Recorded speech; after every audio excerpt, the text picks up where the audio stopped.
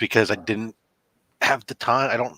Friday mornings, I don't have the time when I'm waking up as early as I am. So I only like run the razor quickly over the front of my face, and then like I'll shave the rest of my head in the usually after the show. Well, we need to get to the bottom of this, Rob. Last night when I asked you about this, we did establish you moisturize. You made it clear to point out that you don't do it every day or anything like that, but just when appropriate, you put some lotion on your noggin. Have you recently changed products? No. Have you recently changed the day in which you lubricate your dome? No.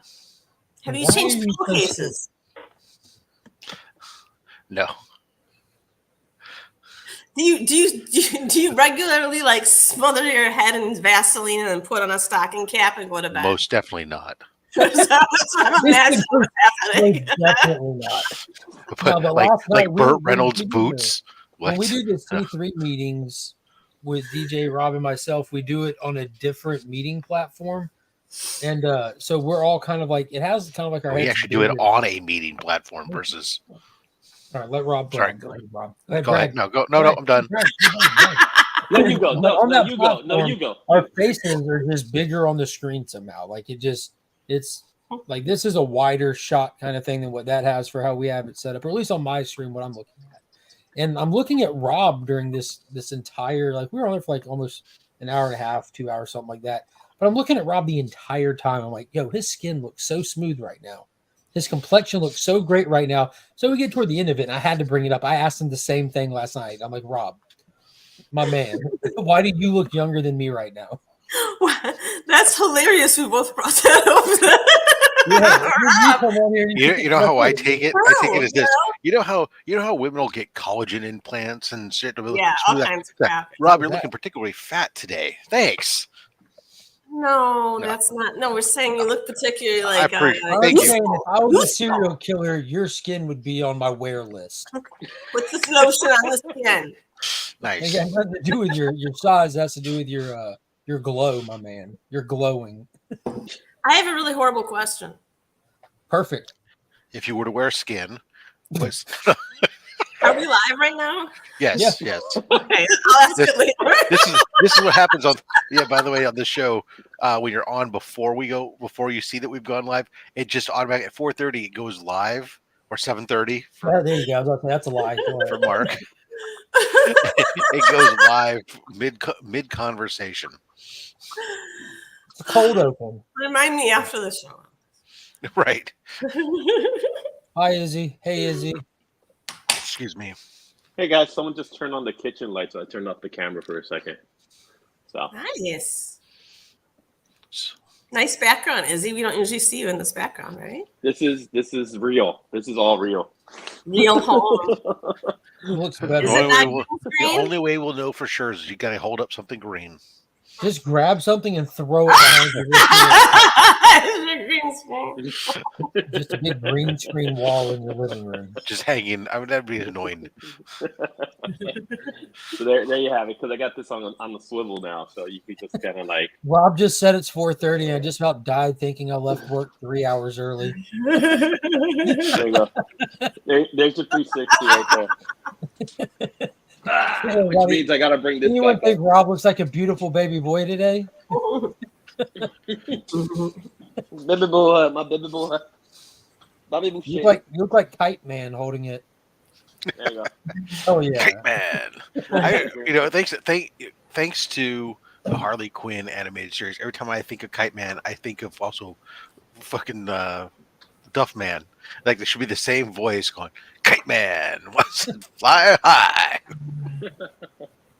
Yeah. That show's hilarious. They want privacy here, so I got to give them privacy. Privacy? You have a green privacy screen up now? This is my privacy screen, yeah. No one can tell you're there now. Yeah. Do. God, they keep beating. Good morning, circumstances. What up, circumstances? Yes. I was just going to ask Rob if you do, in fact, exfoliate on top of your head or not. Exfoliate. Don't act like you don't know what that word means. Don't pretend like you don't know what that word means. No, I know. I understand what the word means. I'm trying to think how you would exfoliate your head. There's cleansers that have. like when you're exfoliating your face, if you just go a little higher, I guess. I mean, if I take a razor blade and I'm blading my head, doesn't that take All off right, some? you're I don't getting know. away from That the point. makes you a wrestler. Yeah, look, I don't. That makes I you don't- meta. I think not No, I'm gonna say no.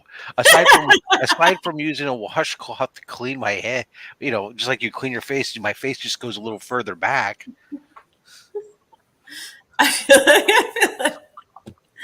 I feel like whatever washcloth you're using is kind of like sandpaper because whatever you're exfoliating Well, with. it's probably 15 years old, so sure.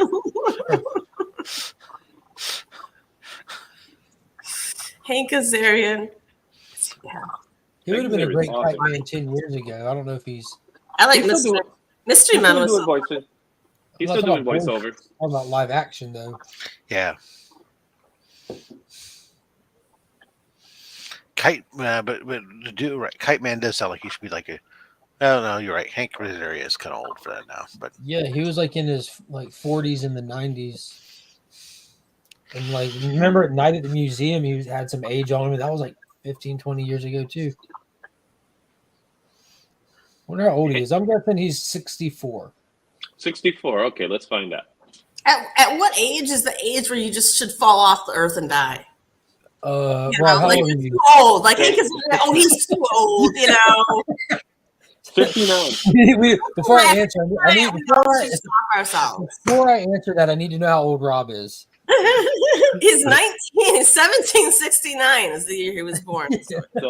So Hank He just Azarian celebrated is his 73rd birthday, if I'm not mistaken. So I'm going to say 79 is that age. he's You gotta keep 59. Robert- How old is he? 59. 59. Mm-hmm. He needs to get on some yoga or something. Rob, I didn't think he was that old. No. I'm sorry. What was that, madam? You don't look 59 at all. I hope not. Yeah.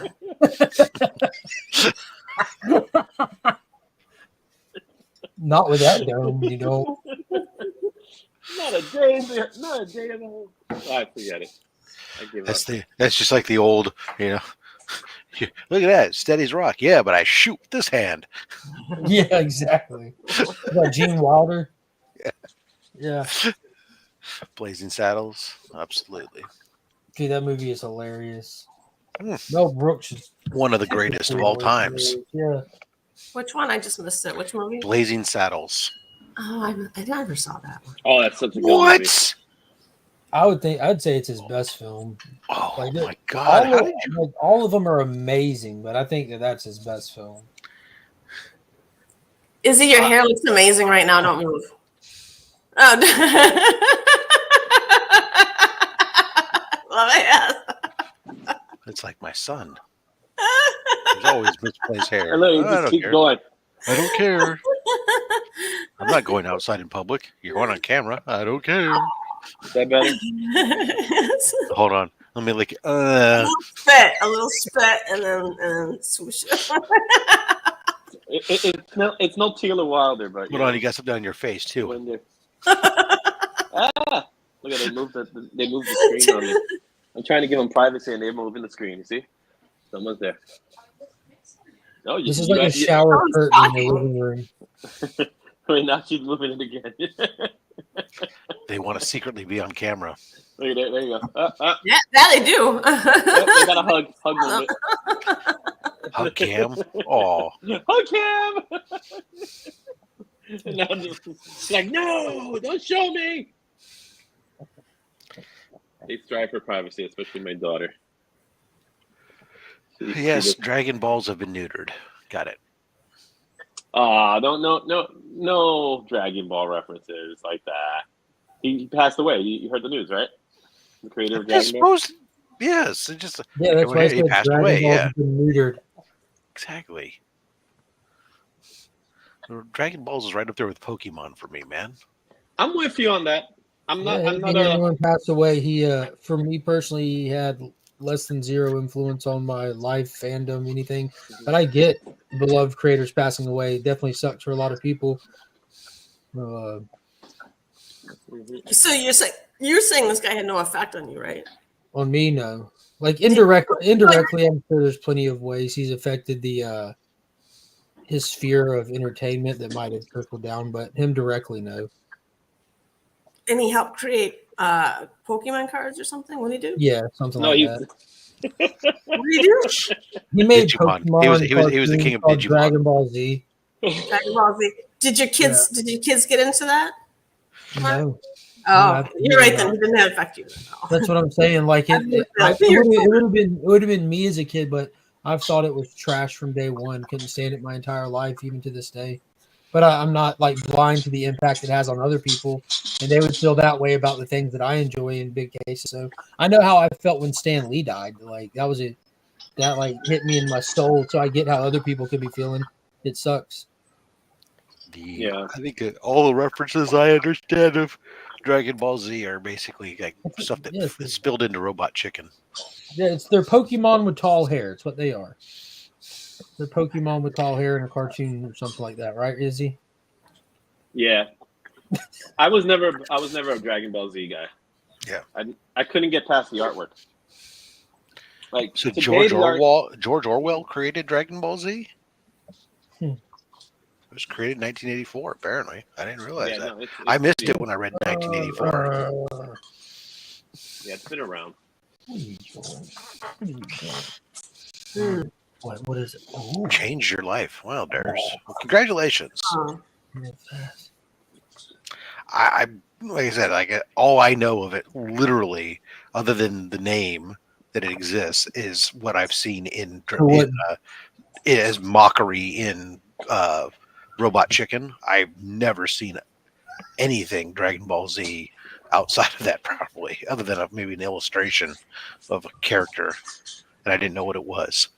So I would say this much when it comes to Dragon Ball Z. Dragon Ball Z is to many of the '90s kids growing up what was He-Man and Thundercats in that way. For us, where the art style wasn't all that great, but they really enjoyed it and they loved watching it. I would disagree on so many levels, being that DBZ it's a foreign import. I think it's even a smaller market. It wasn't that impactful at all.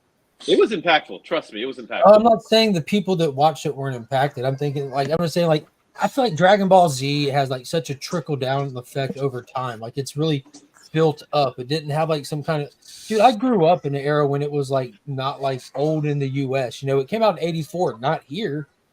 Like it came way later here in the U.S. and because of that, it took more time for it to get a bigger traction like it has now. It's massive now. It wasn't massive like this when I was younger. There was like your fringe people that knew about it, loved it, watched it, but now like it's household. DBZ is household. Whether you watch it or not, you know about it. I'm not understanding. Is like even Lady Durs is a huge fan now. I guess that Lady Durs liking something makes it all great. Absolutely. Changes everything. Right? There's this world it does. I've never heard of it. Have you ever heard of Chrono Tiger? Oh, my wife Trigger. know about it. I was to say it or Chrono Trigger. Whatever. Okay, I'm like a highest selling RPG game. I've never heard of it. All right, here but then again, I wasn't a Nintendo man growing up as a kid, so I don't know. All right, here you go, madam. This is what everyone's talking about. The guy who created this film here, it's called Dragon Ball Evolution.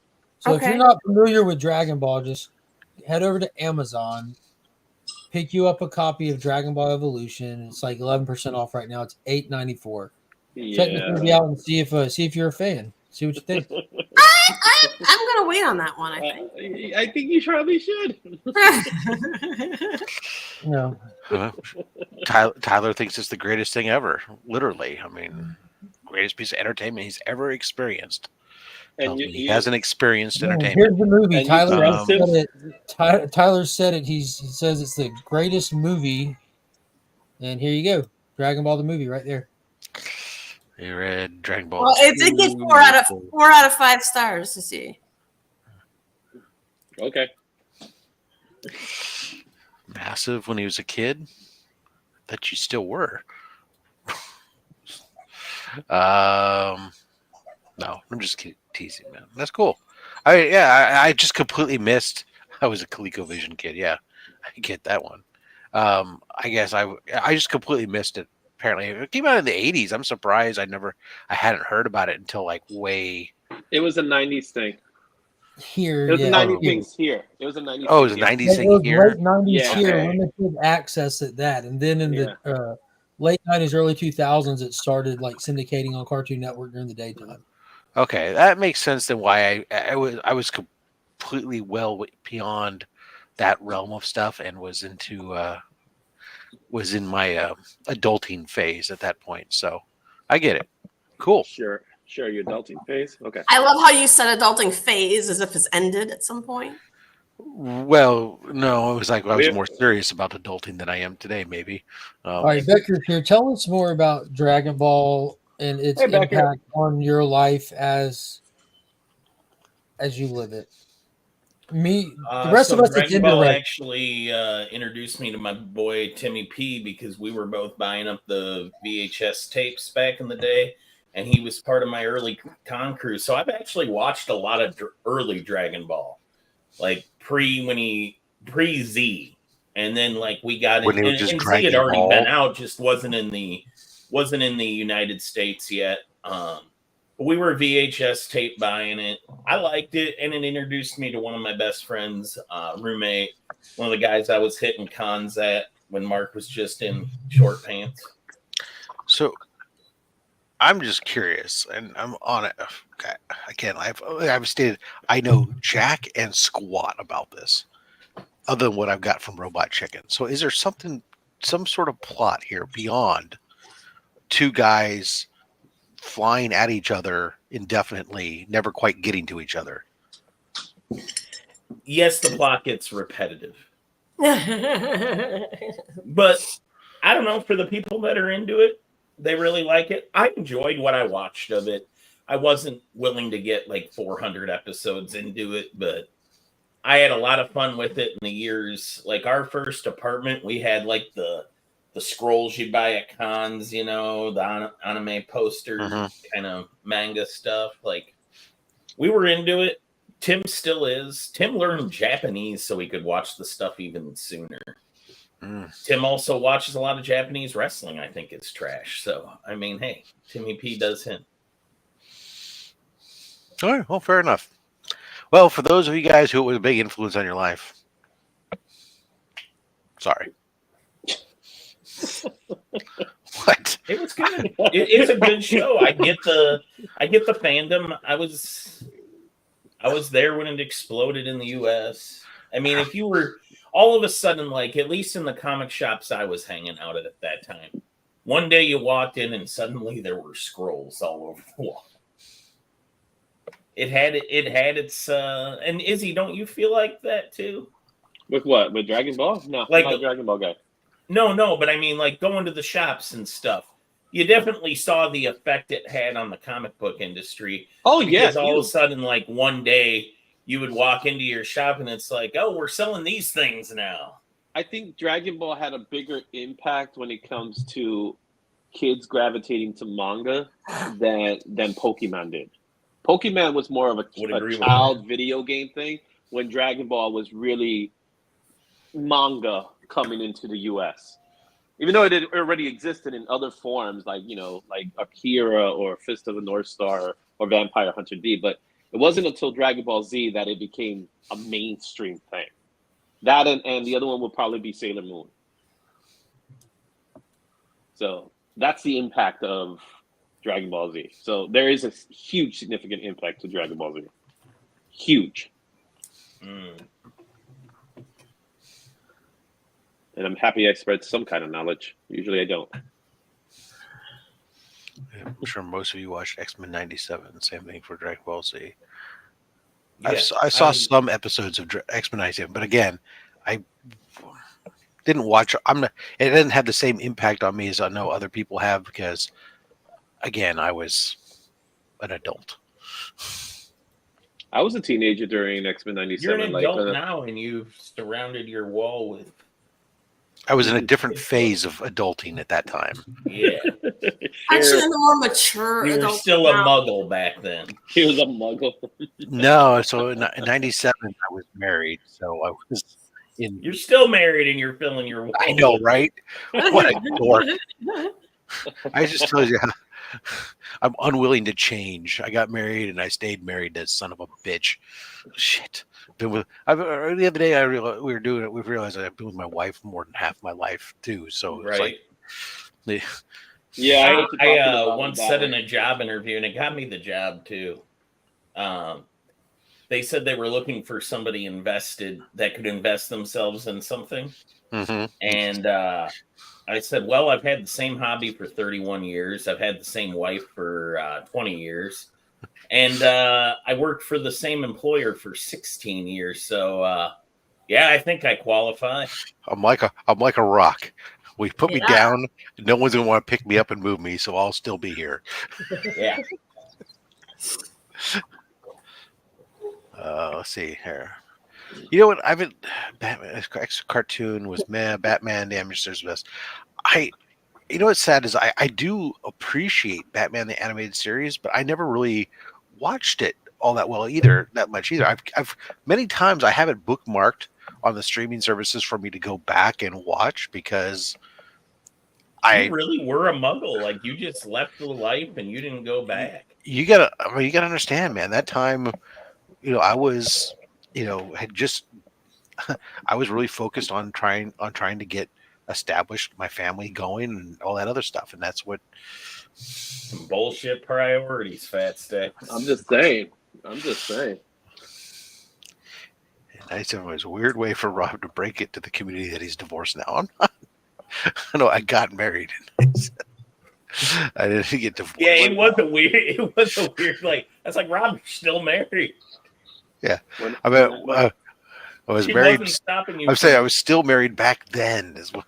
When I got married, I was more focused on going to more concerts. I was more focused in drawing more because I didn't have to worry about other things, and I had a job. So, as far as making a family happen, now that didn't happen until like 3 years down the line, and that's how my marriage went. I got more comics. I meant when I say getting my family started, I mean establishing myself, getting a place to live, starting to build up all that the stability that I need so that I could then start a family. Because I had a plan. You know what? Look, I had a plan. I wanted my kids out of my house when I turned around 50, and that meant that I needed to have kids done. I needed to have kids born by the time I was 30. I like the first line. It's done. You need them done. Right. So these were all part of my plans. I don't know. My plans are going okay. Well, I'm 50. My Hobbies. kids don't. They still have their permanent addresses here, but they don't live here full time at least now. So close.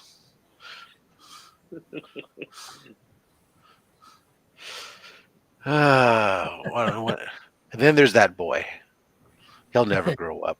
Yeah, Tyler, you're stuck with him. Yeah. How's everyone doing today? We know Rob. Rob had a plan. Cylons had a plan. Rob is Lester, how are you doing There today? you go. The mini vacation. I'm good. I just switched to my only slabs lanyard for the con today. Are you excited? Phenomenal. What's your goals for today? Same as my goals for every year. Don't die. There we go. I think you should put it on like your short list is to improve your selfie abilities. Yeah, it's pretty terrible. Yeah. Do you intentionally shake your arm when you take them? My hands shake. No, I said your arm, your whole arm. Do you just wave it back No, and it forth? was just my hand. Yeah, not steady. You're more of the bebop, huh? Going to a party like it was 1999. No, he's the bebop. He needs to find his rock steady. Hmm. And Is rock today steady. your big day for the meet and greet, Becker? Yeah, today is that day. Are you taking anything specifically to get signed by John Bernthal? I was thinking about it, but I might skip that. I have a photo op ticket. I don't know if I'm going to pay extra to get stuff signed. Do they sign the photo as part of it? No. It's just a photo. Kind of like your photo with you and Stan. Same thing. Stan signed it. Did he? Did you have He to did. pay extra? Oh yeah, because you guys did the experience, right? No, I didn't. I didn't have to pay. Well, you can either say that I paid for him to sign that, or paid for him to sign the Hulk figure, because I was opted one item to sign. And I took them both up there, and he just looked at me with my shit-eating grin. He's like, "I got you, kid," and he just signed them both. Nice. So Because I'm I sitting got there, a I'm Stan sitting Lee there holding photo. these two items. Like, he's like, "Come on." I got a Stan Lee photo too. I have two different ones over different years. Oh, cool. I'm industrious like that. I can print out as many as I want if we're going to just compare dicks. No, I mean separate photos with separate people in it. One with me and my nephew, and one with myself and my wife. What I'd really like to get with you, Becker. Well, my first is wife. If next time, if we can get one of those classic COVID con photos, we get a piece of plexiglass between the two of us. Oh, that'd be cool. Can you imagine traveling like hundreds of miles, taking a pay cut to get the days off, blowing tons of money to go meet someone, and you're not actually there with them? There's like a divide between y'all. Like, yo, you could have done this from your house with your computer. That would suck. Yeah, I'm not a big fan of that.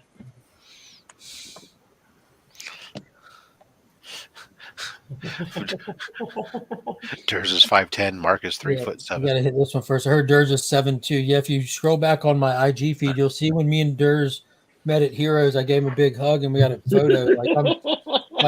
Me and Durs are eye to eye, and I'm not talking about his top set. Yeah. Mark was standing in a hole, is my theory. I was on my tippy toes in that photo. You were not. How tall are you, Mark? About 5'10". 5'10". Oh, okay. Says the government that measures you. So I don't trust that number. Well, as I recall, Mark telling me about it, they took that measurement rectally. So rectally, my grandma used to take my temperature. Yeah, that's accurate.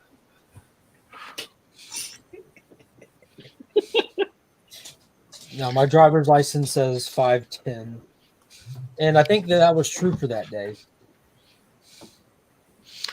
So does And what about you, Bob? My driver's license says the same thing. 5'10"? Yeah, maybe even probably says the same weight.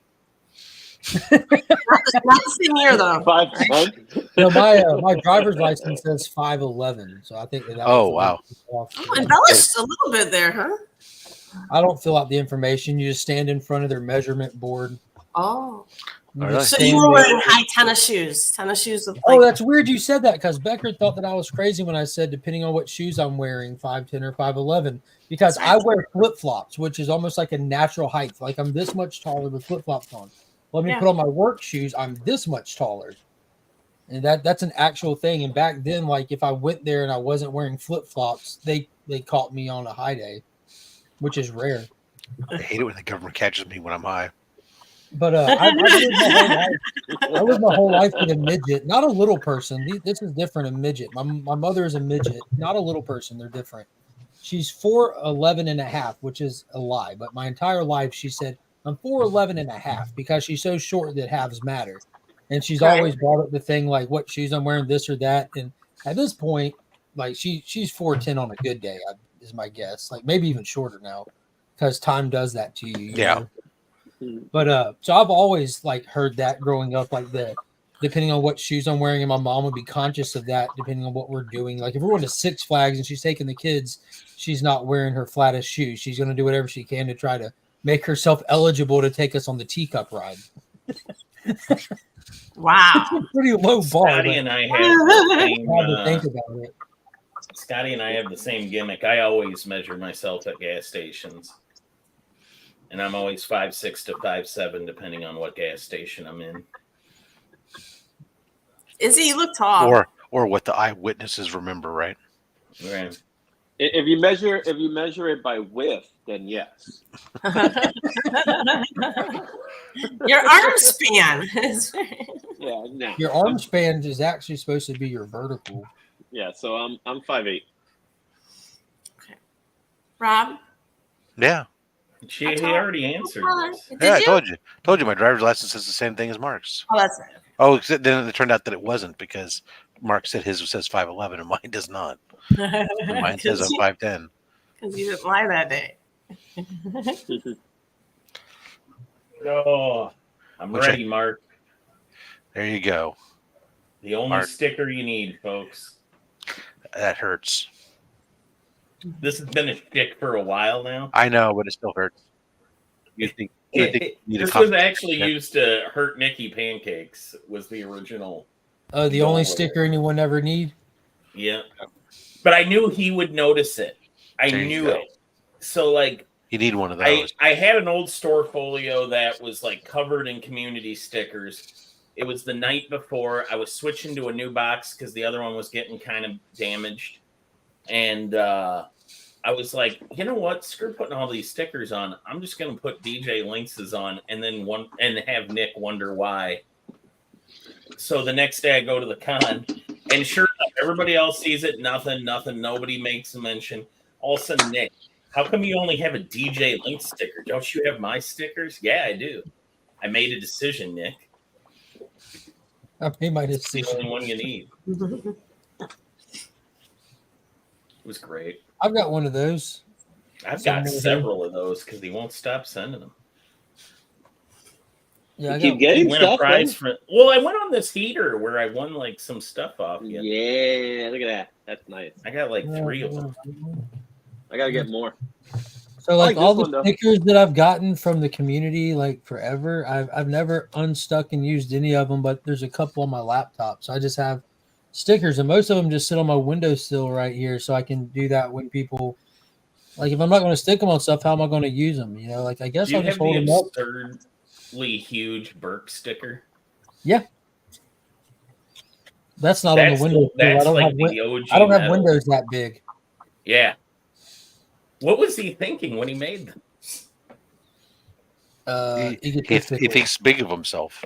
Yeah.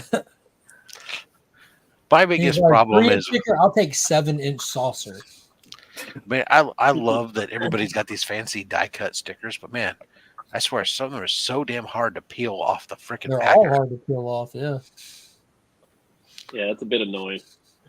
That's why I have no qualms about my lazy rolls that I just cut 2 stickers off and send to people. Got no problem taking my stickers off the backer. You could actually do it on the Cricut, and the Cricut will do the cut for you. So yeah, like these are a great idea. Like even these C3 ones, Rob, look, the ones that like not a single one's come off. I'm so indecisive. If I take it off, it's permanent. Like, what am I going to do? Like, I'll never be able to change my mind later. That's right. You can always get more. Maybe you should make some. Not the same. Maybe you should make some C3 temporary tattoos, and you can put them on. What about magnets? That would be cool. Who would like a C3 magnet? Only if it's powerful enough to wipe out my credit cards.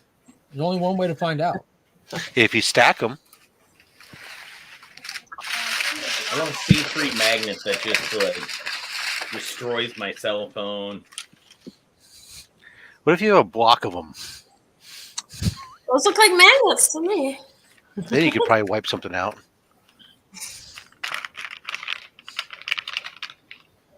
What's all the cracking? What is up, Kyle? Holy potatoes. Oh, wait for QR code. Look at that. Fancy. My guy, Kyle. The promiscuous one? Yes. He's not dead? Right now. The rumors of his death are greatly exaggerated. Yeah, they are. I actually checked the obituaries not long ago just to verify for myself. I know he's been okay. I just assumed he was been on a downhill adventure somewhere on roller skates. Roller skates, he says. Question for you guys. He's a roller skater. Would you call Nova number 1 the man called Nova number 1? Or would you just call it Nova number 1? I would call it Dick Rider when you're done with it. I Everything- knew that's what you were going to say. all the inventory Am I wrong? systems call it just Nova. Okay. He's a Where human in rat. your cataloging would the man called Nova #1 go, Becker? You're a new Warriors guy. We should defer to you about Dick Ryder. I file it under N for Nova, Nova nowhere.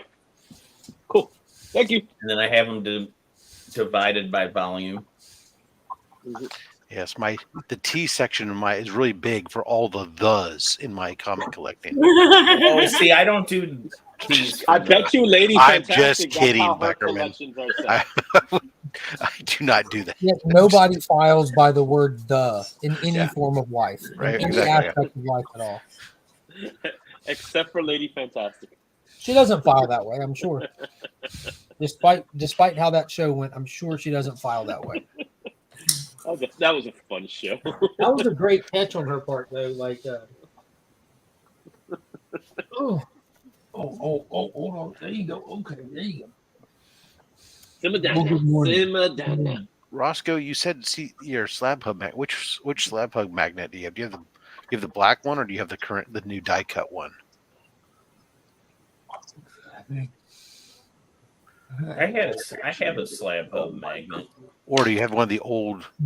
There's the old rectangular business card Yes. size ones. Yeah, okay. Yeah, And there's been a couple. There's been several. There's been different Oh, hey. ones. The ones that are the I know. business card size ones. I know. That have like the time and stuff. These ones, I don't give these out anymore in the mail. These ones, I pretty much what I have left of these, I carry them when I go to cons, local cons, and I'm handing them out because they have the show time on them. I actually have all of my slab hub. I have 2 slab hub stickers and 1 magnet, and I have them both filed in my metal file cabinet under T for trademark infringement. Nice. Well, I literally You made think that the joke old for Mark because rectangular I one, knew okay. it would get over. so yeah, Roscoe, there's I think sorry, I find before they're all gone. I'm almost out of them. There's a black oval one that I've been sending out with only slabs wins for a while, but I'm almost out of those now. There's a new die cut only slabs magnet, but I like That the hoodie Arrow looks good, Birch. Mr. Birch, Hi. good morning, sir. You don't have to smile like this. You have a shirt like this. You don't Good morning, Kyle. Any good letters today? Hi. Becker said good morning. They're never good. None What of is- them. There's what not is- 26 letters, and not a single one of them is good. Mm-mm. What's the letter of the day? It's got to be a letter of the day. Oh, what do you think? Oh, Sesame Street. This show's brought to you by the letter T. F. F and the number. Oh, number? Fabulous. The hell? Sorry.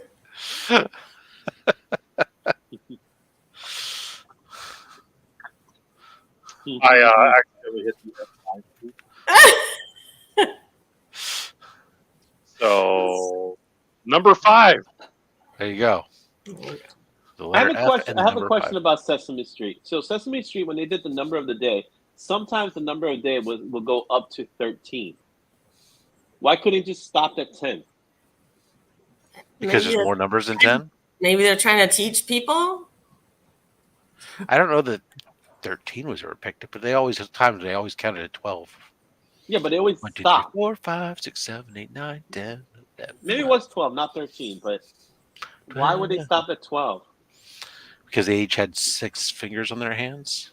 Because 12 is a dozen. Because they had to tell time up to 12 and then know the Is that number. what it was? Oh, maybe that would. You actually might be. You might be right in that. Any normal kid can count to 10, but a Sesame Street educated kid can count to 12.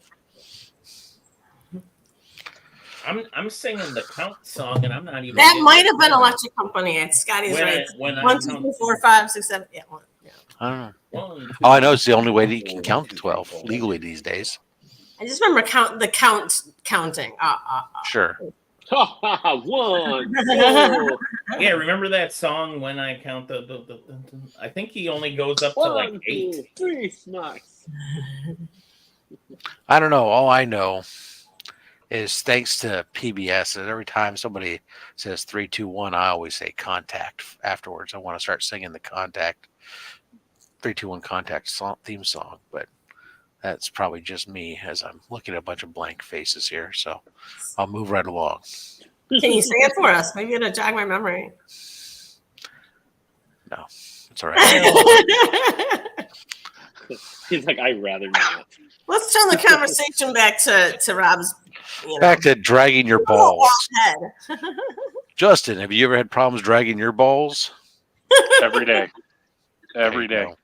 go. I should probably seek medical help for it, but Thank you. Lee remembers it. I love 3, 2, 1 contact. Good. All right. I'm feeling.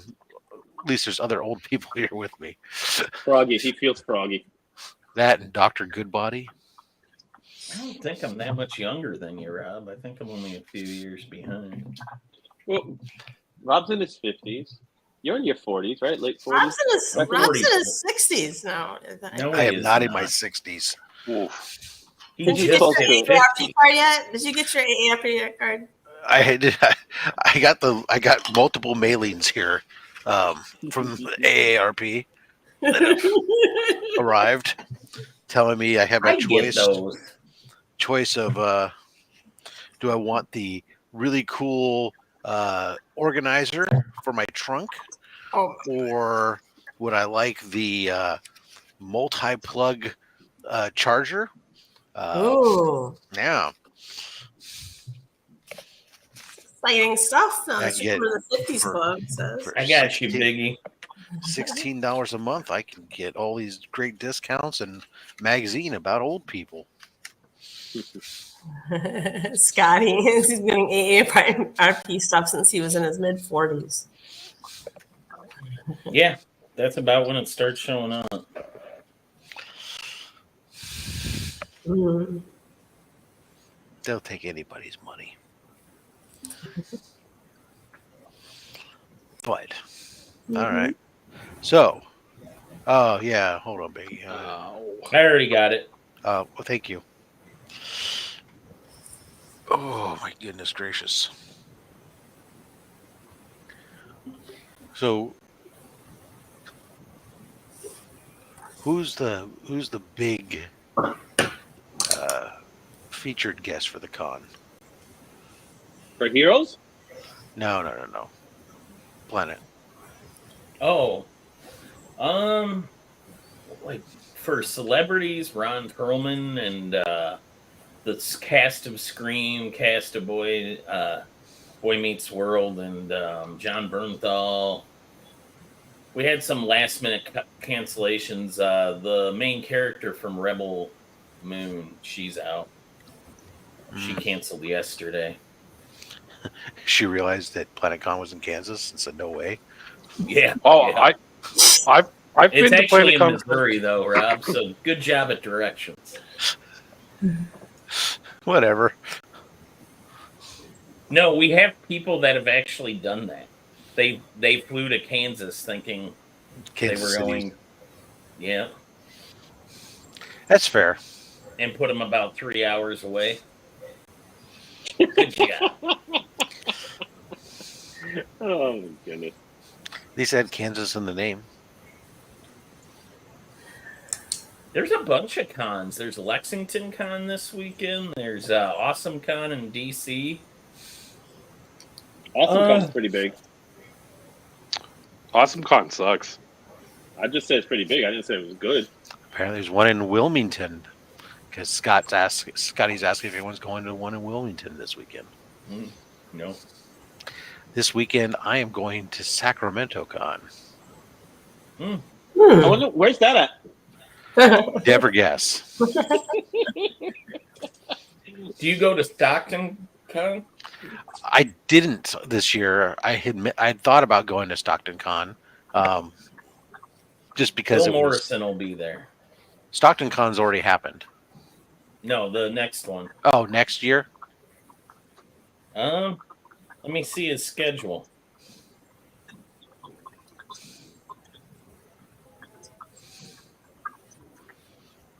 I could have swore it was on the list, but you're It saying might have where been. he's It was at? just like 2 weeks ago.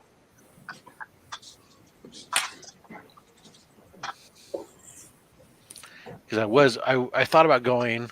I heard that Stockton Con was like dead on Sunday. I mean, it was like a ghost town. My buddy that was exhibiting there said that it was just awful. He made like $300, which is like nothing. But anyways, yeah. So on Sunday I'm going to go up to Sacramento Con. They get Oh, the gentleman who's the voice of Oogie Boogie is going to be there. Oh, that's cool.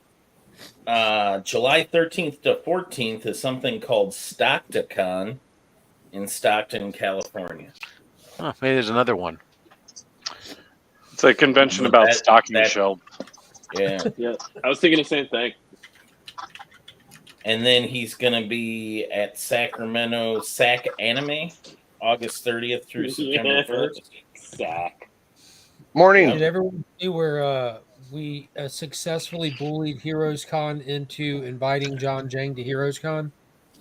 Yeah, that's awesome. Well done, In all, guys. in all sincerity, John posts his schedules and his con stuff up all the time, and he put on Durz's post. Make sure you tag or Durz's con. Make sure you tag Heroes and let them know y'all want to see me there. So we shared it out to all the groups and everything, and asked people to go comment and tag them. And in less than 24 hours of us, kind of just like a good number of us going over there and like would be great to see you at Heroes and tagging Heroes. Within 24 hours, John was responding to all of us. We did it. I'm going. I'm confirmed. I'll be there. So Durr successfully got Jenny Frisson there and sparked the fire to get us to raid that post. And I want to say bully Heroes Con into bringing him there, but that's not fair. Like we were able to be active enough at one time to catch Heroes' attention, and kudos to them for listening to their attendees. Like, yeah, we want to put on a good show. If this many people are saying they'd love to see him there, we'll get him there. So kudos to them. Like that's a great organizer, whoever was behind that. It looks like there's a fucking winter and summer Stockton Con. It's like Are you Stockton's still not that stuck on big. Stockton? We moved on. We're talking about Heroes, Rob. I'm You know- talking. I'm having you know, a private Heroes conversation Con- with Becker. Why are you listening to our private conversation? Yeah. You have to know about Heroes Con. You know, at table number 1769, you can find Rob, DJ Links, and myself representing Comics Curing Cancer. The table will have all kinds of fun stuff. There'll be some really cool stuff to be announced, but most cool of all, you'll get to see Rob's silky smooth skin. It'll be on full display. He does look very moisturized. Thank you. Hey, I have a great idea for your booth. I'm just Rob, moisturizer. exfoliating exercises. No, I just came up with it. What if you had a bunch of cans of Ready Whip, right? And some pie tins, and for a small donation, they could, like, from a few feet away, launch it at your face. No. I don't think the con would be okay with that. Why not? High throwing booth Hey, in the middle can of we the throw a Actually, bunch of food around No, your con I've seen that's conventions gonna make do the that. floor You can slippery? put plastic down like Dexter, No, plastic I've it seen up. conventions do that.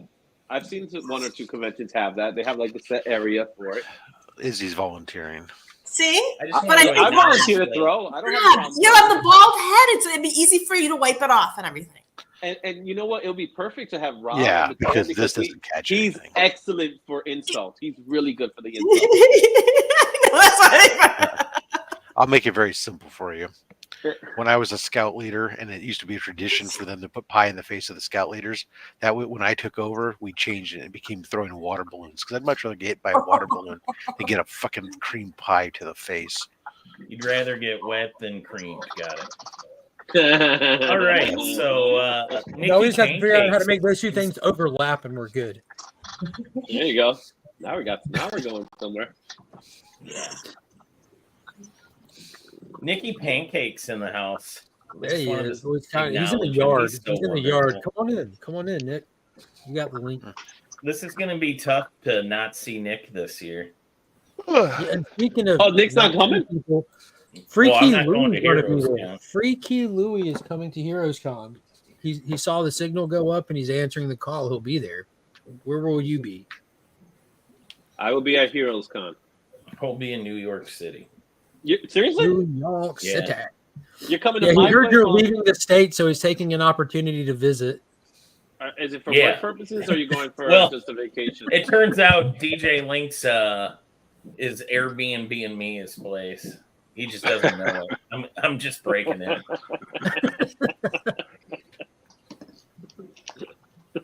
I know He's like, he won't why be are there using so it. many Night Thrasher comics around? What's going on here? Yeah, that's what he's going to be concerned about. What he finds. It's Speedball. That's not what Speedball means over here. Biggie, how are you doing this morning, man? I'm good. I just wanted to hop on and say, like, I feel like the video I did last night, I came off like maybe a little bit jerkish, and I didn't want to, like, after Rob did such a flattering video, and then I went live and just kind of decimated his review. It was not, I mean, I was 99% in agreement with him. Yeah. And you even said multiple times, even on the ones where you didn't agree with the price, you said, yeah, but I think he gave me extra here, everything else. So, Right. I thought Some it was, low, some high, some low. Right. Yeah, Rob's allowed to be wrong, Biggie. no, not. I'm just, I get Rob's so like, excited I'm whenever there's like some kind of point I can make, because I don't, when I go live, I'm like, oh, I got something I could talk about, you know? Oh, here's something that I can, and I was like, you know, the newsstands might be worth a little more than the gold label. And then I love when computers are wrong. You know what I mean? Like if an app is wrong, I thrive on that. You know, it's like, that's one of my favorite things. Did you FMV that box before you? Well, I know like you go live every day, and like, especially if someone buys a box, like there's no mystery to it. You show off exactly what you're putting in there and talk about values and stuff. But did you FMV Rob's box? That book that I'm talking about is like a point of I don't know if I'm using this word right, contention maybe, because I was heavily focused on that book before the stream. I was wondering what he would say. Okay. Which book was it? The Call of Duty book? Star Wars Unity. Oh It's yeah, the Star Wars. Yeah, we talked about that. That's the newsstand one, right? Yeah. So I had Bleecker. Rob too. It's hard to find the value on it, but like those Star Wars newsstands typically do like go up pretty significantly in value. Those Dark Horse eras.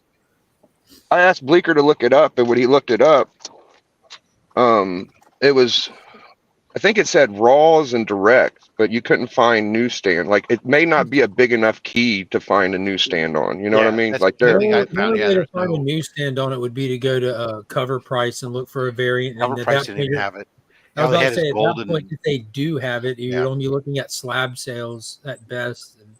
Yeah, because they don't project values; they actually have to move through the market to get values. They won't extrapolate from old sales or anything like that.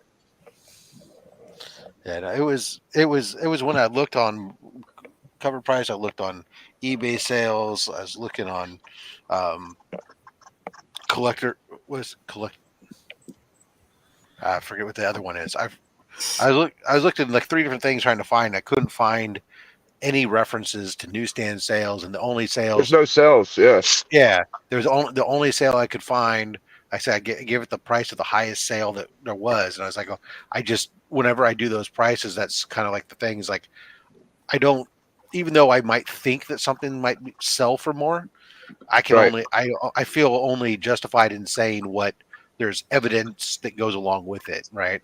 And then it's just like you're looking at a range of prices sometimes on those lists. You got to go, okay, well, this condition of this book, it probably falls in this range, you know, and so. I should have pointed that out instead of just blabbering and going, "Oh no, there's no way it was a $50." Yeah, I feel bad because I feel like a goof sometimes. I did. I felt like I did a good review. Like that was one hell of a box, man. You were more than generous, Biggie. That was double Rob, what. more than double what it could have needed to be. What kills me is Rob was so flattering. He's like, he's a smart guy. He's got a nice, and here I am just spouting out at him. I don't know, man. I gotta work on my. See, okay, I'll blame it on my. I'll tell y'all one thing though. Okay, so I've been super anxious.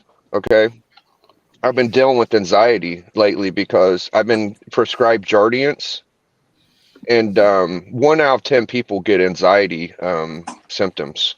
And I just quit taking it like 3 days ago, and I'm starting to feel a little bit better. But I've been taking it for like a year and a half. I don't know if you guys know what it's like jumping it off and on of medicines and stuff. So I got so anxious I couldn't even drive 5 miles down the street without my hands sweating, and I want to turn back around and crap like that. So I don't want to blame it on that, but I'm not blaming that video on it. I'm just saying that like I might not be the most mentally stable as of late. I'll tell you, Biggie, I didn't think it was bad at all. That's Okay. an awesome fact. Yeah, no, I thought overall it was good. You were agreeing with everything, and like I said, I was only pinging you on the one just because I wasn't sure. You sounded like, to me, you might have been a little bit disappointed, but I didn't think it was like I don't think it came off as overly out there. So I was fine. I was good. Thank you for calling attention. Yeah, thank you. Right. It's fun to disagree with Rob. It's easier to talk live than to text back and forth. Yeah, so I'd rather Yeah, just hop on and be 'cause- like, it's 'cause we're not I teenage love you, girls. Rob, man. You're a good guy, bro. Appreciate And I don't want yes, and I really appreciate you. It was That's very nice. the book. But keep in mind, you're doing more harm than good because all that shit goes straight to his head, Biggie. Well, he didn't have to buy any of the books. These ain't books that I sent him that are going like I thought he'd want. These are just books I thought he'd feel like giving away. So it takes a really thoughtful person to do something like that, So I appreciate it. We're happy to help you to achieve a grail. So Yeah, you're Right. grinding for it, dude. that's right. I'm that's- about $300 away. I'm getting close. Right. And that's the thing. Cool. That's the thing I called out in the video was like you're doing it, the right way, right? You're making the effort to. Because I know there's a lot of people who, even myself included at times, where I sit there and I've acquired a book. I really probably didn't have the liquidity at that moment, and I've done it on credit and didn't pay that back, and everything else. And you can easily get yourself into trouble doing that stuff. And so making sure that you just like, oh my God. Who the fuck was it? Just because Hulk won. I'm drawing a blank. Dope Dope. comic. Dope, yeah, just like dope. Setting that goal and grinding for it to Grinding, achieve dude. it, That was such a and great then video. and then dude. not only is it the right way to do it, but then it makes that achievement when you get that so much more for you because then you worked hard to achieve something and then you get that. It's going to make it so much more meaningful for you. So kudos, sir. Yeah, it takes a while. I did it last year, so with my FF48, it took me a good 6 months or so. So it'll be a year and a half. I've gotten 2 gold books once I get this one. So it's fun, but it's also a little wearing. Takes a while. It's funny. My nerdy coach is Rob will give away the Great Wall comics, including the 2x4s and all. Funny you should say that. No, I'm not giving away the 2x4s, but I actually have been pulling some books down that have been being listed to be sold because I've got a couple big books that I've got to target. So, and I've got some of my books that I've been going like, these aren't necessarily my focus anymore, even though I like them. That I've decided to move them. So I'm doing the same thing with some of my books. It's like, yeah, seek for that. I gotta get that ASM3, man. I gotta get that. Oh, I thought you were gonna say something else. ASM3. You don't. I thought you had the whole run.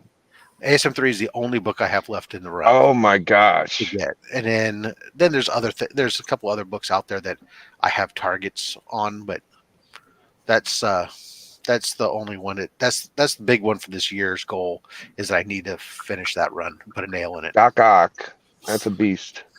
Yep. Yeah, I'm not gonna go. I'm not ready. I'm not prepared to go AF15. I'm not prepared to break the 5-figure barrier on a book yet. Well, most people don't go to ASM1 before 3 is the reason I got confused. It was opportunity.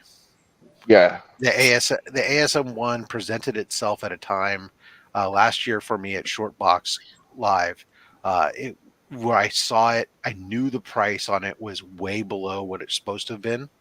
And so I called my wife to make sure that she was cool with me leveraging something in order to pull it, because it was $1,000 below the normal price. Because it's a UK variant, so the person who priced it was just looking up last solds, and the pence variants don't sell as frequently, right? So it was an old sale. So they had priced it like at 3,400, even though the 0.5s on an ASM1 were selling for 4,500 on up for the US variant, right? The current sales. So I was like, dude, it's like $1,000 under price. I don't know when I'm gonna get opportunity like this, right? So yeah. Good job. So it just fell into my lap, really.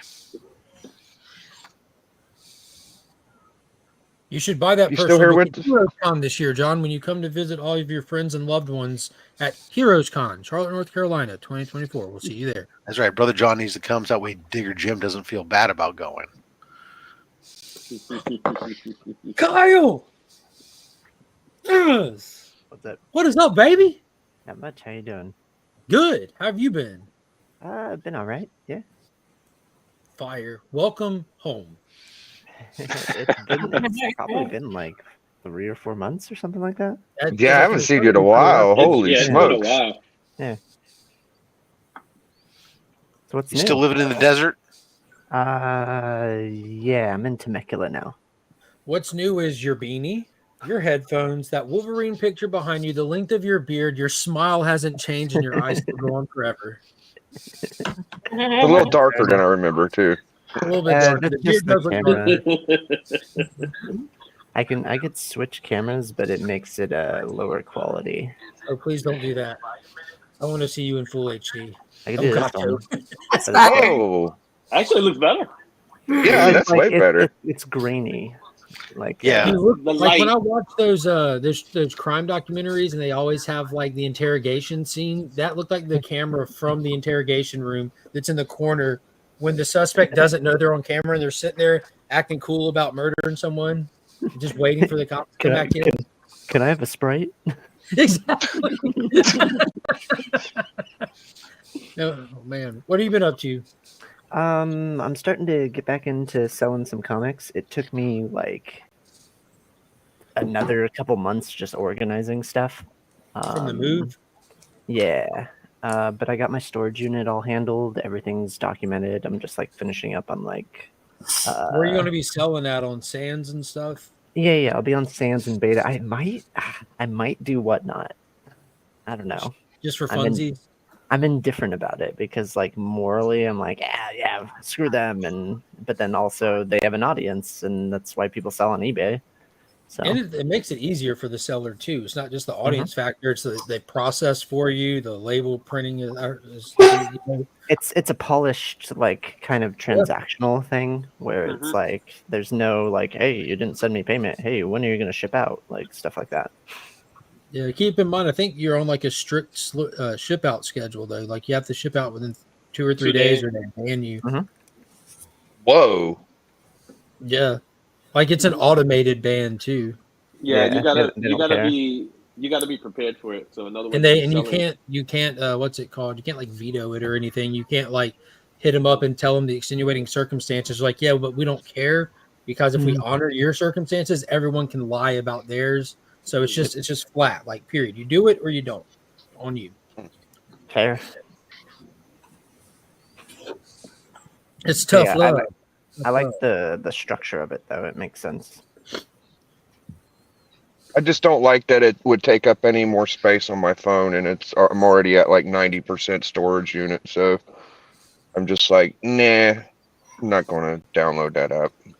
That's the only thing stopping me. Do you keep photos on your phone? Dude, I got like 7,000 photos for my Instagram or something ridiculous. Yeah, you keep phone. I should probably. Back that up on the cloud, man. That's the Yeah, only reason I have storage is because I like back everything up. I just got a new phone and it's already slow because my storage is so. It's gotten so bad I can't even send out links on email when I'm streaming. You I know have to delete stuff.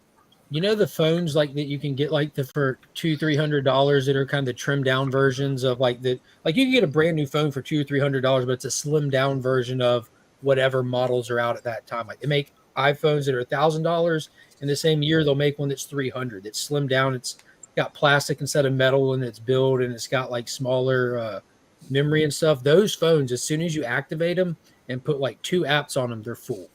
They're full because of everything that comes built into them takes up at least 75% of its space. They put no memory on them. Those things have gotten pointless now because apps. I ran with phones like that for a long time, like because I didn't want them if they break at my job to be hard to replace or anything. And it became so pointless that I had to update to like just a real phone or an expensive phone. And now I don't have any issues. It's worked out, and I'm just super cautious with my phone at work. Scott, no, I do. Yeah, the all Pixel my 7a. Yeah, anything with a letter behind the like that'll get you. Guys, I gotta jump out. All right, take it easy, madam. Before you do, madam, I just want to show you because you were wondering about Dragon Ball. Here you go. I am Goku. I am Ozaru.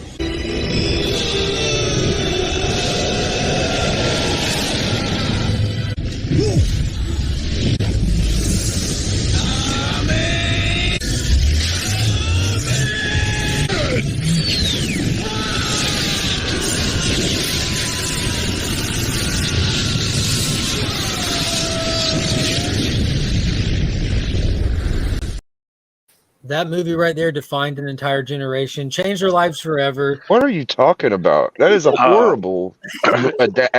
Everyone loves Dragon Ball, and the guy who created that masterpiece has passed away. You know, that don't make it any better. It's a horrible adaptation. I said that was Goku. Thank you for completing my life with that clip. So. You're welcome. And you know what you're missing out on. Now I know. Thank you. Now you know. No, don't ever watch that, madam. Don't listen to him. So the urban legend is because of that movie, we got Dragon Ball Super because Toriyama was like, I can't. This cannot be the last thing. Yeah, like there has to be something after this. I have to redeem myself. Let me tell y'all something interesting about live adaptations. Okay, so Tekken had a live adaptation movie, and they were trying to get Jackie Chan to play Lei Wulong.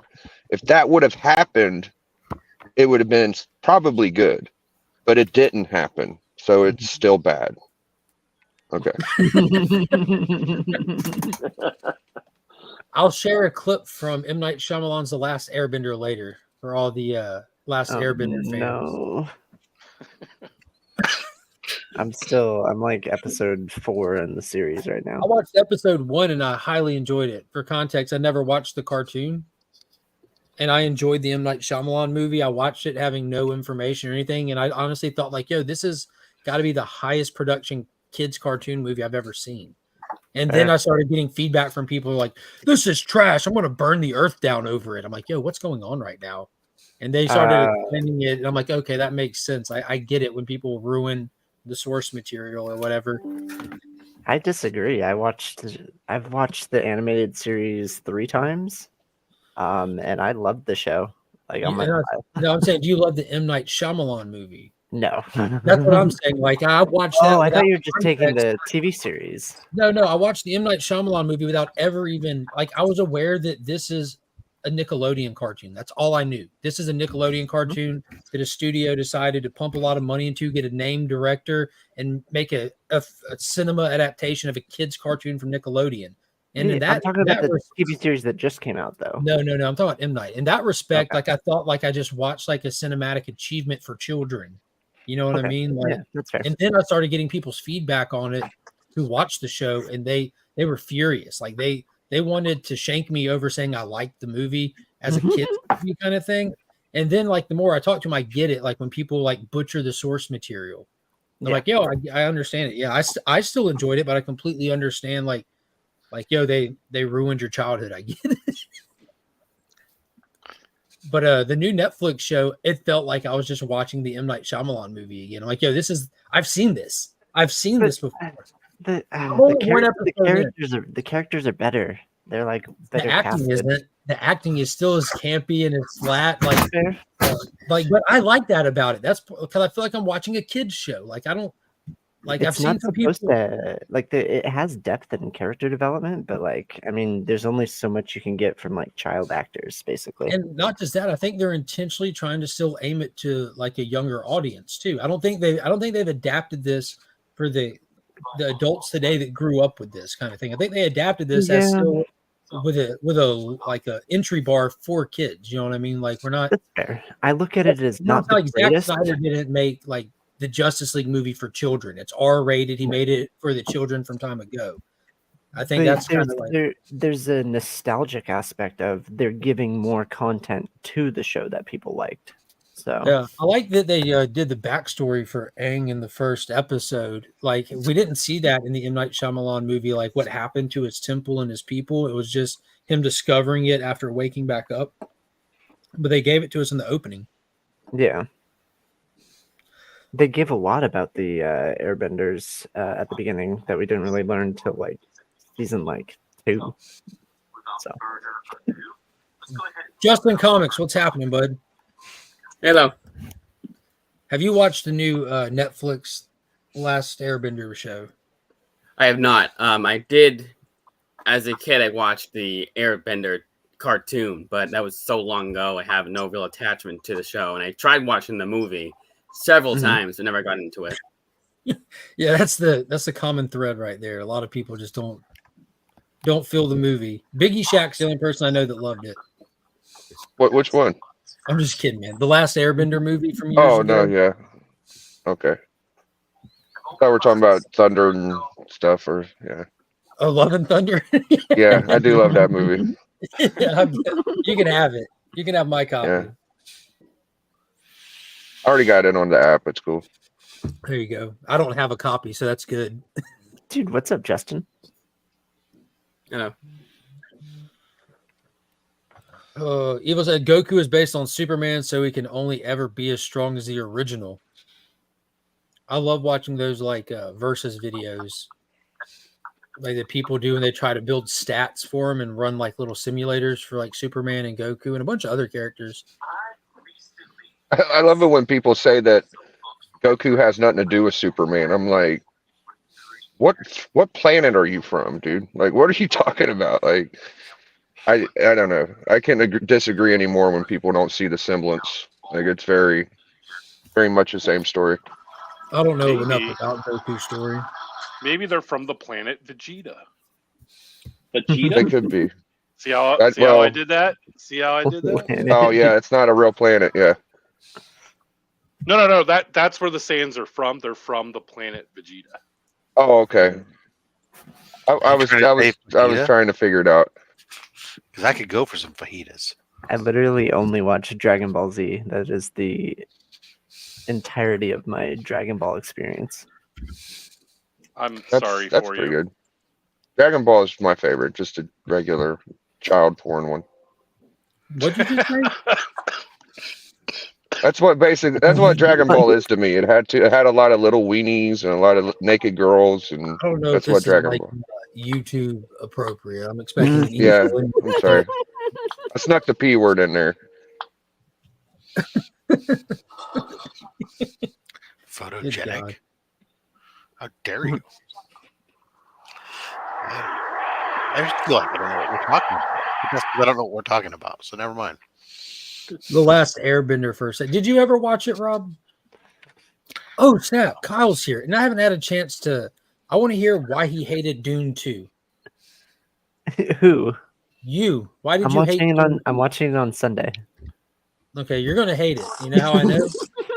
I liked the first one. I know, but that doesn't make sense because I like the first one.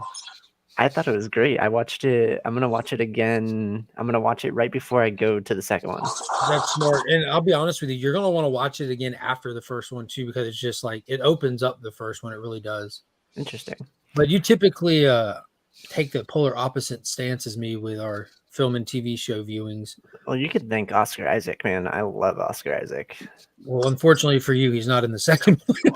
Oh, really? Actually, he has he has an appearance a in the photo in the second one. counts. It counts, right? He got credit for it. Interesting. So, got it. Oh. Yeah, it's dude, I think it's easily going to be the movie of the year. I can't imagine anything else topping that. How many Well- Dune buckets do you own? Just the one. I don't have the Oh, you got the Sandworm one. bucket? That's an AMC theater thing. Yeah. I gotta give. You're an Edward Cinema. I'm going to kinda go to our adult superstore that we have in town and see if I can't pick one up from there. But I just I gotta got the give regular- Legion. Also, whoa. You're Wait, gonna did you go- see you saw the SNL sketch? That's what that's from. Dude, that was hilarious. I want to give Legion a little bit of credit here because I asked him a while ago what he thought the comic series of the year was, and he brought up JLA versus Godzilla or something, and I laughed at it. I was like, that's so silly. And then the movie came out, and it was good, and there's more stuff coming, and now I'm starting to feel like you might be right. Like the Godzilla stuff in comics might be the biggest thing from last year. So What was the It's Jurassic, still the DC Jurassic one? Jurassic League. That was from 2022, I believe, and they just Yeah. announced that they're going to do an animated feature for it, which that was really fun. That was Juan Gedeon's book. A lot of people credit it to Daniel Warren Johnson. They kind of just piggybacked the marketing with him, and he Yeah. just did the covers for it. But Juan Gedeon's art is very reminiscent of it, and it's just fun. I talked to one 2 weeks ago, and he's like, "There's going to be an announcement, and I can't tell you." And he was That's super awesome. giddy about it. And I was like, "What do you mean?" He's like, "Just keep your eyes on like news stories, because I'll get in trouble if I tell you." And then he gave me a exactly. sticker. That's why Godzilla hangs out in the DC universe these days. Yeah, to stay clear. Yeah, as much as I love Godzilla, that I mean, Ultraman's he exists to put down lizards like that. Yeah, there we go. Now I'll join. Yes, back in the 70s, Scott, Phil, that was it. I got home, was watching Ultraman, Johnny Sacco and his fighting robot, Space Giants. That was the shit. Go home, watch those early man in rubber suit on small set freaking Japanese imports. That was like great. Did you like the original Godzillas where they're in the rubber suits? Yeah, that's what It's I the grew up on. Criterion Collection. I grew up on. It's caught fire. Those. I mean, I don't enjoy them as much today as I did back then, but back then I was super into all that. Really, I love the campiness of it. I watch them with my mom all I the time. still do. I still Has enjoy. your set shipped yet? Mine either, bro. Yeah, all those Ultraman. I got all those Ultraman series too, Phil. It was good to see them bring that back. Yeah. I like We're when never people getting go that out on a money limb and ends up being We're never right. getting that money back. Never. I do have the first appearance of Ultraman in comics as well, but that's just What issue is that? I don't even. Is it? It ain't that little ops thing, is it? The Ultraman 1. Is it another one? it's Ultraman, but it's not. It's not. It is an Ultraman. It's not Okay. Marvel. Yeah. Okay, so it is what I think it is. I was hoping it'd be something a little cooler, but that's all right. No, it really isn't. It's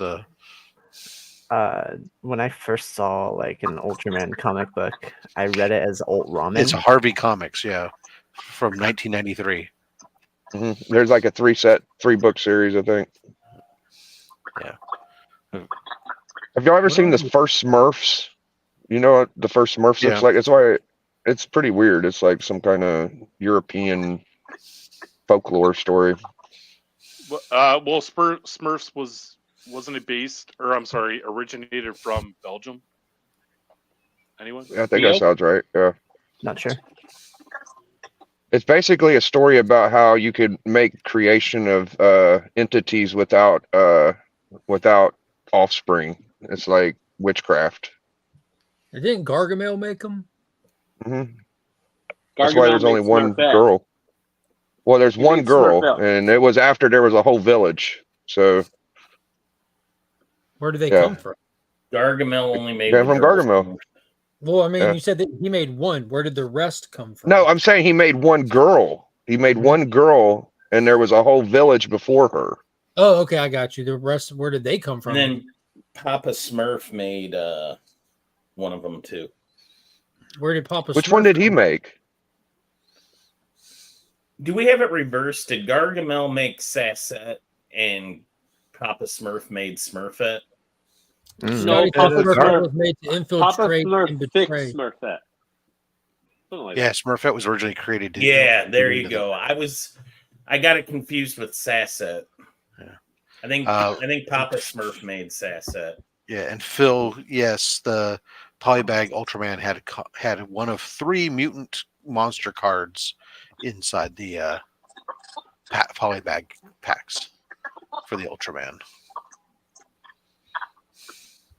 I feel like there's probably some Japanese comic that had Ultraman before that, but I haven't dug into research enough. There might have been some manga or something. Yeah, but there's always something this is weird. what's listed as the first appearance in comics. So I found like the first like people think Marvel Godzilla 1, that's the first Marvel Godzilla, but there's like an original first Godzilla ever in comics, and it's like a super grail. I was talking to Knights of Old about it, and it's stupid rare. It's like really hard to find.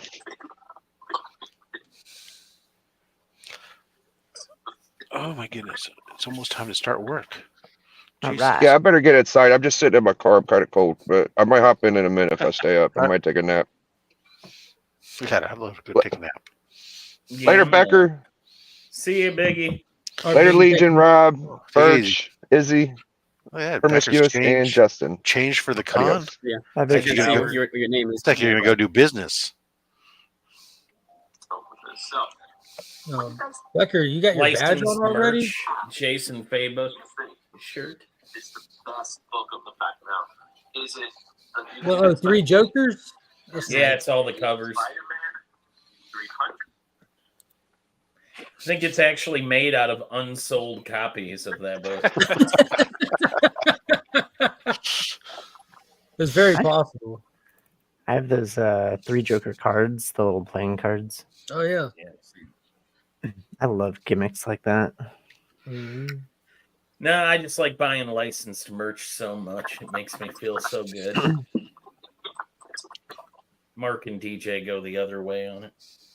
Is it secondhand merch, or is it you bought it on release? Tell me what you think. This is just it's just me throwing shade at Mark and DJ because they buy bootleg stuff. I just buy secondhand stuff that's like super old. Yeah, no, not the same thing. I want to start making bootleg merch just to sell to Becker. I already kind of consider your merch to be kind of outlaw. Yeah. Everything's slightly misspelled. I've got yeah, that's just talking to Mark. I need to make. I remember a community shirt for Becker. I've got the shirt with Marcus on it. I've got a shirt with Tyler on it. I need to incorporate something with Becker on the shirt. And then, ironically, it's only available in really small sizes. Yes. You can get XXX or ultra extra small. They're extra small. Yeah, Neither medium one is are the highest it You goes. got to do it on the baby onesies. Yeah. What a jerk. Hey, and the Tyler one, I came up with the slogan for that and never got my check. If you said it on this show, when you click on the join, that actually exhausting. is hidden. It's a hidden consent form that all ideas expressed on this forum become the property of Legion of Comics. I need to get one that just has like his face that says "I approve this merch" or something. Yeah. That or just take a picture of me without my permission and put "This is my pirate shirt." And throw a patch on my eye. Get a good picture of you and put hashtag Old Warrior. Oh, that's good. Oh, I hate you.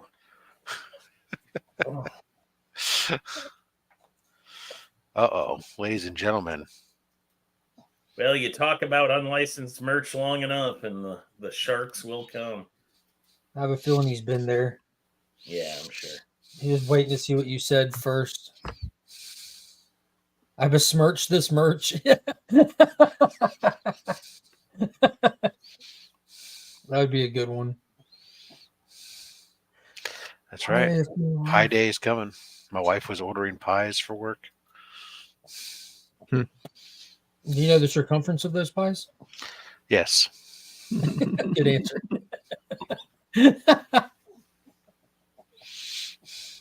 I'll get around to it though. Hey, hey, math jokes are fun. Are they though? Kinda. In this case, they're pun, I like math. but it doesn't like you. No, I'm good at math and I love math. But it doesn't like you. What does that mean? He talked to Literally, Matt, Kyle. I did. It said, I "Oh, can only- he's down in the desert. Forget I it. can only count to 4. Can't like him. He's in the desert."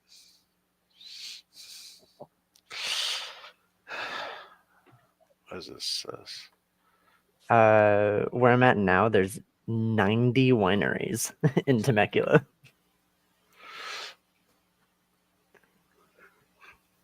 Yeah,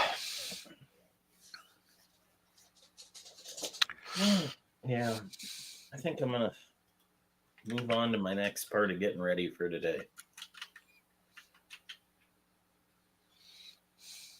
Oh, shut it, Alan.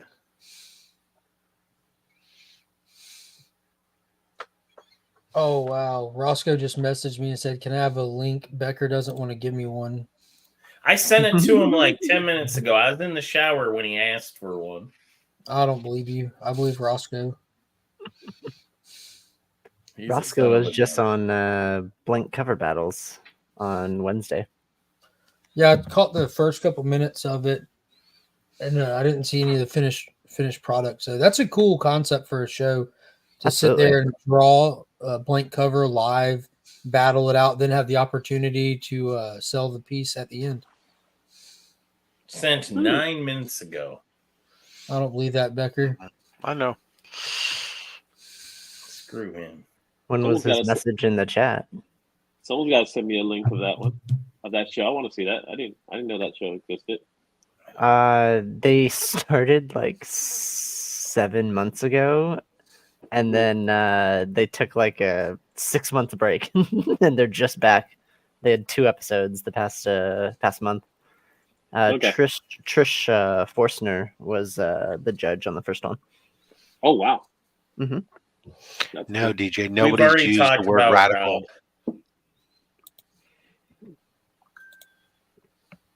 Resale. There's a lot of R words. Yeah, don't besmirch me. Rights. What was there's something that made me bust up earlier.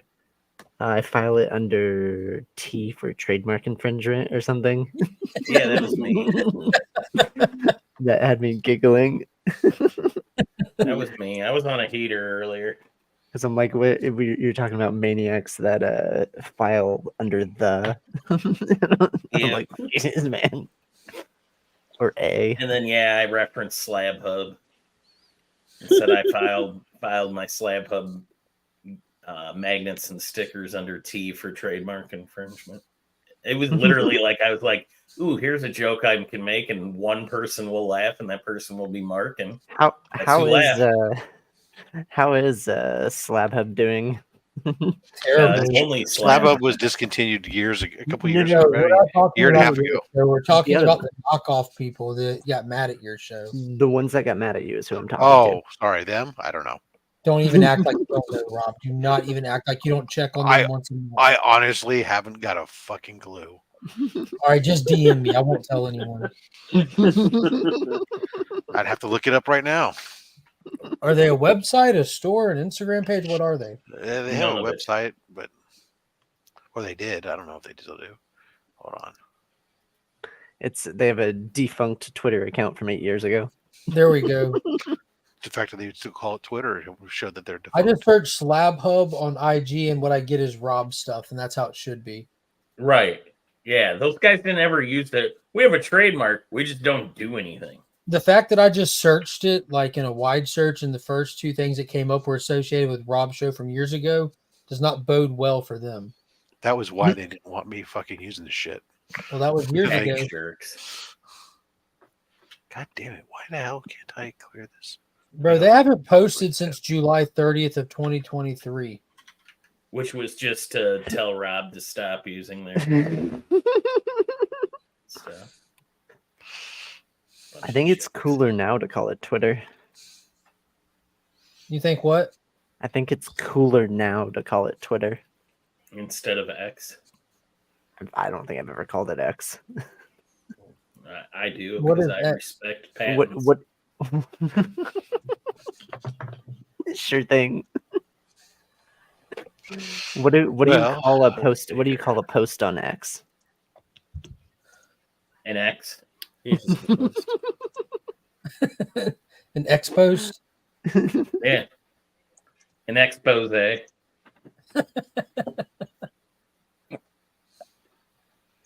I can do this all day, Kyle. No, I really can't. I gotta leave soon. Yeah, so their website no longer seems to be responding. Their Facebook page, the last time they posted was November of last year. Rob, take back the name, bro. Take it back.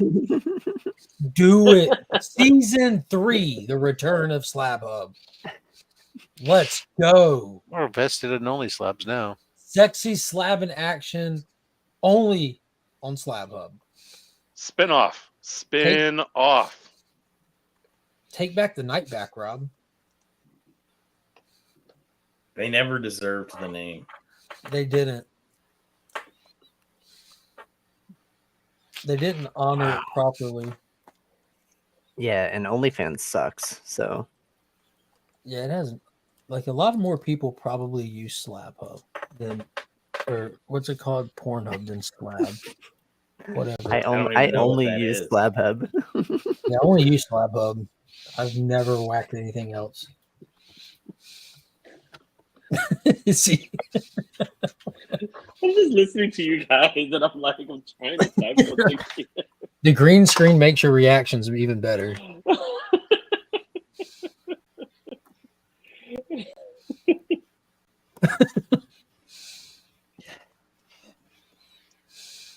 Man, where's my merch, dude? Everyone's kind of chill today. Yeah, I'm just sticking around till I head to the con. You can't say that. See that, DJ? How's that feel?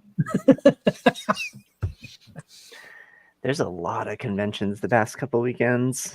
Telling yourself, Becker. How does it feel? There he is. You owe me $4.82, How sir. does it Good feel? luck That's how much collecting is it. the. Dude. That's how much is the Airbnb worth for the holidays? I'll take it. Wild. What? I'm out. Fuck this. Nah. Good morning, guys.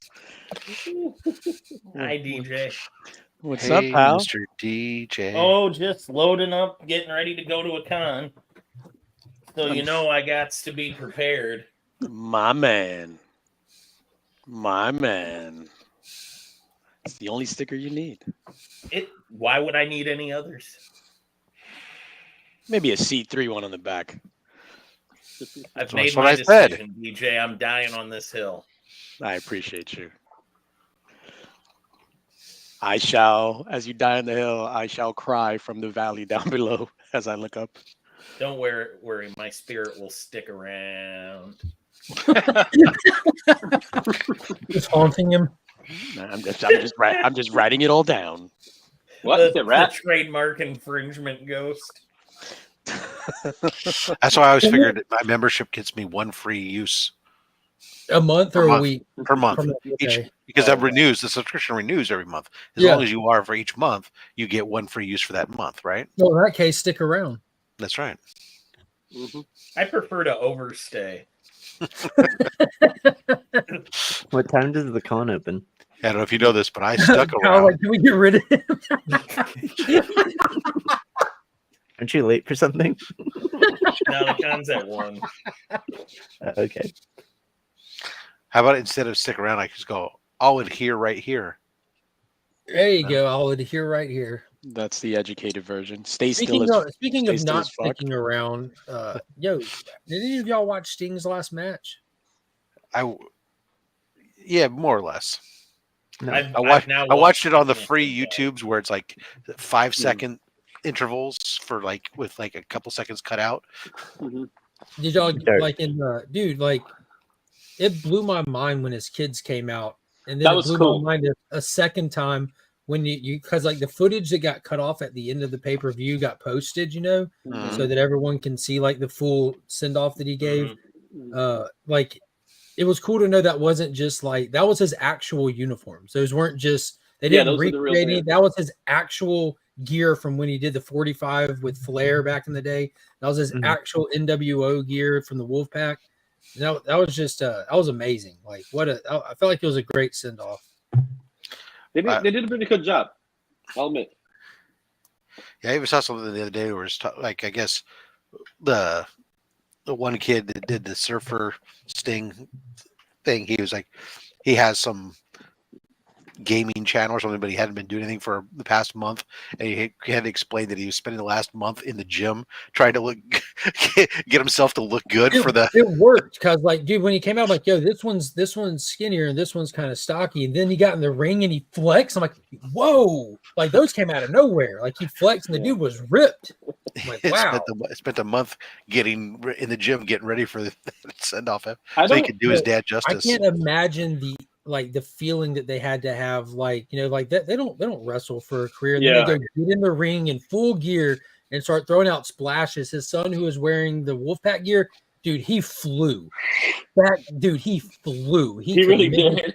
He flew like my I want to God, know this how is- it was just, and it's cool that he got to share that with his boys. Yeah, that was the cool thing. The whole match was just like feelings. amazing. Well, And what dude, I did I like- don't care what anybody says. Shout out to the Young Bucks for sending them off properly. Like they sold it. They went out there. They performed. They were texting. They made them look good. They put on one hell of a match for him. And then they came out this past Wednesday and even elevated it some more past his retirement. You know what I You're mean? fired, man. You're fired. You're fired. You cheated. Yeah. Like they The do. one thing I did like, kudos to one thing them. I did like about what they did. Now, granted, the whole Darby thing I think was ridiculous, but it was a good opportunity for Sting to be like, this is Sting's match, right? So when Darby was out, it was all Sting, and it was cool because he got to showcase something that he hasn't been able to showcase. I'm sure that match was like pure adrenaline, right, at that point, because the crowd was into it. His kids don't wrestle, so I don't know how much time they practice for, because they have to do some practicing, right? Well, they gotta have some kind of just knowledge of living. Well, yeah, but they're Yeah. raised into the business, so they got to know stuff, right? Yeah. But his younger one, man, like you said, he looked like Sting when he was in the Wolfpack. Because Sting, when he was in the Wolfpack, he was that thin. He did look smaller, not as small as his kid was, but Yeah. he was a smaller Sting at that time. And Yeah, he the wasn't fact that he had chiseled the like a lot of the hair, other guys. yeah, he had the hair. It's like it was when I first saw them come out. When we saw Surfer Sting come out first, for a minute I thought he actually was Sting. Just like earlier in the day, you had Toni Storm. This girl looked like Toni Storm when she came out in the Toni Storm outfit. So overall, that pay-per-view I think was one of their best pay-per-views, especially in the last couple of months that they've had, because throughout the whole thing was pretty much good.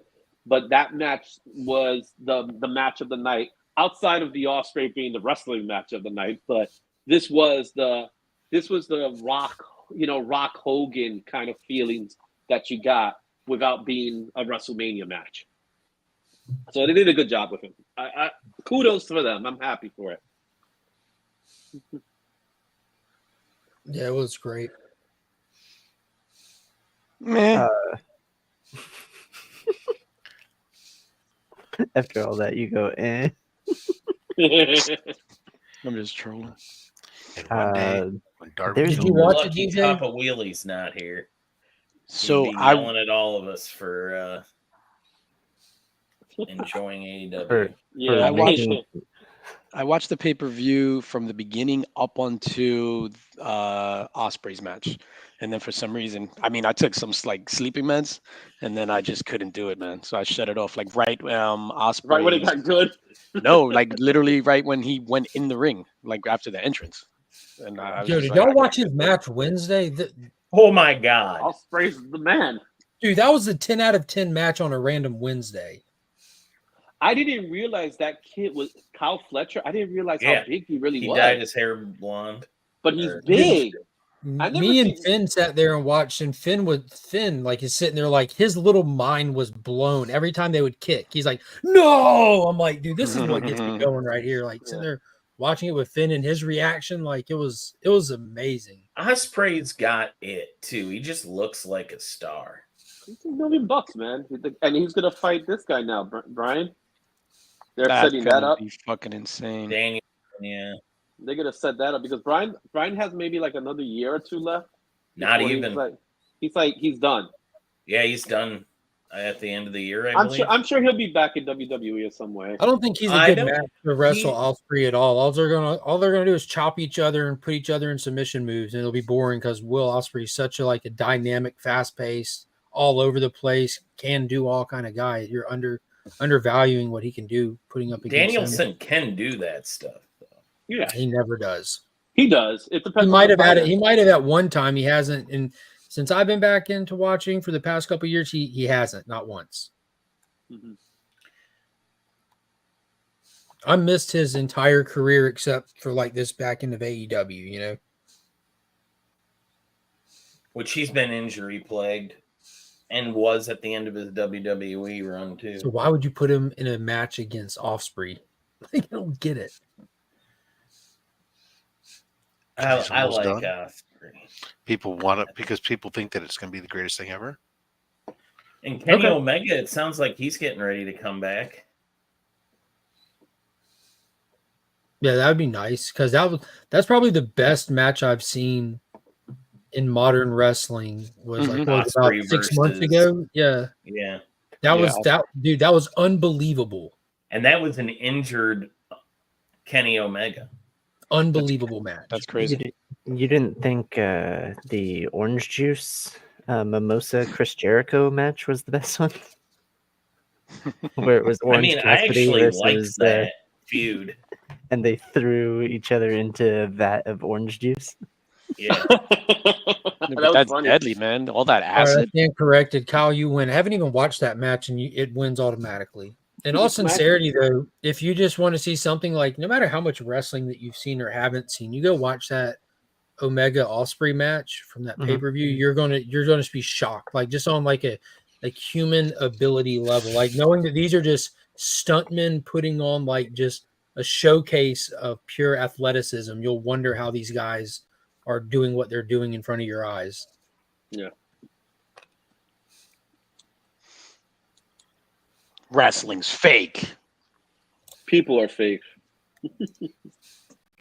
People are people, so why should it be? 30 Seconds to Mars has a music movie coming, I think, in May. Yeah, they did an AI-generated music video thing that they're releasing for their new album.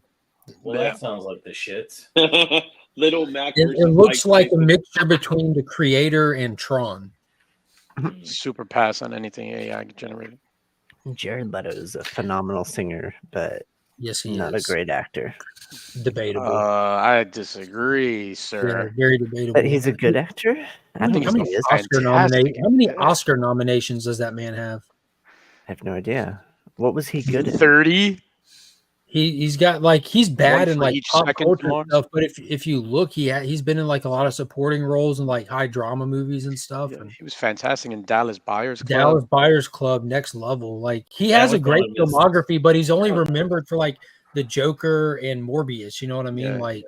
The dude he's not good for those roles. You put him in real cinema.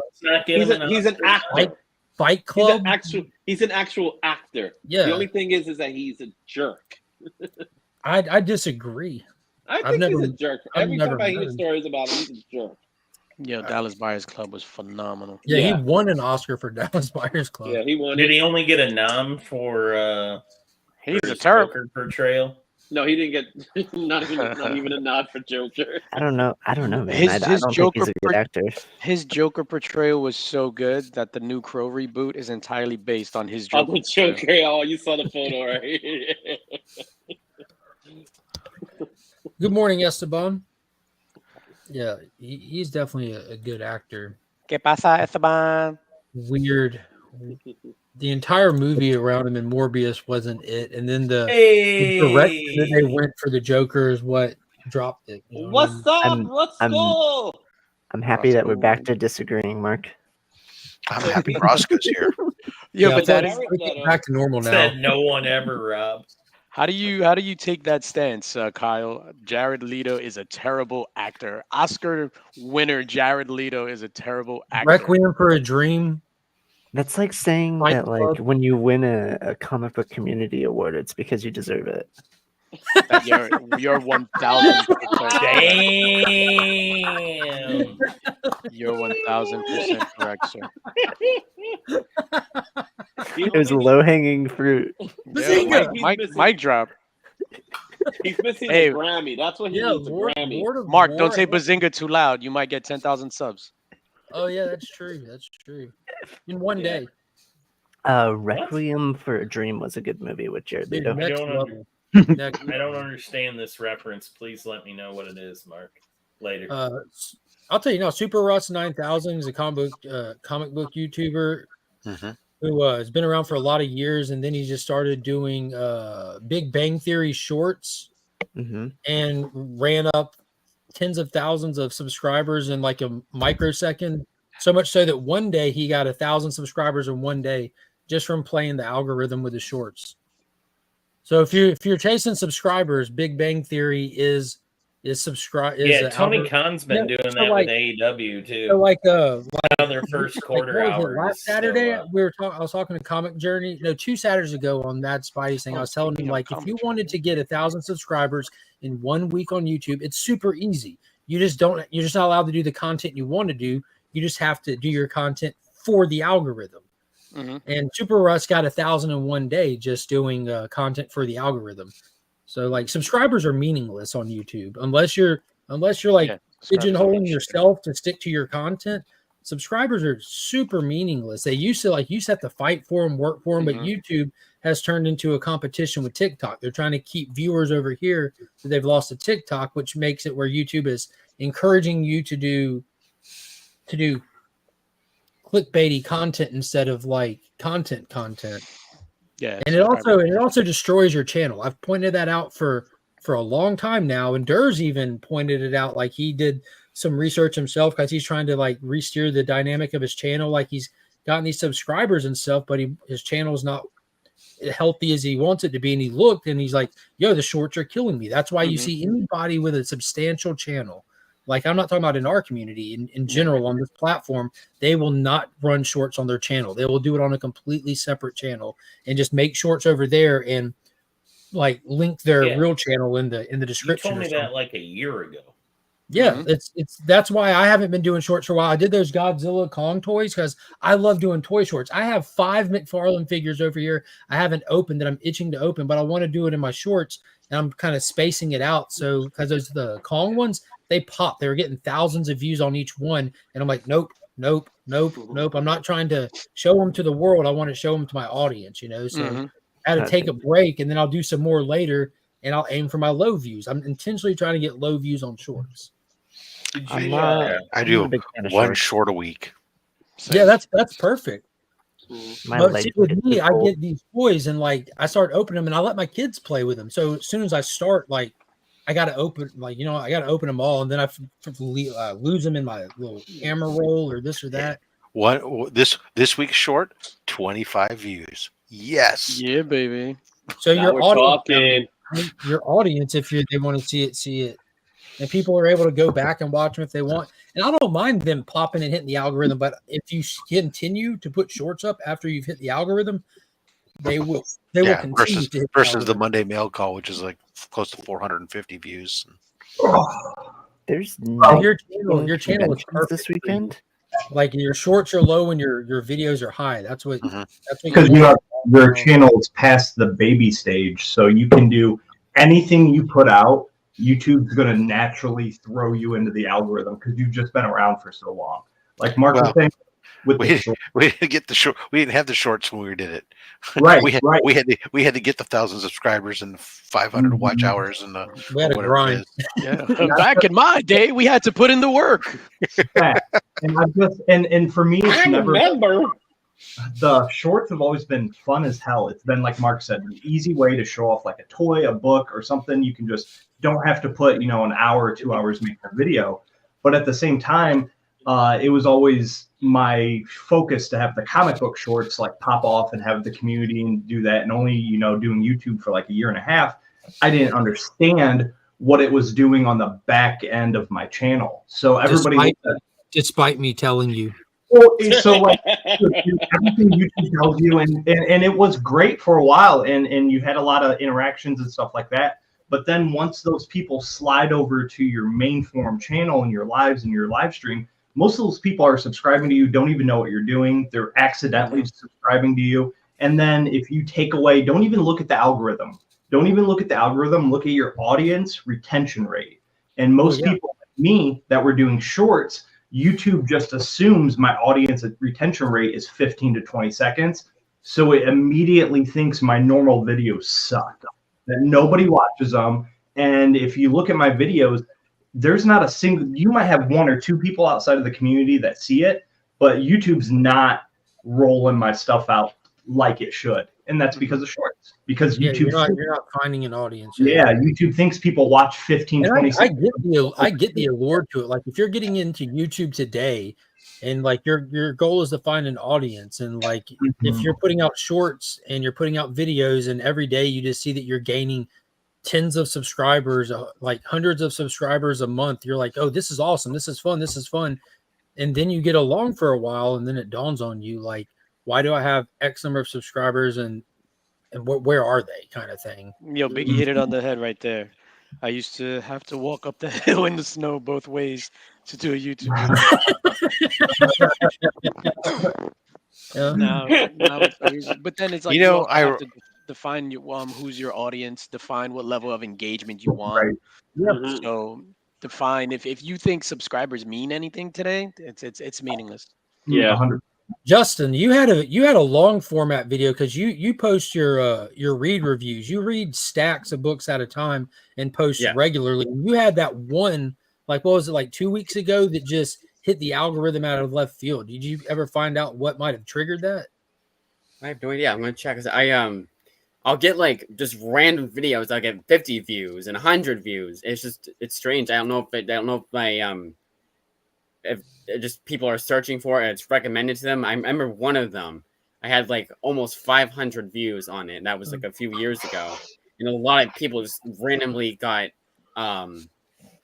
recommended it because I had like a title. It wasn't like, oh, this is the book, I'm showing it off. It was kind of like so this happened, ... Enjoy the content. I've seen that sometimes that will happen, but you can't be clickbait. Like if so this happened, oh, Amazon lost my package for a few days and I got it in and finally got it in, or I finally got I finally got this, and it's a comic I've been waiting for. So that sometimes will work, but not all the time. That one from 2 weeks ago. Recommend. One from 2 weeks ago. How many views did you get? Also, Shattered Glass Collectibles. You giving Biggie a hard time for still walking up that first hill and you can't get a tattoo in a year? That's what those temporary tattoos are for. Those temporary comic serum cancer tattoos are for. No, we don't have any. What are you talking about? But how he was saying with the clickbait stuff, any one of us could post any video and it hit 20, 30,000 views if we wanted to. If we wanted to clickbait it, if we wanted to do all that, but we just I have to not only clickbait it, I have to get a woman to pose that too. One snapshot with a very heavy like all excited expression and everything right in your face. Clickbait stuff. What is it, trash, Justin? man. I think it was the one that I got the comic for how much. I haven't actually changed the title. It has the original title, and that got 400 views. Nice. Yeah. So I did a video with Beck. Like I do content that I enjoy, because that's why I do YouTube. And if people watch it, that obviously I want people to watch it. But I'm not going to stop doing content that I want to do to chase views. I'm just going to hope the stuff that I do eventually reaches people. And I might adjust little things here and there, but it'll always be what I want to do that I find fun. You know, that's the whole point of it for me. And this is months ago now, I was talking to Becker. We bought something off Rob Liefeld's Whatnot. And I used to just watch his Whatnot just to watch Rob Liefeld, because I love Rob Liefeld. And him and I both won. He did like 3 or 4 giveaways during the stream, and me and Becker both won one of the giveaways. So I asked him, like, yo, dude, you want to let's do a video when this stuff comes in. I guarantee you we'll get thousands of views on it. And all I did was, what just happened on Whatnot? And I put Rob Liefeld's face on it and everything. Boom. Thousands of views just because people want to see it.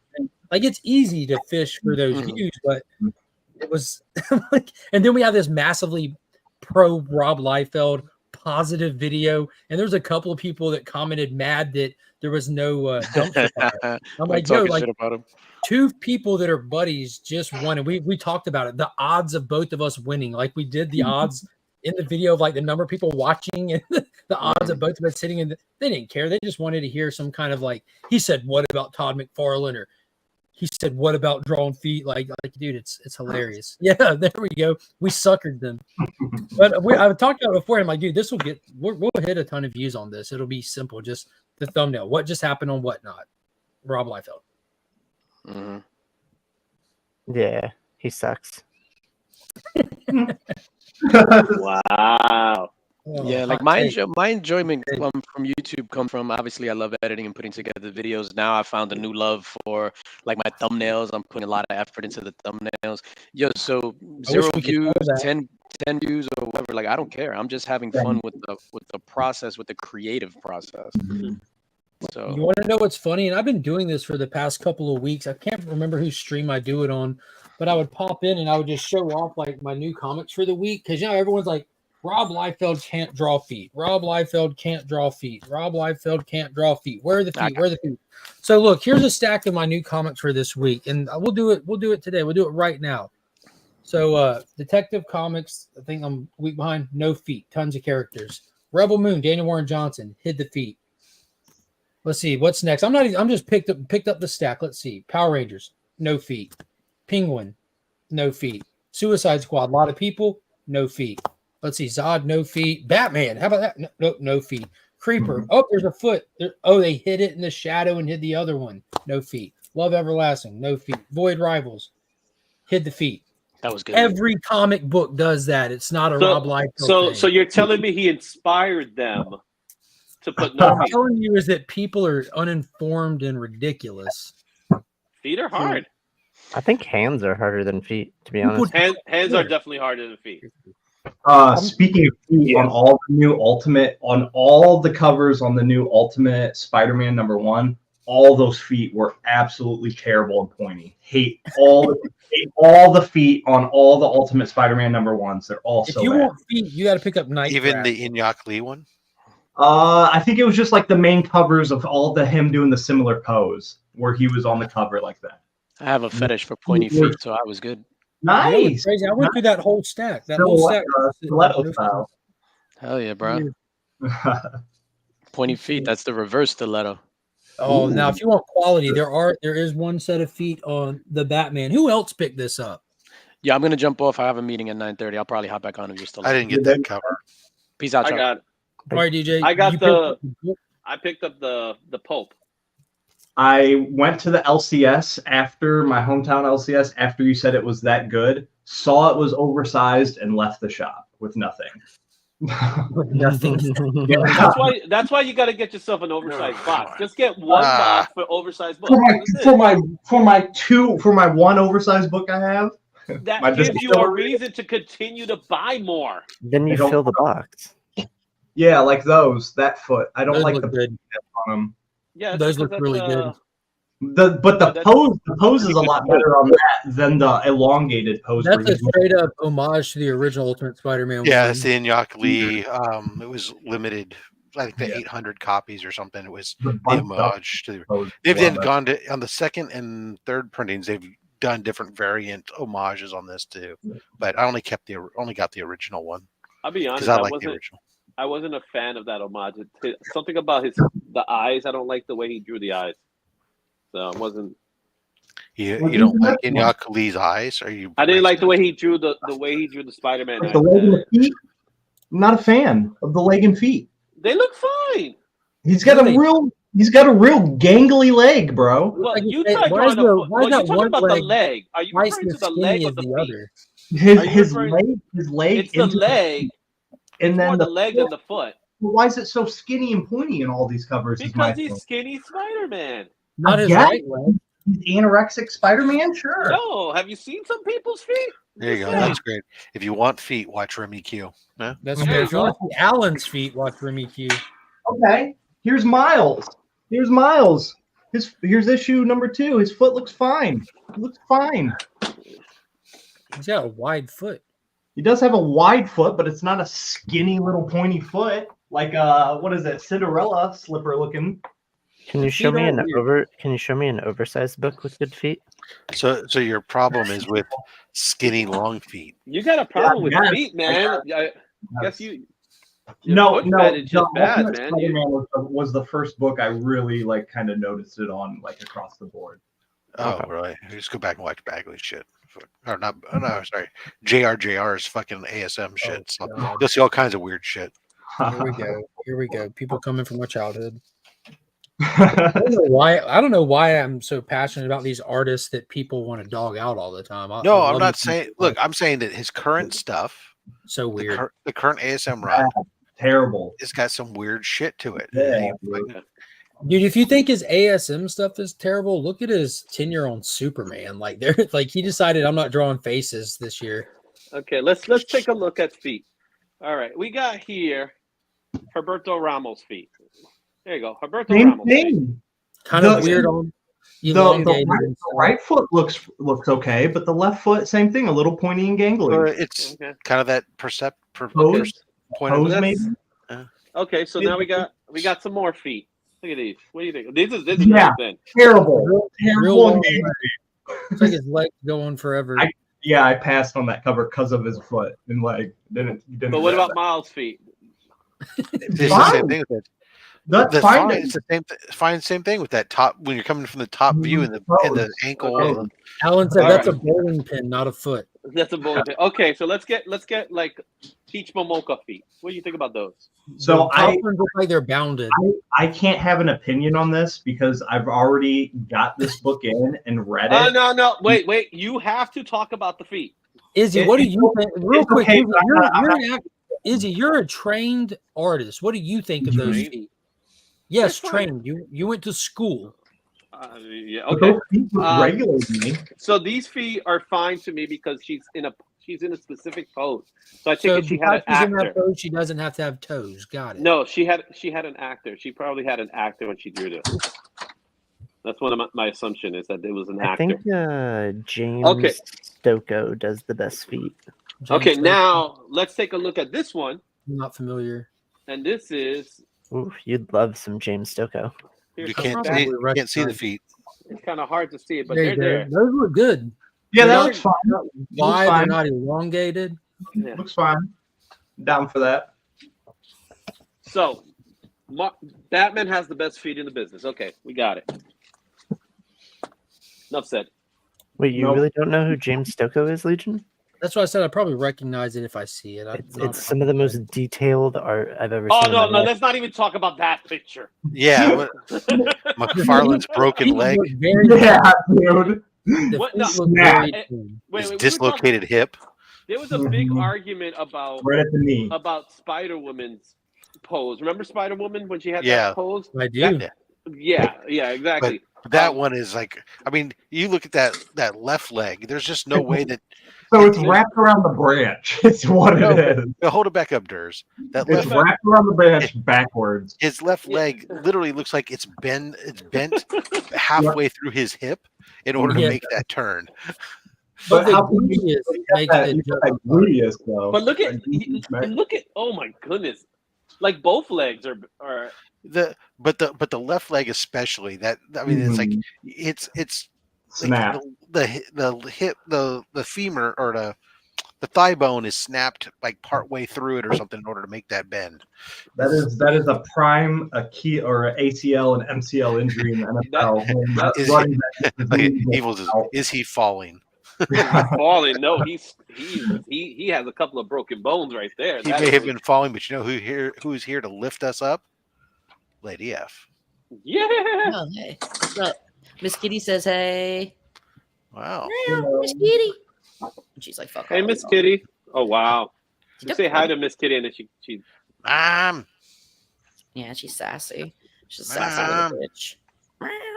Miss Kitty. Yeah, just waiting for something for work to fucking load. Like you submit something and it takes 20 minutes for it to goddamn submit. So I'm just waiting with oh, fine, I'll jump on here and fucking wait for shit that doesn't work. What's your favorite? Well, I we guess- all are here, so we apparently don't work. You don't. You're not the app that I'm using, so That's no. why I'm not No. work. You're not working for me. That's true. So what's the question? My favorite Spider-Man. I liked when Clayton Crane did Spider-Man's because I thought it added like a darker kind of evil look. But I don't really care. I'm 50-50. Some of the stuff I really like. Some of the stuff it's okay. Yeah. So I like Clinton Crane's Spider-Man. Just his body of work. He doesn't have a large body of work, No, but he doesn't. I do like the way he does black suit Spider-Man the most. there's a couple of really cool covers that he did, like in I want to say 2005 to 2008, that had some Spidey covers, like the Friendly Neighborhood Spot. There's a couple of Clayton Crane ones that were like, whoa, he's cool. My favorite one is the gravestone one that he's on top of the gravestone. That's my favorite Clinton Crane. Another one, the Superior Spider-Man. No, that's Spider-Man. No, that was Spider-Man. That wasn't Superior. Good Spider-Mans. Superior Spider-Man, Clayton Crane on top of the tombstone. Absolutely. No, it's the black costume on top of the tombstone. That's why it's not Superior. Oh, Black. I don't remember seeing that one. I think it was Back in Black. That storyline. Roscoe, what's going on with you today, man? Feet or no feet, Roscoe? What are you working on? you What know. are you doing? How's your day? I'm all right. My hand's been killing me, but I got to power through it. But just another day. I did hit a milestone, which is awesome. I'm now down 75 pounds. Nice, dude. Wow, congratulations. Withering, wasting away. Ladies and gentlemen, this just shows that famine isn't just something that happens in other words. It happens here in America. People are starving and wasting away before our eyes. Give generously. How is it helping with your mood? Does it help your mood? Love to hear that. I'm sorry. What's up? Does it help your mood? Oh yeah. Well, it helps a lot of things, and essentially that all goes to your mental. You know what I mean? So I definitely get it. Yeah. So it leads to that. You're absolutely right. So. And for the stuff that you deal with, it's got to be a little, man, for you to just like mobility wise, it's got to at least it can't hurt, right? Right. Yeah, no, it actually it help. It's it is. It does help. But yeah, it's definitely good. Yeah. I'd like something I'd like to do too is just like help with my ankle because I've got a metal rod in my ankle and it's just like if I could be in peak shape and be way better than not. But what you do is you just put a big magnet at the foot of your couch and you do leg lifts and let the resistance help build strength. Titanium's not magnetic. We're going to have to get Roscoe a whole new wardrobe. My back doesn't hurt for the first time in like 5 years after getting shots. Like Good morning, Chip. Chip said, "Congrats, bro." Thank you. Appreciate you. Yeah. For those that wonder, in case you wonder where Chip is, he's watching. Always watching the man. Chip, look forward to seeing you at Heroes Con, brother. You haven't made any official announcement, but it's Heroes Con. We'll see you. He didn't make any announcement last year either. He just showed up, so it's all right. He didn't make an official announcement. But some of us did. AR. We have to announce when we go to cons. No, but just when Heroes. people ask, if someone just happens to ask you like in a casual way, and you say, "I don't know," you're just like you're just trying to be coy, surprise people, or whatever. I don't think you have to make an official announcement, but I make it well known. Rob makes it well known. We're trying to get other people to get excited and come so we can all have fun. I think this entire panel almost is going. Mark Dirk is is going. Roscoe's going. Izzy's going, despite what he might say. He's going. Is there any other? I always said I was going. That's right. Yeah, you did. I'm not that guy. He had an official announcement. I think he haven't made an announcement. He did make an announcement. Yeah, I made the official announcement. I know at first you weren't sure if you're going to go because it's a rough weekend for parents. Lady Fantastic, are you going to make it happen? I'm gonna see, but first I gotta get off here and try and submit this fucking. Nothing's gonna have to. Yeah, Kavi's got a metal egg. I don't know yet. I'm leaning yes. Okay, I'm leaning yes. Confirmation. She's going. I just gotta. Yeah, I think it'll be easy enough. I can do it. I can make it happen. Oh yeah. You and the So- captain making it happen. Making it happen. I got to head out for a few minutes because I'm going to lose my mind, but I'll come back on once I see things work the way I want Once them you to lost work. it. Yeah, about to lose it. So I'll see y'all later. Bye. Bye, lady. Justin, have you hit any of the bigger cons that ever happened in your area or anything? Sorry, talking to me.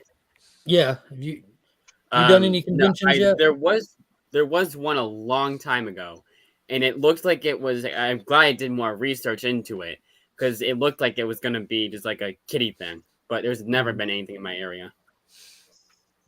I have thought about going to a con though, but never like really went through with it.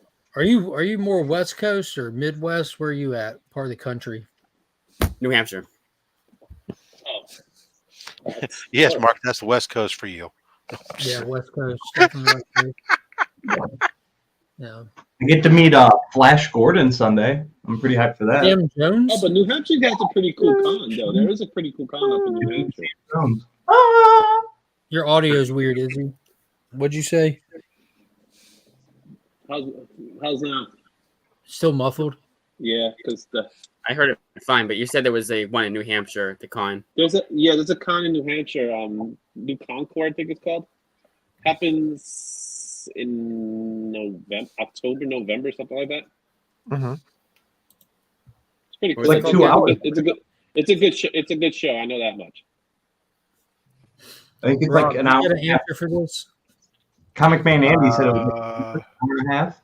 How far is the airport to the con? We're talking I know it's $30. I think it was an hour to 2 hours, if I remember. No. Comic Man Community. Well, that's what. No. $30 Uber. He had a long drive. He said that's what Rob he. had a limo.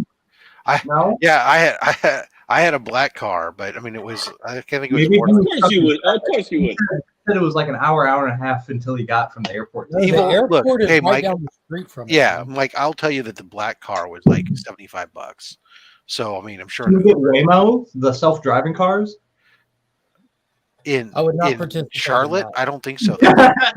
The only self-driving vehicle I believe in are horses. Dude, they're lit, bro. Have you seen them? They're the future. You saw Eman's video. You gotta look at Eman's Yeah, the video. future is bleak. No one's heard from E-Man since he took that ride. You're right. He wasn't posting on that Jang post either. So, and he's a big Jang guy, so he might be gone. No, I talked to him. He might Okay, be over cool. the cliff. So why are you joking me? Biggie, I think that making it to the con and getting to hang out with all your homies would be the mental cleanse Mhm. that you need, my friend. Yeah. If you can make it, I think it would be the move. It's so surreal. It's unbelievable. Like when you just see everyone. Like I walked into Mellow Mushroom and there was just a whole table of like it was like DJ Legs, Nick's, and like Durs is there, and I'm just like, is this really happening? Like The best part of that always table over there. was we all came separately. Me and my girl, Lady Durs, showed up first just to eat by ourselves because everybody was kind of doing their own thing. And then like DJ, Remy, and then like Tyler and them showed up. And then Roscoe and Matt. And there was like more people just kept showing up and everybody was all sitting at the same table. But you know what was really blew my mind though was like when everyone's leaving, and then all of a sudden two guys run in the door, and it's Tylox and Austin LeMay. And I'm Yeah. like, what? Look at this duo. I'm like, So, so Mike, no, $75 wasn't to rent a car. It was a black car. It's a limo. So you have a professional driver in a limousine pick you up and take you where you're going, essentially. oh, man, It's not a limo. It's an executive car. You know, whatever. oh, It's a fancy car. It comes with a rail of cocaine and a hooker. Ooh. Hey, it was me and Austin. I was bringing my boy Austin LeMay to the event. Now, granted, that wasn't originally how it was booked, but it just happened to be. So, you know, It was a good thing I had it because if you're bringing a celebrity like Austin LeMay, you Have just to add the you party have to pack. have you have to have the True. Very true. Coming up. Coming for another one this year. Yeah, I've got my eyes set on something for comics curing cancer this year as well. That'll be shown at a later date. There you are. I wonder if Alan's going to be there longer than a couple hours this year. That's yet to be determined. I at least got a hug last year, so it counts. Okay. I was there for an entire day. It was just Thursday. I got a hug. I can confirm. I'm lucky. And I I get a will- hug Alan every week, and I just choose not to. You're That's right. right. I will be there on Saturday this year. Nice. Okay. Cool. Look at that. Look who's staying up super late. Zars. Hey. Good day to you. Good evening. Good morning. It's probably whatever the time it is. Here's a question for chat or anybody who's going. Is there any other artists we need to heckle into coming? Because I'm sure we can make it happen.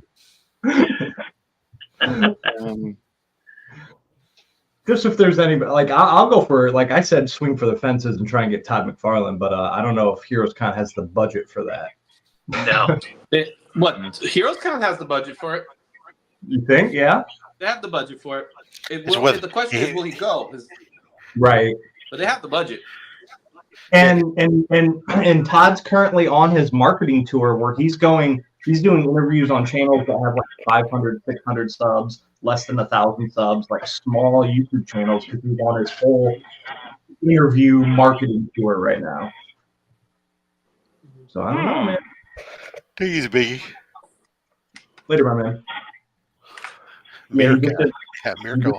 The crazy video with Comic Book Pro, their channel, and it was just like show us what you got, only slabs, but Todd McFarlane's personal.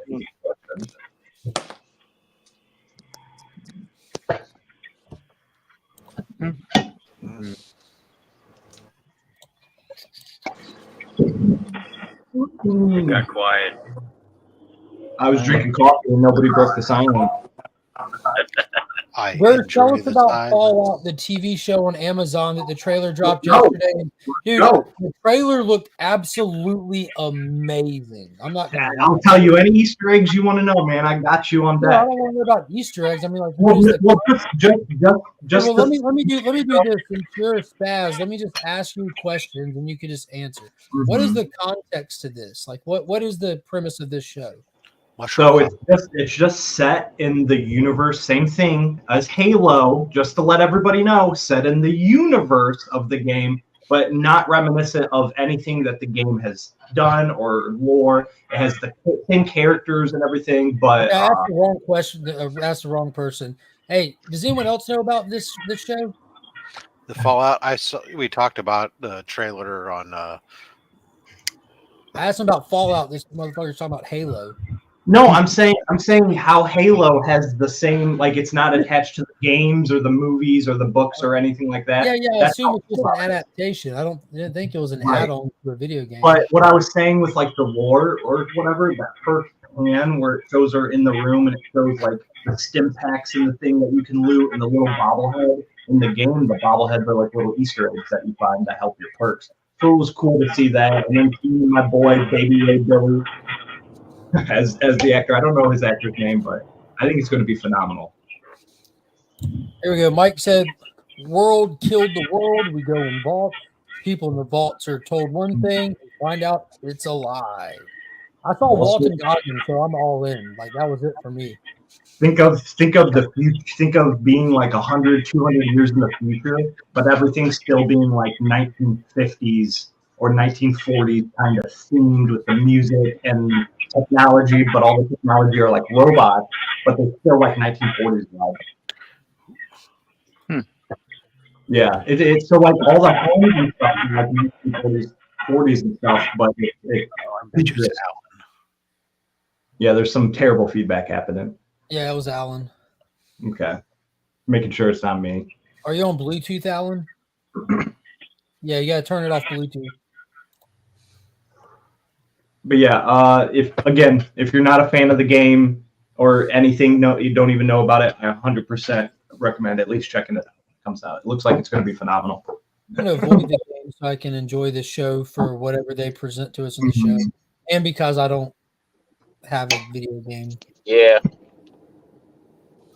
That's one of my highest regarded franchises, like top 3 or 4, top 5 gaming franchises of all time. I've beat every game, every ending to death. So like, yeah. Oh, this is a funny comment right here.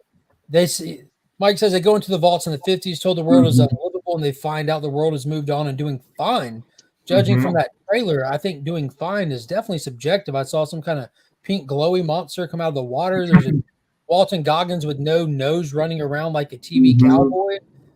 Those are ghouls. So those are dudes that took so much radiation, it changed them into ghouls. Like they're still humans, they're still alive, but some of them are like the sheriff where he can talk and stuff, but then there's feral ghouls who will just attack anything on sight. There's like homicidal robots floating around trying to harvest organs and stuff. And like this is your AI future. This is it.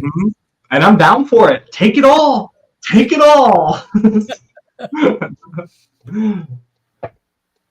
But yeah, it's gonna be dope. I really like the cast they have. I'm kind of iffy on I forget her name, but I like her quirkiness as an actor because as a vault dweller living in that vault and coming up to the earth or the world for the first time in so long, they have that very kind of innocence and quirkiness that they don't really understand what's going on. So I think she's gonna hopefully capture that really well. It's a good time to be a gamer, man. It's a good time. There's a lot of untapped potential. Seems like they're really going to that well for a lot of media right now, which is pretty cool because it's stuff that I'll be getting like a kind of first exposure to, you know. I got you on week's end. If you ever need me on any gaming, I'm there. What's the other one that's going to be a movie? There's Warhammer 40K that's being made. Borderlands and Gears are getting made as well. Borderlands look pretty fun. We'll see. Kevin Hart might ruin it for me, man. I'm as a big Borderlands is right there with Halo and Fallout with me. So like, I love how over the top the action looks. But man, like, why have Kevin Hart as a 6'4" Roland? It takes me out of it a little bit. I saw everyone comparing it to saying it looks like Guardians of the Galaxy. That's how fine. are you going to do this? It had to log on. And Mike, yeah, you're right. BioShock is going to be absolutely off the chains. Another one of my favorite franchises. But Borderlands and Guardians of the Galaxy is a fair assumption and a fair comparison because Borderlands is spacey. It's going to different planets. It's fighting, and it's very over-the-top comedy and humor. So them comparing it to Guardians of the Galaxy, they should be comparing Guardians of the Galaxy to Borderlands because Borderlands came out way before Guardians of the Galaxy movies. I don't think so. You know, it never works that way. Not the comics. Oh, you're talking about just the movie, you mean? Yeah, I'm just talking about the movies. Or movies. Well, the Guardians of the Galaxy comics are nothing like the Guardians of the Galaxy movie. I've never read the Guardians of the Galaxy comics, so I don't have any. The original comics are nothing like the movie.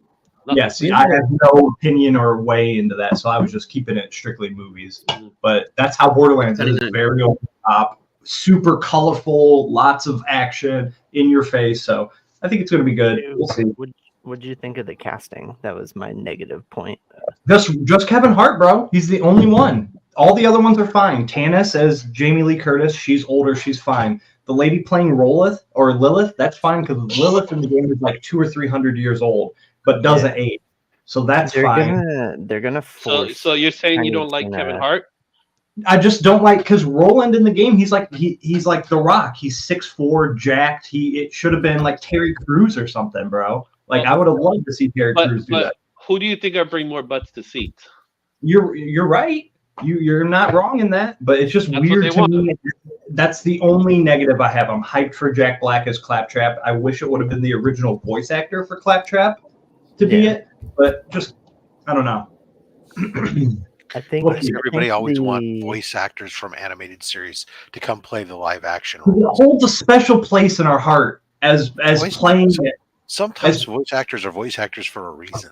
You're 100% right, and it's gonna be weird watching the new Transformer stuff without seeing Peter Cullen, man. Like it's just gonna be different.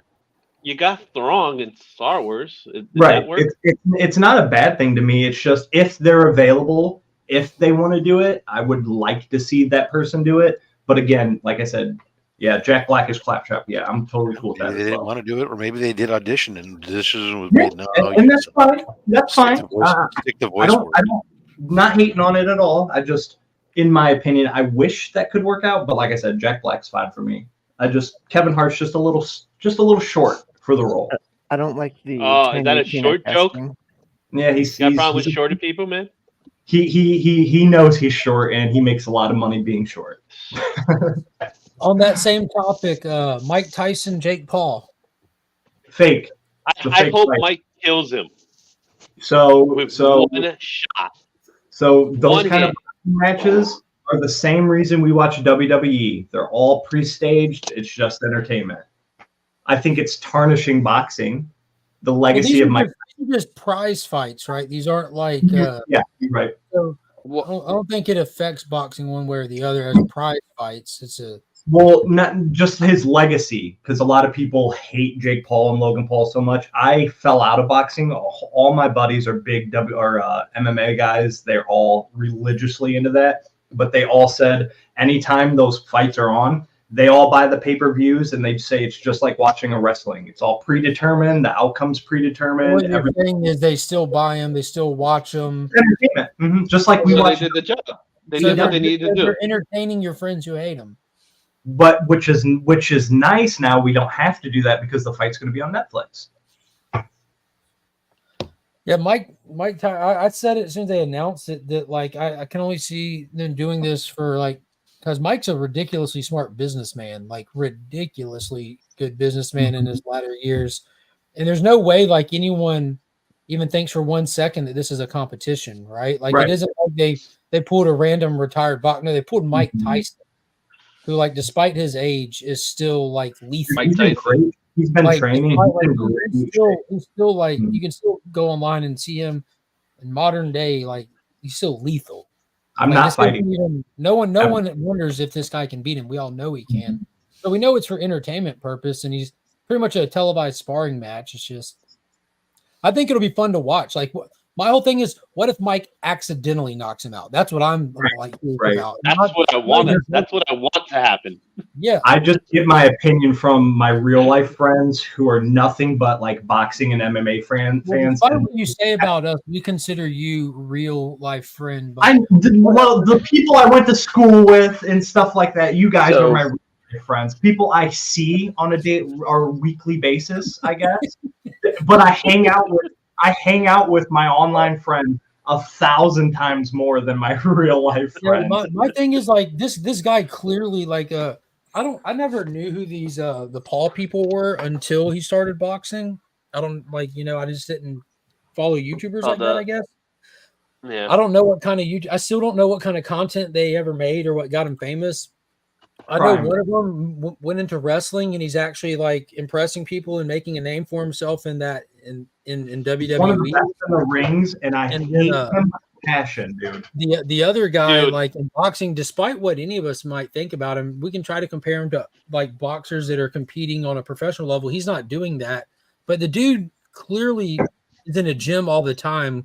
Clearly has money, so he has real life trainers. So he's clearly could kill any of us on this panel on our best day. So he's not a slouch. I'm not saying he's good enough to compete with the guys that are doing it for a living for titles, but the dude's he's a legitimate fighter in a boxing ring at some level, legitimate, So I'm wondering like how many times does he actually have to get in the ring and get punched in the head and do these things before like he gets any kind of respect? I'm just curious. Like concussion or something like that. He probably, if Mike hits him hard enough, he will get a concussion.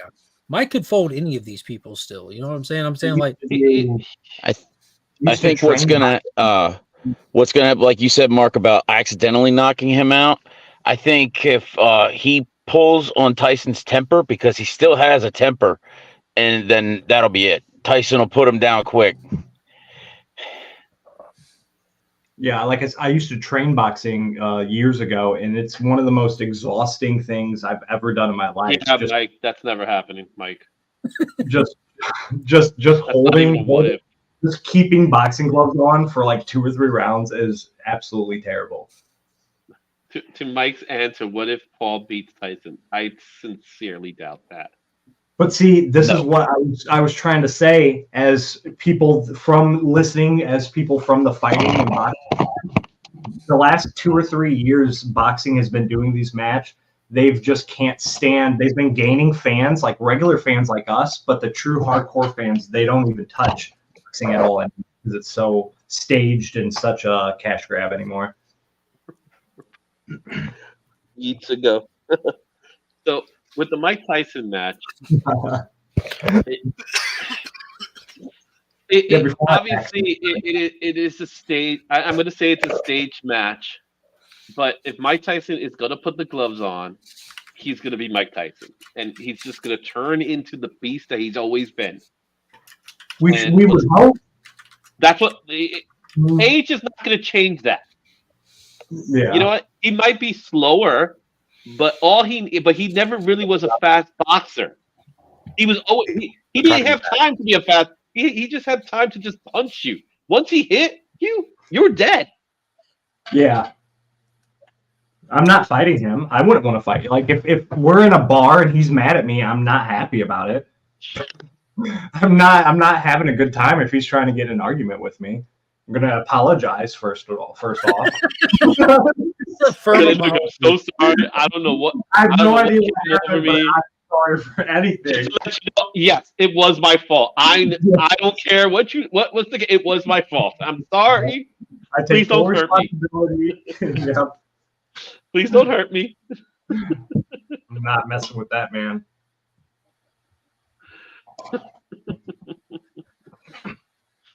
Yeah, you don't mess with Mike I Tyson. know that much. It's gonna be and I don't watch boxing. Like I'll watch highlights from stuff when I hear like something interesting. It was a good fight and kind of thing. But it's on Netflix. I'll probably check it out. I think it'll be fun. Mm-hmm. Agreed. Yeah, if it's on Netflix, then it's gonna be banger numbers. The way I see it too is if Mike Tyson is cool with getting in the ring with this guy, why shouldn't I be? I'm not in the ring with him. Yeah.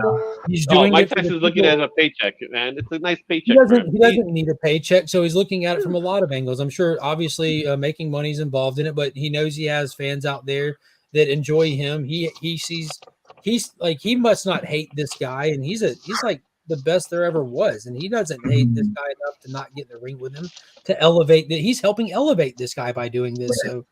So if he's cool with him in this boxing sphere, I don't have any problem with it. I think the real question is, I don't think the question is, will he beat Mike Tyson? I think the question is, how long will he be with Mike Tyson? That's what I said in the chat. I think Mike's going to let him go the distance. Like Mike's going to have to just sit there and just I can't picture most people today even being able to hit Tyson. Like that dude's so fast still. Yeah. Well, the question I have is how long did they plan the match to be? Like how many rounds? Are they doing 3 rounds? Are they doing a full 12? There ain't no way they're doing 12. Like what's going to be the length of this match?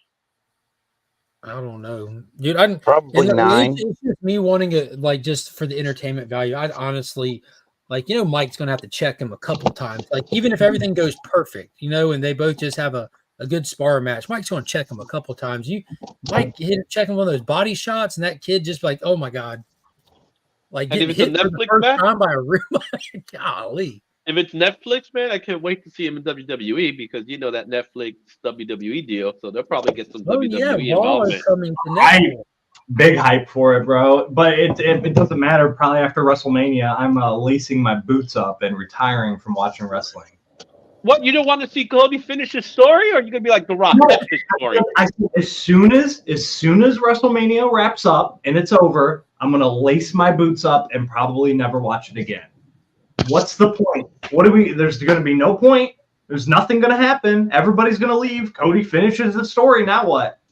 Who's All gonna right. wrestle? You don't trust in the direction that they're taking since the Rock. You don't is on know. board. You got the Rock and It's not that I don't trust it. It's I don't care. As a I don't fan, care either. I'm just saying, like, as a fan who loved Cody Rhodes when he came It into the rotates. It's a cycle, man. It's back It to is. the new It really story.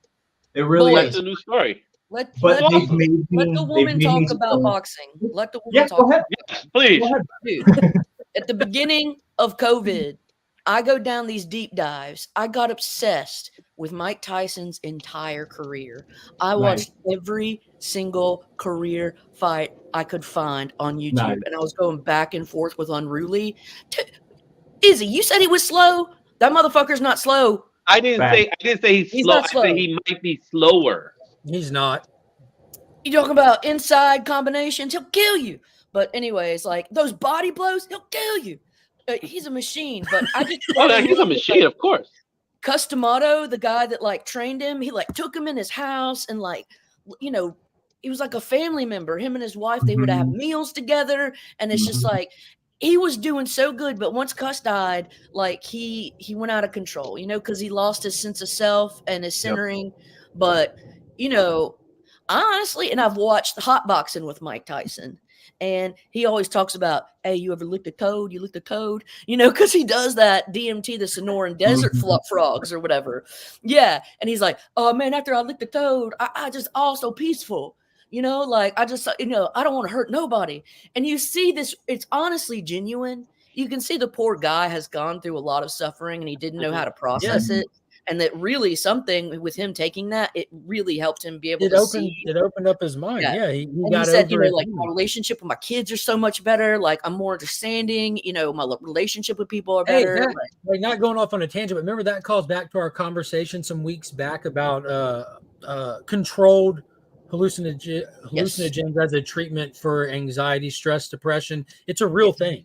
So treatment resistant depression, it's hallucinogens that are making the most headway by far. But like nothing even comes close to it. If you want any speaking on that, I've done all that. I still to this day microdose mushrooms on a weekly basis, just microdosing it for my anxiety and depression. I've done DMT in the past and stuff, and 100% it kind of changed the way I looked at things and kind of got over. It was kind of in those years I was in those darker spots in my life in the mid 20s, and it definitely changed the way I kind of looked at life and perceived things, and kind of made me slow down and just have a bigger and deeper appreciation, because I'm a big hippie at heart. Like I'm not advocating for drug use or anything like that. I've talked about it a lot on my channel. I've battled my demons. I've had my experiences. I'm glad I did that at a young age, so I cannot do any of that now. But like with microdosing and a control substance with like that, and with anxiety and depression, I personally 100% know that it does wonders for me. And me and Roscoe talked in the DM. Sorry, lady. I'm not a big advocate for like pills or like medication or prescription pills. Pharmaceutical divorce. So I'm gonna make a full confession. Like back, I can't remember. It's like over 10. Oh, I'm sorry. Time out. T-Dubs is in the chat. Glad to see you here, my friend. Hope you're feeling better. 10, 15 years ago, like so Bonnaroo comes to Tennessee, and it's known that like the best drugs come in town when Bonnaroo comes in town. And so my friend got mushrooms, and he's like, hey, you want some? I'm like, yes. And so I intentionally set it up where I was by myself. It was a really pretty day. I took it and I was outside, and like honestly, I felt at one with nature. I saw like a symphony of like flowers going, or not flowers, of leaves going in the winds, like it was playing like a symphony, an orchestra. And like I felt like I was one part of a thread that was interwoven into all of the connectedness of life in the universe. Like it was the most centering. For 6 months afterwards, I felt it. My mood was noticeably lifted. I've not done them since, but like I'm telling you, it absolutely lifted my mood. But anyways, that's it. Don't do drugs. on the backside of that, as somebody who did do a lot of psychedelics and more acid than anything back in the day, I definitely don't recommend doing it in abundance over microdosing because for like 2 years, man, I was very cloudy with my thought processing. Still am, but yeah, it definitely clouded me. But with like anxiety and depression, microdosing and stuff like that, look into it. CBD, anything like that. I'm a big advocate for anything on there. In the 50s, intellectuals microdosed with acid, so lysergic acid was discovered by a guy, I think his name was Hoffman, in like a Swedish lab. He ended up going on a bike ride and was like, oh my God, I'm tripping. And then so it became a thing where in small intellectual bodies, they would just microdose and think. They would get together and microdose and think, and that's how they would come up with ideas and shit. The founder of AA, Bill Wilson, after finding sobriety through the program, the steps, went on to continue his like spiritual journey and went into controlled dosing as well. And then he took some of that like that he discovered about himself back into the program that's continued to get people save lives for 80 years later. Yeah. There's some interesting information on the guy that created AA. Out in like Colorado and out west and stuff, you can walk into a gas station and just buy just the little mushroom gummies and stuff like that. And he didn't necessarily create AA. He adopted a 12-step principle program from elsewhere and applied it to he had his own personal struggles. And I think he created alcohol. it to help him. Not just that. I mean, what causes alcoholism? People just don't wake up and say, hey, I want to become an alcoholic. No, alcohol is never the problem for a single alcoholic who's never lived a day in their life. They have personal issues in their life, and something that they do because of it is abuse alcohol or abuse drugs or abuse gambling or sex addict. And so the real question is, what is that thing that happened in your life that you feel like you need to take this? Like, let's address that. Why do you feel the way you do, that you feel like you have to change the way you feel? Yes. Yeah, if you read the big book of Alcoholics Anonymous, in the very beginning of it, it says for every alcoholic, the reason behind alcoholism is 100% the same. I like the way it made me feel. So now you have to figure out, why didn't you feel okay beforehand? Yeah. So why? So it's just like, there was a guy, his name's Gabor Mate, and he worked in a lot of the addiction clinics in Toronto. And he he said that there's so many things that all of these addicts have in common. And for the females, it's a lot of them had, sexual abuse when they were children. And he's like, because none of these people do drugs because they think it's a good idea. They do it because they're trying to escape their current reality. Their current reality is so awful that they have to take substances to escape that. So what happened? And that's the real, and that's like, that's for everybody. And your awareness of that is different for everybody too. Some people don't realize that it's a subconscious thing, and you're just acting out of it because you're not always that aware of all your feelings. Sometimes you have repressed memories. Sometimes you have repressed feelings. Sometimes you're moving so autopilot that you don't even recognize that this has been a catalyst for all of my decisions. To what you said, like, that's why the fourth recognition. That's why the fourth step exists inside of any 12-step program, where you make a searching and fearless moral inventory of your entire life with your sponsor, because you go through your entire life. And what's crazy is, like, nobody can teach a lot of people anything. We're a species of, like, I have to see for myself kind of thing. You have to be willing. That's why the fourth step exists, is so, like, you can teach yourself about yourself.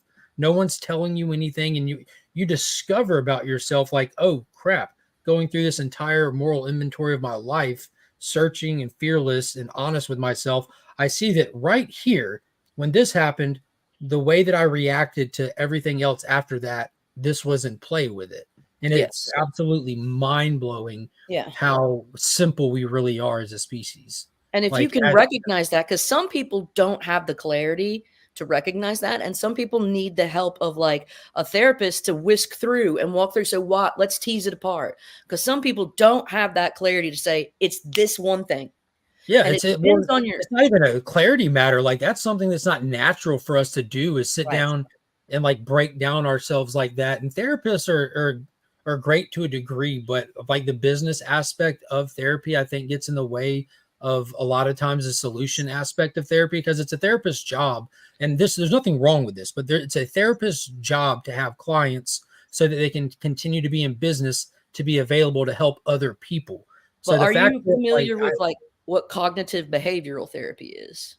to a degree. So that is where you go to a therapist and they arm you with certain behaviors that you use. You have a toolkit of assessing yourself, and then you can go out the world, and then you don't need a therapist. You can be able to say, "Hey, Oh, I'm yeah, putting yeah. off. I'm going to use these tools. What the fuck's really going on?" Yeah, yeah. Not That's everybody's what I'm armed saying. with Like that.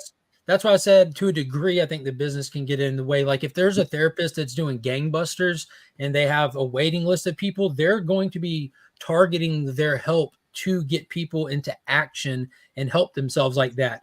On the Yeah, flip I side, think like I have like firsthand experience with this, as well as like some of my closest people that I know in life that have gone to therapy for years on end, and their therapy is just listening to them talk. I'm like, bro, you can do that to a mirror and it get the same exact result. Like there's no change and there's no help without action. And if your therapist hasn't gotten to a point of talking about taking action like you just described, that's absolutely pointless. Absolutely pointless. Therapy never worked for me because I always hated just talking to somebody and feeling like they never cared.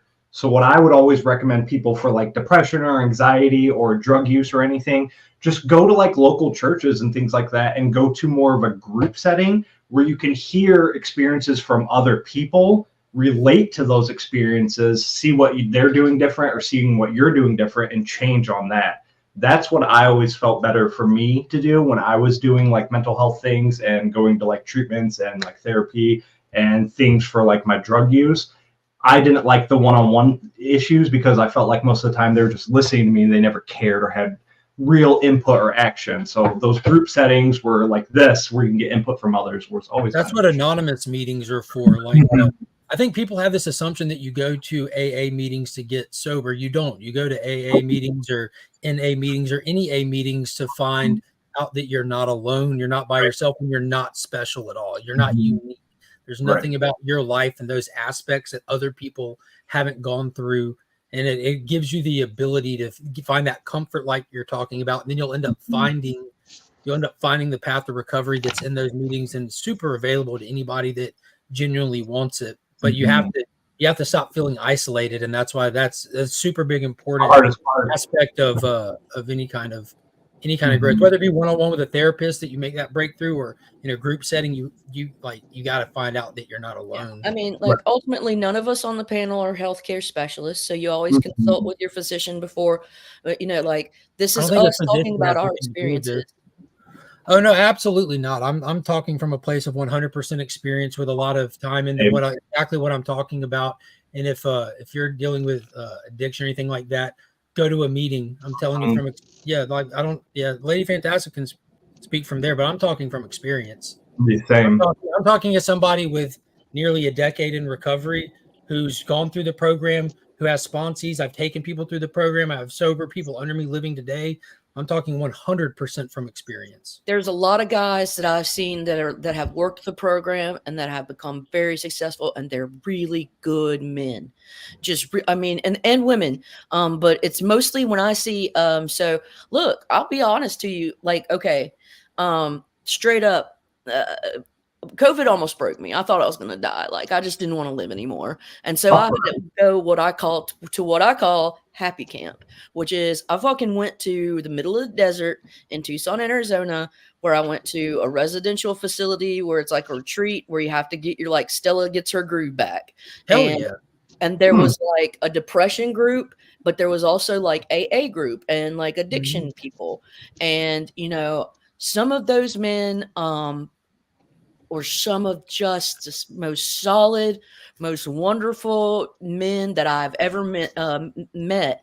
And a lot of them had a lot of scars from war, from, services in like, from being a cop or a fireman, from PTSD stuff. Yeah, and just all kinds of stuff, from being in gangs, having a rough life. And so that's just to say that I come from one walk of life, but man, if you can relate to anybody when it comes to assuming your own agency and being vulnerable and real. Mm-hmm. Yeah, All pain is universal. You know, how you got there is different, but yeah, everyone is universal. Yeah, but it's all about assuming agency, seeing your own value, but also seeing that like your savior, your way out is having faith in the connections with others. It is you gotta have faith in the connections with other humans, and I didn't realize that. Yeah, one of the and that remind like one of the first things that like really clicked in my mind is when they were talking about like the opposite of sobriety is not addiction. The opposite of sobriety is isolation. 100%. And like that took me a little while to understand that mantra that I heard like years and years ago. And then like it's cool how things like it takes experience with stuff, not long time experience. Sometimes, I mean, some quicker than others, but like it takes something to make things click. And when certain things line up, it just sets so much more like in motion and clarity. And that was one of the ones that lined up for me. I'm like, holy crap. Yeah. And all those times when I felt like all those times I was actually by myself or in a group setting, I was absolutely internally isolated through all that. That was me during my drug use, and my only friend or only buddy that I could turn to was YouTube. And watching people that I've watched for years, you know, before even doing YouTube, before doing this community, those uploads and stuff was what got me through the dark times. So the number one thing I've always said on my channel since day one is that you're never alone. If any of my videos, you know, help one person through a day, it's worth it. And that's my theme for my Friday positivity and shout outs that drops in 10 minutes is just community. It's just that we during my stream. I'm just it's theme. It's theme. Hang on. It's theme because it's all about community today, and that we are a small community. But if we have a common goal or a similar voice, we can be loud, we can be heard. And I talk about the John Jang thing and that just other things like Comics Curing Cancer. That was so amazing. Yeah, dude, that's what I mean. Like if we're just a small, tiny little community, but we have a very loud voice. I got to give Mad. I already gave him props, but mad props to Heroes Con and whoever organizes guests and stuff for seeing the response and immediately acting on it, like working as a great ambassador for their attendees. That was what a great response. Mad respect for that as well. Yeah, I'm super duper excited. That's one of the like artists like him, Daniel Warren Johnson, Todd McFarlane. Those are some of like my top guys that I have to meet, interact with, and stuff. So super happy. Oh, Mark, that reminds me. Well, coming back from Heroes Con, you're gonna have to bring a print back for me. I'm not bringing shit back for you, Alan. You can bring it back yourself.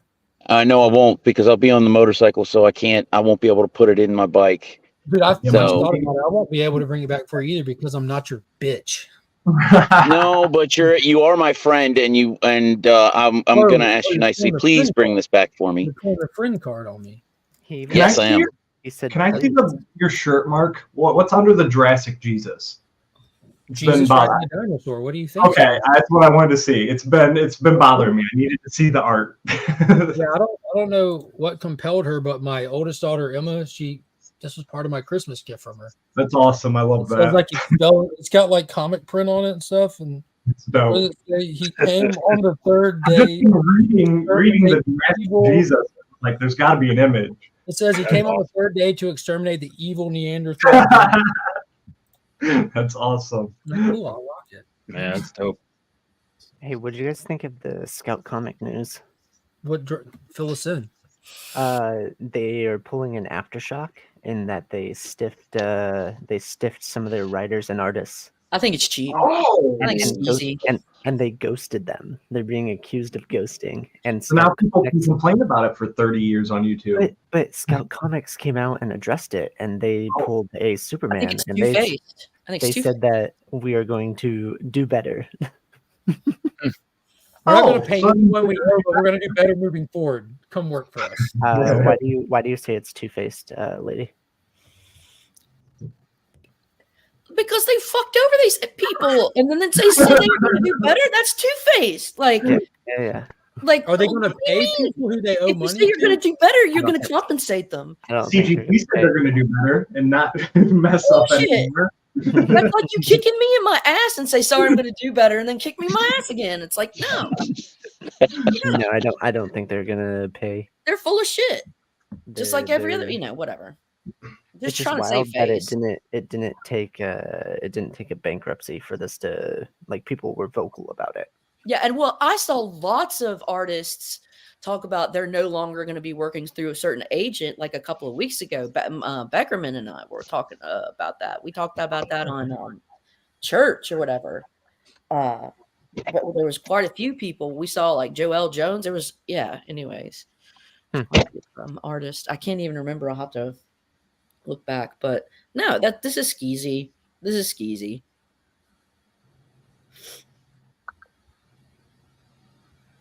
Yeah, I thought that you guys had heard about it. It dropped on March 1st. So the news has been out for a week. Anything drama related, I personally uninterested in trying to avoid and unfollow. They're just calling I don't out think drama this year. Yeah, I completely avoid it. And then if you're still talking about it a month later, I'm calling you out, bro. I'm done. It was Caden's comic art that we were talking about. That basically pulled that shit. Right. But it's one of my favorite publishers. It's just sad. It is. It is. I And love I Scout. agree with They you. have like the Scoot titles, which is good for Yeah, all ages. They publicize really well. I don't know. I'm just I'm sad. also one of the people that understands that not saying everybody, but most like bigger companies and stuff, at the end of the day, if you're a fan of that company and you think that company cares about you as a fan, you're living in a dream world.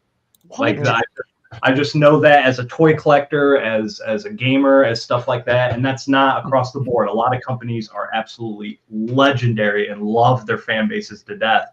Behemoth cares about you.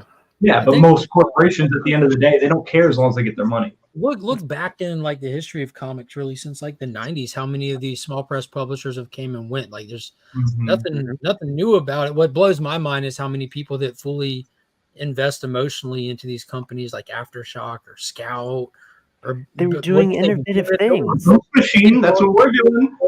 Ghost Machine is being published under Image, so no, that's Yeah, like, you're right. There's not even a big 2 anymore. There's a big 3. But you're right.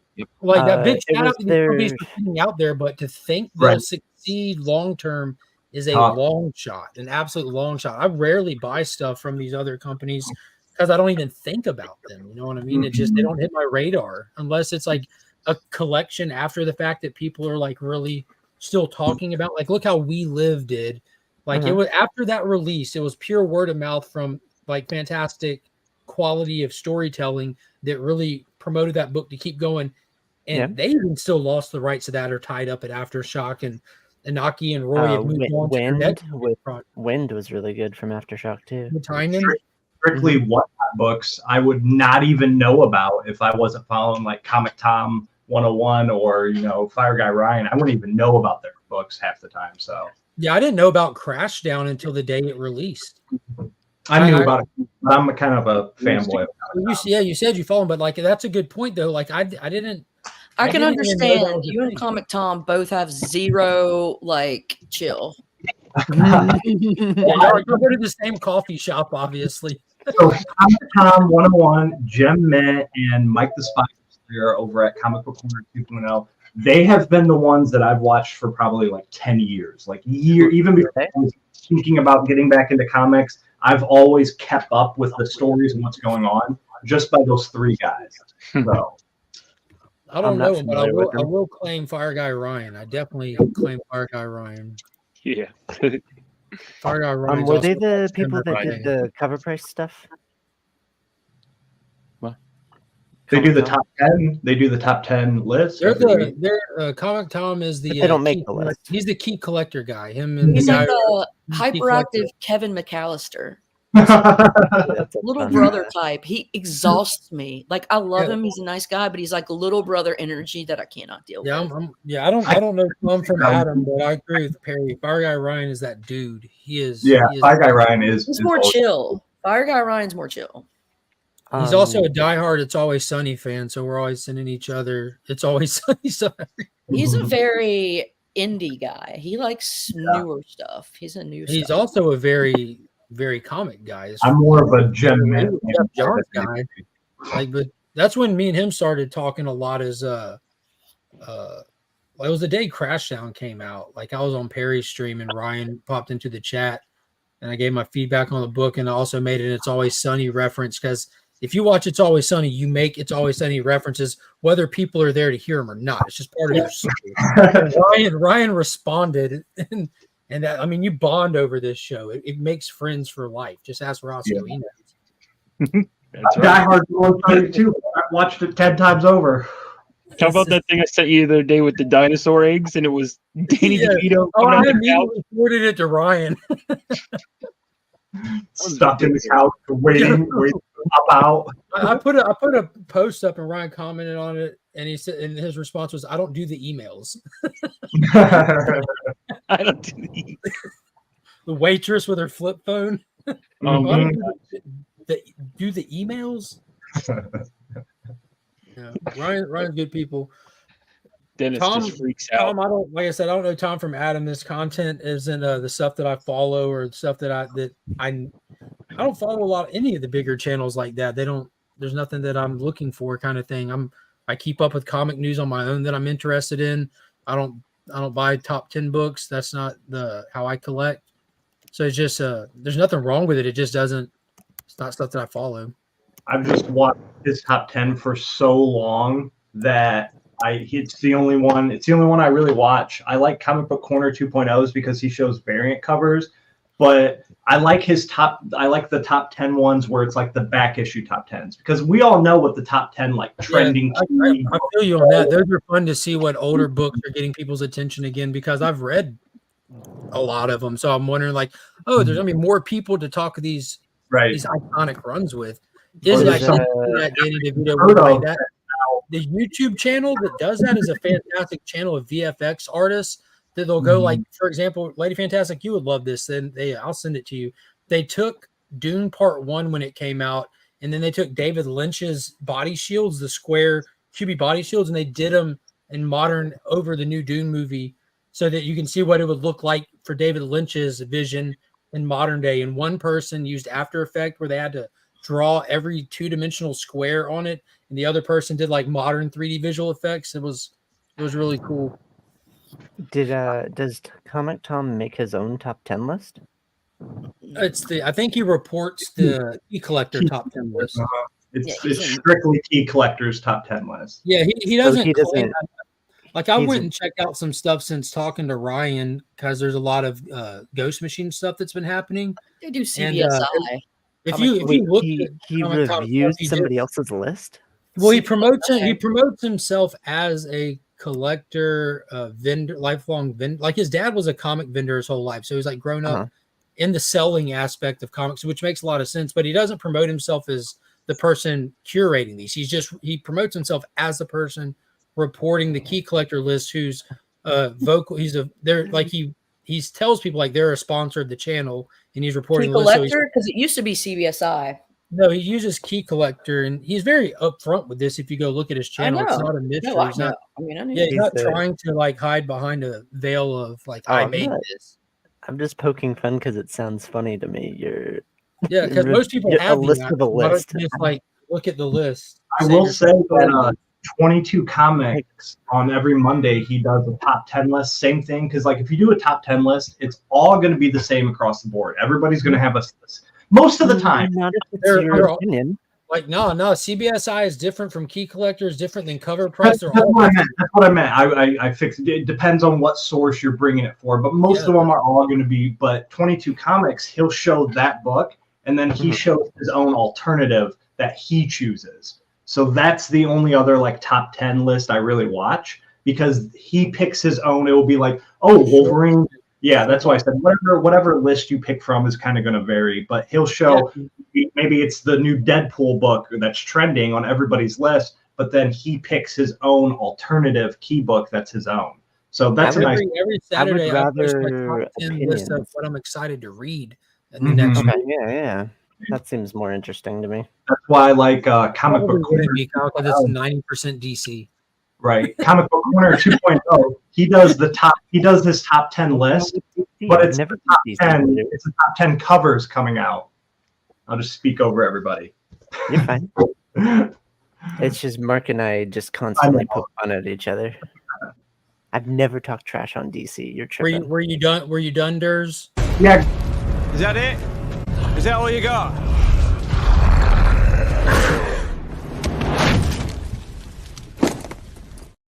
I thought I was going to have to flip my table, or you were going to play that other clip that I wasn't here for.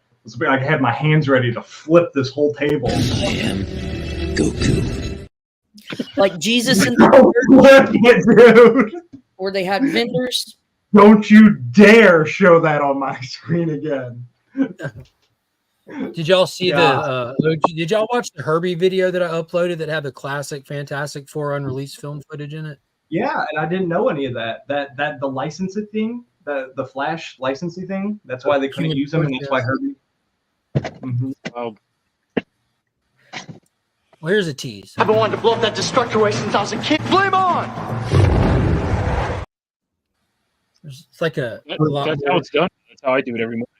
I was Yeah, muted. that's like- Flip my table. Unfortunately, I don't have a Mr. Fantastic suit, so I show up naked. What did you say, Clothes just Roscoe? coming right off. Oh, Did you say that that's part of your morning routine, Roscoe, is to wake up and say flame on? yep. And then that's how I start my day. I get out of bed and I go, ugh, flame on. No,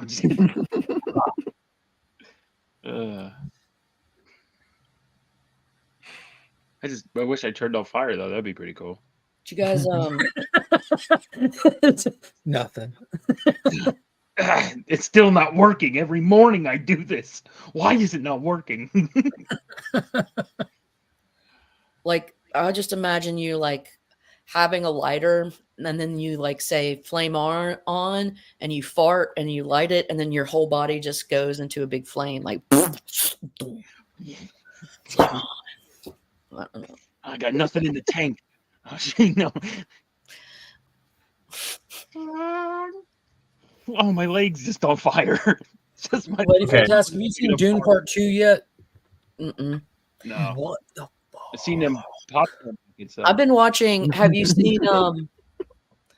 I found this. Her name's Comic Books Girl 19, and she has a Dune club for every single book of Dune, and I so fucking love it. And so I've been going through her Dune club, through all the books, but I kind of talk about presentation. As soon as I open it, she's dressed up like one as of a the Bene Gesserit. Bene Gesserits. That's She's- amazing. Oh, watch her reviews. Context, everything. That's awesome. She loves it, dude. She loves it. She's so into it. Like you'll love her reviews. How does she only have 481,000 subscribers? She should have She's more. just lame.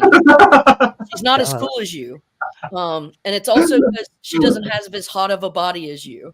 I disagree. I just subscribed. Yeah, I know. She just so sub her up. She's got. I like her content. Dude, but- look at her vibes. This is awesome for Loki. She's all like, yeah, she gets in the zone. Yeah, Comic Book Girl 19 is great. She's one of my. Oh, she's been doing this for a while. The 10-year-old I got video into on her. Prometheus. She's a big X-Men person, so I got into her like a long time ago for X-Men. But then I saw she did a Dune book club for every book of Dune, and I'm like, This has been going on for years. This one's 6 years old. yeah. So I've been going on. You guys want to hear something heartbreaking that I made a decision on? Don't talk about killing your cat. I'm not. No, God, no. I would not be here if I was here. I would be devastated. Yeah, I was like, are you going to put down your animal? No, I would. Look at me like this makes sense. I'm officially decided that Dune is not for me. I'm never going to watch it. No, I'm not going to hate on it. I'm not going to have Did you any. say you're not going to watch it?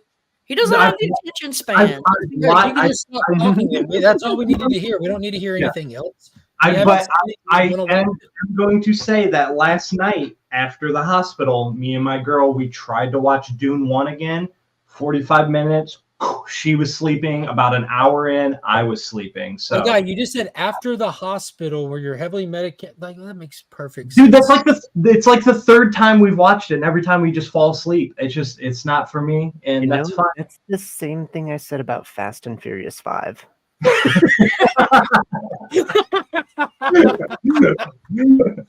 I couldn't stay awake. I'm gonna be honest. I've never seen a single Fast and Furious movie. Really watch the first 2 or 3. They're fantastic. Don't worry, lady, fantastic. They're afraid, not like, for Kyle.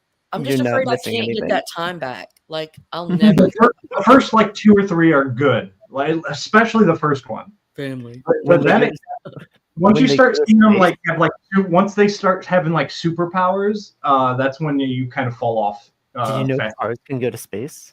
Yeah, like when it starts kind of going off the rails a little bit.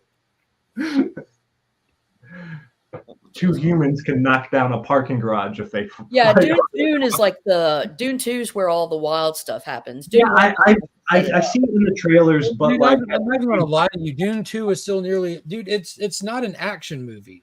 Dune is not an action movie. It's story. a movie about palace intrigue and political drama. Like that's what it's about. And I think that's why I'm just completely out. You know how Lord of the Rings is like a long movie. There's a lot of action in it, but it's not an action movie. Like the vast majority of any Lord of the Rings movie is not action. It's walking, talking. Like there's a lot to it. Like it's a drama. There's funny parts. There's action. I love Lord of the Rings. It has all of those genres inside each film.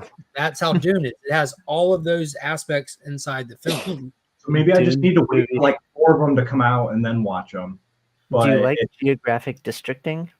It's just like for me, it was the whole. I think the sand is what really took me out, because as soon as I was like Sand Planet, I was Star Wars. I couldn't get that out of my head. So I think that base comparison really muddled it out. This is literally where George Lucas got his inspiration from. And we've talked about that. So that on the back end kind of bothered me, not knowing, like, I didn't even know Dune was books or anything back in the day. But like I said, it's great cinema. I'm sure it's great cinema, but like, dude, at this point in time is my most valuable resource. I can't. You've sat here on this stream and bullshitted with us for over an hour now. Yeah, because I never get to do it. I always work every Friday. So, dude, anytime I can hang out with you guys. I'm glad you're here, man. I'm glad you're my here. number one priority. But just, dude, like I said, I've tried it numerous times. I've really tried to get into it, and it's just not for me. But Mark, watch Comic Book Girls Dune movie reviews, and then I'm gonna dive into her content for sure. That's probably the first thing I'll look at. Yeah, check out a review of the That film. just shows you how much the algorithm does not feed me big channels. It knows better. Okay. I can't believe I've never heard of her. She's been around for years doing content, like on movies and stuff like that. Like that's stuff I watch, but it never fed me stuff until I was watching it through X-Men stuff, and then that's how I found her. And then when I was going through Dune stuff, I found her again, and I was like, "Oh shit, bitch, you know Dune." So whenever I click on YouTube, I click subscriptions and I go to unwatched. I don't ever go anywhere else on my YouTube to find anything that's not on my dial. And then I go on my feed and then I'll click save to watch later, save to watch later, save to watch later. I do, but I haven't done the unwatched thing. I need to filter using that. Yeah, I don't, because if you just stay on like all, let's see, all random stuff or today or anything. When I'm scrolling, I just go, do not recommend this channel, do not recommend this channel, do not recommend. So you're a big help. And eventually all Kyle gets is his old videos. Yeah. It's like the last post was like 9 months ago or some bullshit. Hey, yeah, that's how IG's algorithm works right now. You see a post from like 3 weeks ago. Easy Creasy said she took a big break. I probably know. People don't understand the time traveler thing is because I will literally just disappear for 6 months. What is this? She took a big break. No, I've used YouTube for years. Like I've been a paid subscriber to YouTube since like 2015 when it was YouTube Red. And I had YouTube I've Red never. too. Did you get grandfathered in? Yeah, Like my price is still low. Like they upped the price at the beginning of this year, but it's still lower than everyone else's by like $6. And I I get the canceled music my for free YouTube still, too. Red, and then they switched, and I got screwed. Yeah, I was grandfathered in at $9.99 still. Yeah, couldn't I paid imagine 14. not paying for And I YouTube. still get all the updates and everything, you know, like how sometimes yeah, you're yeah. grandfathered in, you're not giving updates, but I'm still rocking. Don't ever click that 3-month free trial of YouTube Premium because you'll pay $13.99 for the rest of your life. You'll never be able to go back to ads. Ever. Yeah, you can cancel your membership, bro. No, I'm saying like after I got the free you get spoiled. Yeah, experienced it without ads. There's no way I could ever go back. I still do ads because I'm like, fuck you, you're not getting my dollars. I can't. I'll wait it out, bitch. It's the ads in the middle of the video. YouTube that it makes no sense for me not to be a paid member. I'll watch a 10-minute video and get 6 ads. It's like, no, I'm done. I can't. I like to download the download. You can make some of them. You gotta wait the 5 or 30 seconds or Some of them you can. Some of them you can skip. No matter what, you can skip them. You go to info, block ad, get out of it, then done. But I'd rather just link my credit card and it will be automatic. I don't have to worry about it. That's what I said. If you don't depending on people like you to make their money. Then that's fine. Then that's fine. Like I make content. That's why I make money. I know a lot of people complain about YouTube getting their monetary cut from channels that are monetized, but I think it's a super fair trade because this platform is super updated all the time. They're constantly doing stuff. I feel like the money that they get goes into it. Obviously, like they keep a lot of money. It's a very profitable company, but they don't shortchange their creators in terms of the platform. Like they'll limit you sometimes based on like what you can say or this or that and what's ad suitable and all that. Like they're kind of chilled out a good bit in the past 6 months. You know, you couldn't talk about the coup for the jab or certain hot topic words that there's like, no, you can't say that, which are obviously politically based, which COVID was a thing. That backfired on them financially to a degree, and they've kind of chilled out a good bit, which, you know, as a company, as a business, I think it's important to make money. So I think that's good that they've kind of backed off a little bit. I think there's like a happy medium, you know, because it's like, no, absolutely suppress like free speech, but at the same time, like you can't propagate what's like blatantly crazy. Yes, you can. Yes, you can, because we're all adults. Lady Fantastic, how many times have people propagating crazy shit? How many times is it? When I say crazy, I mean crazy where it will be at the detriment of the public at large in terms of like this. I understand what you mean because it's a fine line. It's a very fine line, and I will err to publishing really awful, disgusting content. But you know that we both know that there's a line. I can't be watching people get beheaded real time. No. I think that's because for one, it's probably illegal to behead people, so you shouldn't be doing that. Just because shit's illegal doesn't mean it don't happen.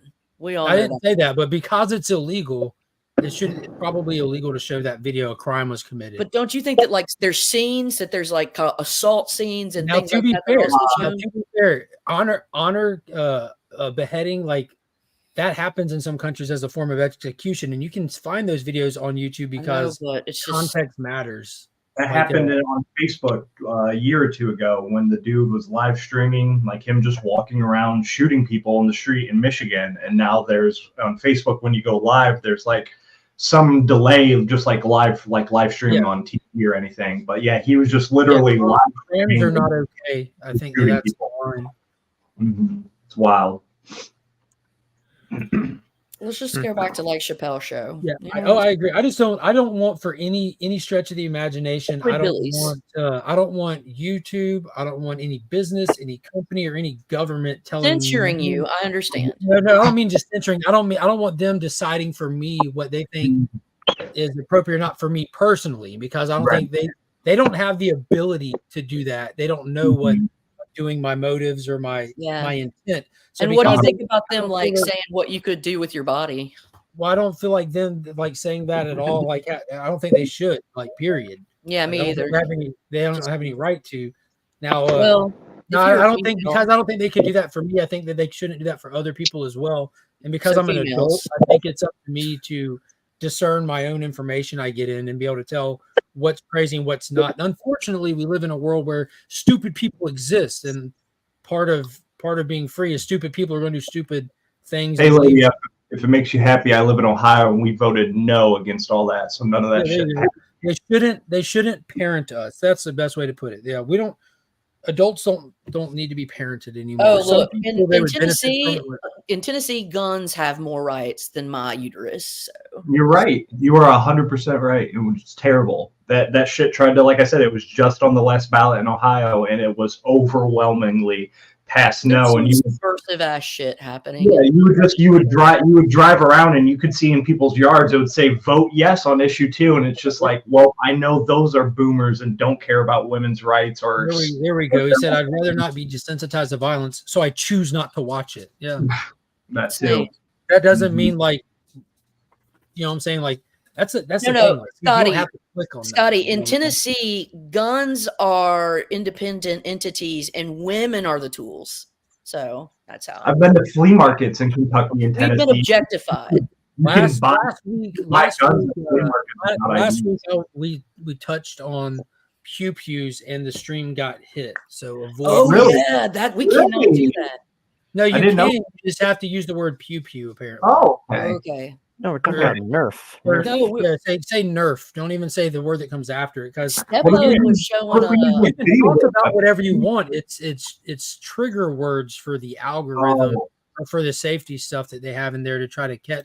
Because people that do illegal acts use these words, and that's why like they don't have like real life people that are capable of like monitoring their entirety of their platform, so they have to rely on keyword. Yeah. So you got to say Lancer, you got to say plasma rifle, you got to say. No, you just have to say what I said. You have to say pew pew. Yeah, but those are video game. There's context to those streams, and that's what another thing that hits it. Being that this is a comic based channel, those words they stand out. That's why the whole consistent. If you have a monetized channel, when you're going through like the uploading of videos and setting of them, when you turn on monetization, there's a list of things that it says. Because what they're really concerned about over everything is ad suitability. Because if they can't run ads to what Steam is ad suitable, which goes into agreements that they have with people that are running ads, kind of thing, it affects their money. Could we say comic? There's nothing moral about this company at all. This company is not telling you can't say this because it's harmful. You can't say this because what if someone acts out on it? You can't say this because it hurts their feelings. They don't give a shit about that. What it is right now in the financial sphere, or for the past couple of years, it was financially beneficial to like you give a shit about that. And now it's slowly not as financial beneficial, and it's costing companies money to act like they give a shit about those issues. So they're leaning back from it. But so that's why it's getting a little bit slacker, but they also don't know who to run ads over. You know, there's pew pew companies that run ads on this platform, and they run ads over proper context channels. Right. And stuff like that, though. Makes sense. Yeah, they're not worried about moral. Exactly. That's like Disney pretending like they care about morals. And like, dude, that's the funniest thing I've ever heard. You do know, like, this company that is grandstanding morals They're and worried values. about FCC revenue loss. If you go into any other country in the world, they edit their morals and values out of their content to make $1. Like, they don't give a shit. I got morals and values are context dependent and time dependent. I got ran out of the Funko because before being into comics, I had thousands of Funko Pops. I wasn't making videos, but I was very heavily involved in the Funko community, Reddits, chats, and stuff like that.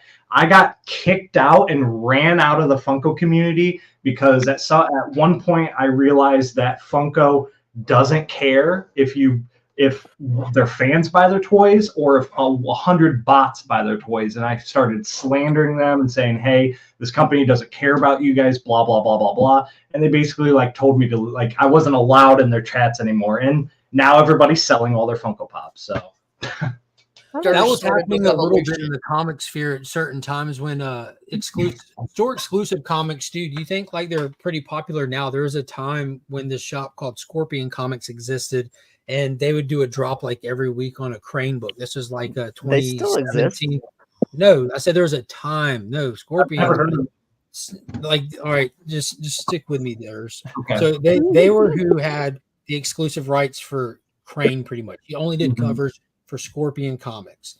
And good luck getting one. They would drop one and bots would eat them up, and a few people would get them, and people would talk about it all the time, and they wouldn't do anything about it. And people kept trying to get them, this and that and the third. And now you don't really have that issue. Like, I know, like when BTC did that Superman gold foil, that was the first time that they had people respond and say, yo, this just got botted bad. And they immediately put in measures like with the catches or whatever they're called. Yeah. And stuff like that. And I don't think that stuff was as easy to do back then, or it might have cost more money to apply to your website and all that. But the fact that a company the size of Funko doesn't put it there, I get, because they do so many stupid ass pops that, you know, how often would one of those pops go up for sale that a bot beat you out on that you wanted? Every so often. But how often do they drop them? All the time. They need those bots to make up for the times when the customers ain't going to do it. So They create false demand. Yeah, Say- they're right. creating false demand. Exactly. Since being back into comics, 2.5, 3 years ago, and coming from somebody who was very heavy in the toy community and the online sales and the pop-up shops and stuff, I haven't once experienced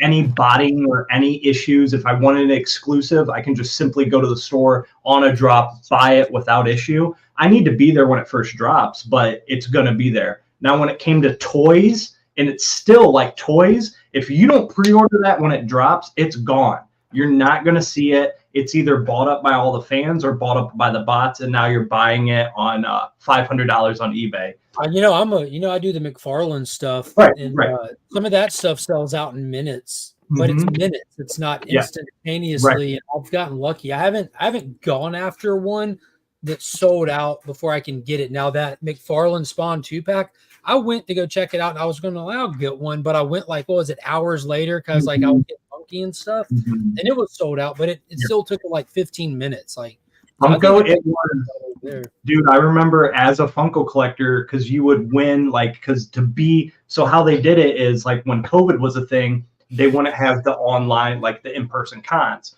So you would enter a lottery, like with your email, that you would just happen to get picked. And if you got picked for that lottery, you were first to be able to buy any of the cons. You would have to be on your phone. You would have 10, maybe 15 seconds to pick the pops you want and check out. And 99% of the time, by the time it got done loading, almost all the pops would be sold out, or you would only get one. So you would have to just have everything preloaded and everything. But at that time, I was spending like $100 and then flipping it for like $2,000 or $3,000 instantly that day, just because I was selling out of my Funko. But it was just, you would see hundreds and hundreds of bots just buy everything up. I didn't realize. Yeah, that's how Scorpion was. Scorpion, it would literally be less than, there wasn't a drop that didn't sell out in less than 10 seconds. Yeah, that's how. But I mean, this went on for super long time, like years.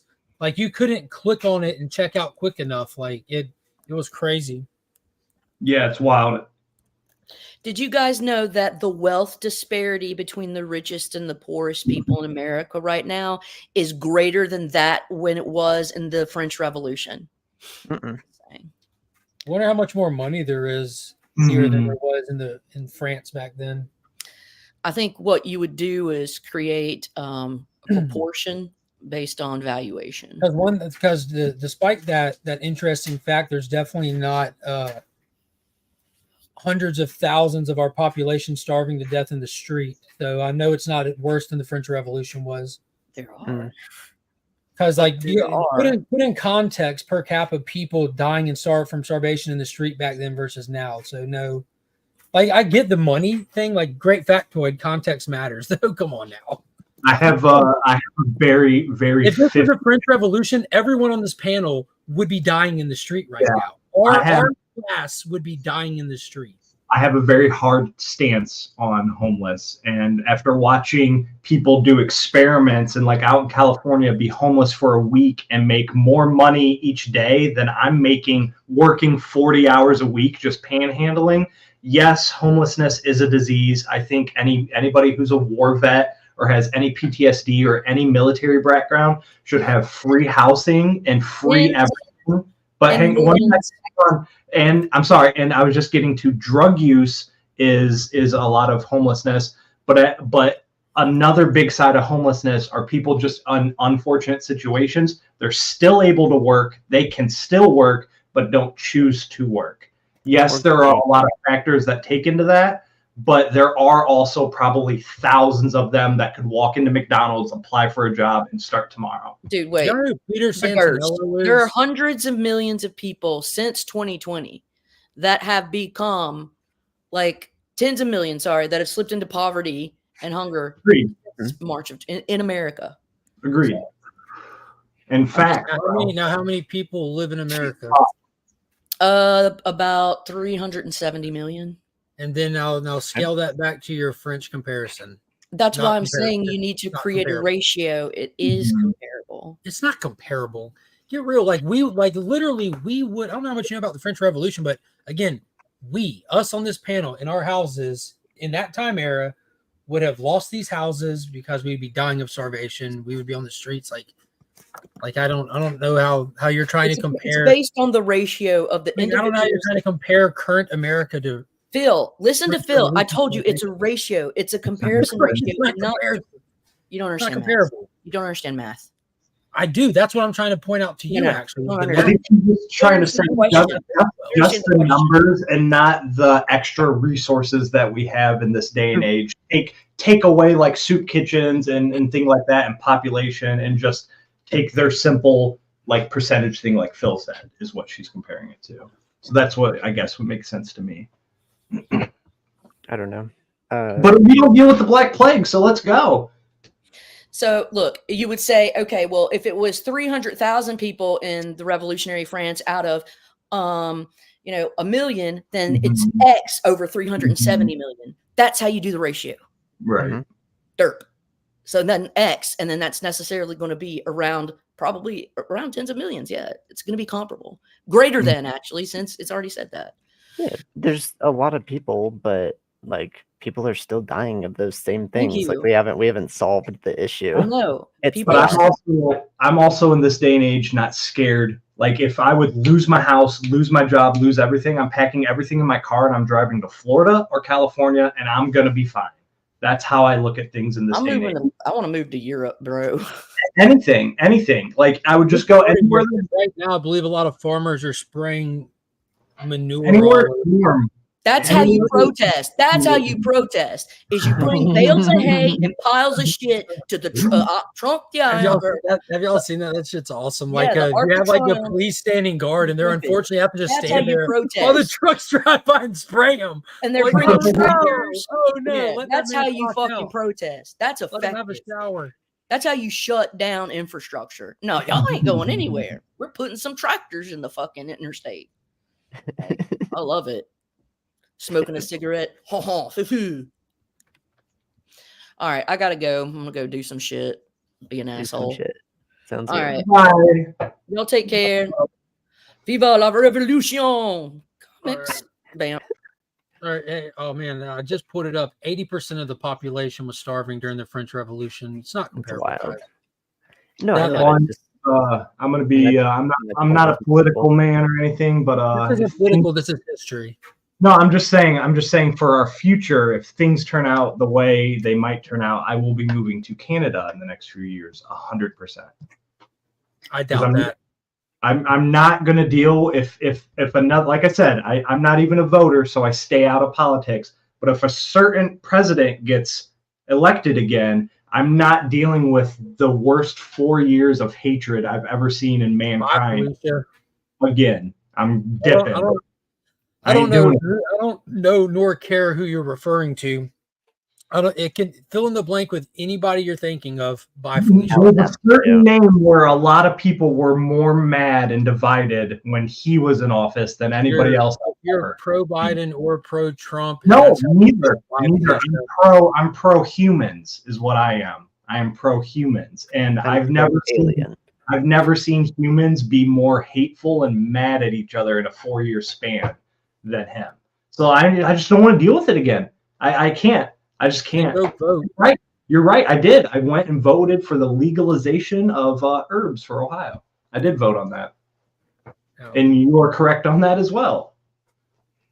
But I don't know, man. It's just the secret about politics and hatred and all that stuff that surrounds it. If you don't participate or like you don't really have to deal with it. I helped. I ran a political podcast back in the day.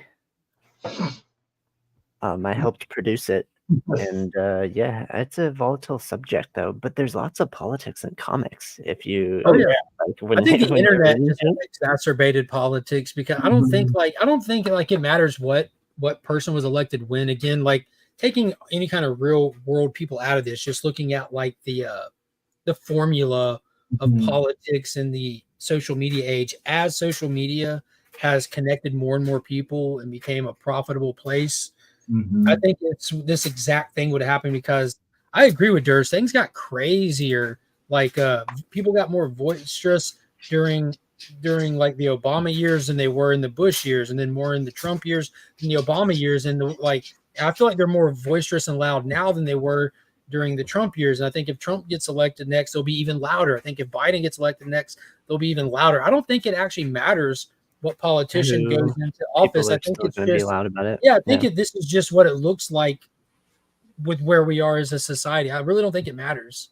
Maybe it's because I'm in Ohio and we're more backwoodsy here, but it was really rough. Probably way more backwoods. It was to the point where like if you had a flag on your car or said something in public, like people are wanting to fight you or shoot you or do something in public. Yeah, I'm not disagreeing with that. I'm saying like what I'm just saying.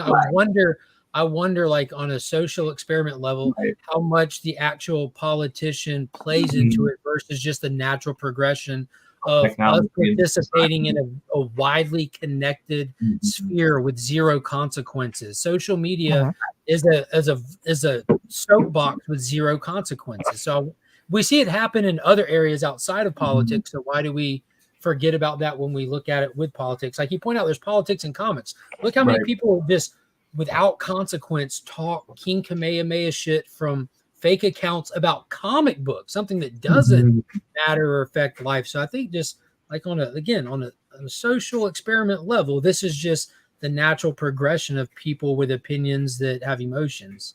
I hate it. Every 4 years, it's my least favorite time period. It really is. But we only have to wait about like what 6 or 7 more years. We just have to wait about 6 or 7 more years, and all the senators and congressmen who are like 95 years old, they'll finally die out, and there'll be new ones. No, we'll have new ones. We just need to keep in mind it was one of the youngest ones. You're right. Leaked the video having anal intercourse on the House floor. You're right. That wasn't one of the old heads.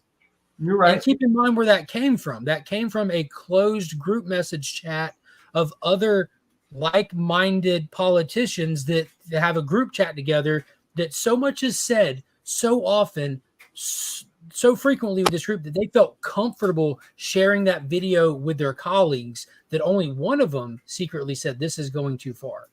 So that's the people that in 7 years will be the more influential people, dude. Like I'm it's not also a supporter of Clinton getting dome in the Oval Office, because if I'm the president, I'm glad you said Oval Office instead of somewhere else, because he was really, really, really on a flight log list. Right. Glad he picked Oval Office. But yeah, if I'm the president, dude, and it's available, you can't tell me you ain't sitting in the big chair lavishing it up. I think this is why history is so fun and important, because the more you know about history, the more you look at stuff today and you'd be like, yo, this isn't nothing new. This isn't nothing crazy.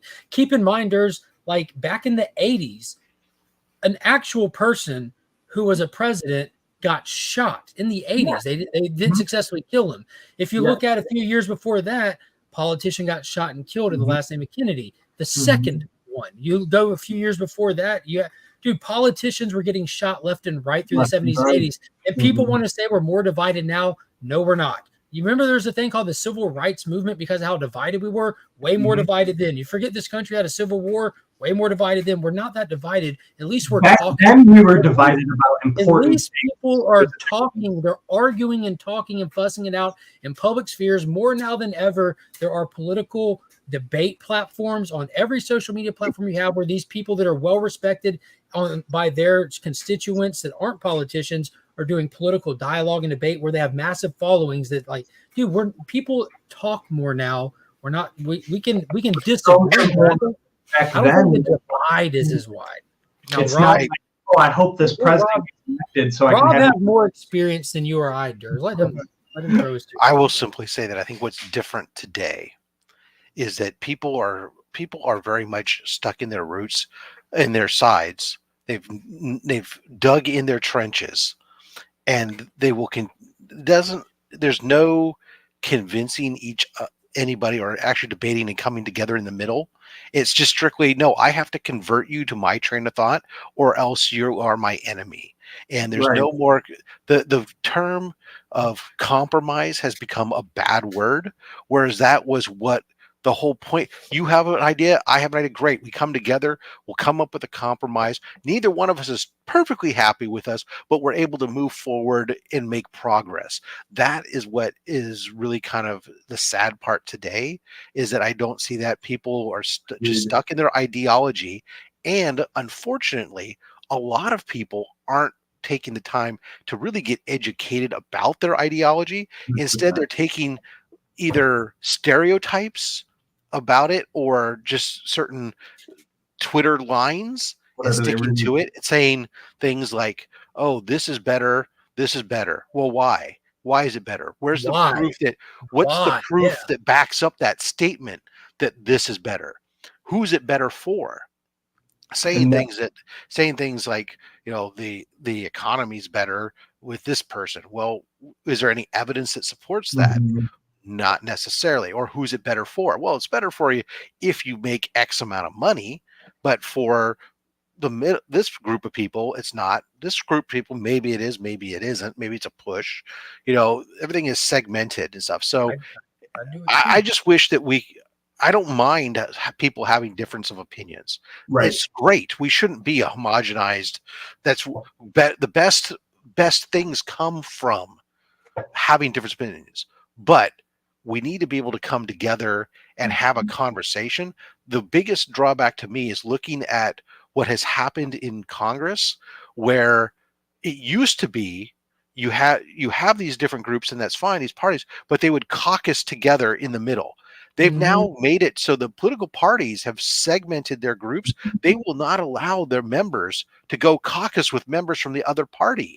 And their goal is to stay balanced enough to block the other side 100% of the time, always, and nothing gets done. Yeah. I agree with Marcus on this too. Like, and I'm guilty of this, where you're overconfident based on your knowledge set. And that kind of goes back to what I mentioned to you, Marcus, after the stream Tuesday. Like, I'm always trying to question my epistemology. Like, if I believe something, I ask myself, well, why do I believe that? Am I justified? And then I set out to try to figure out what's the source of my belief.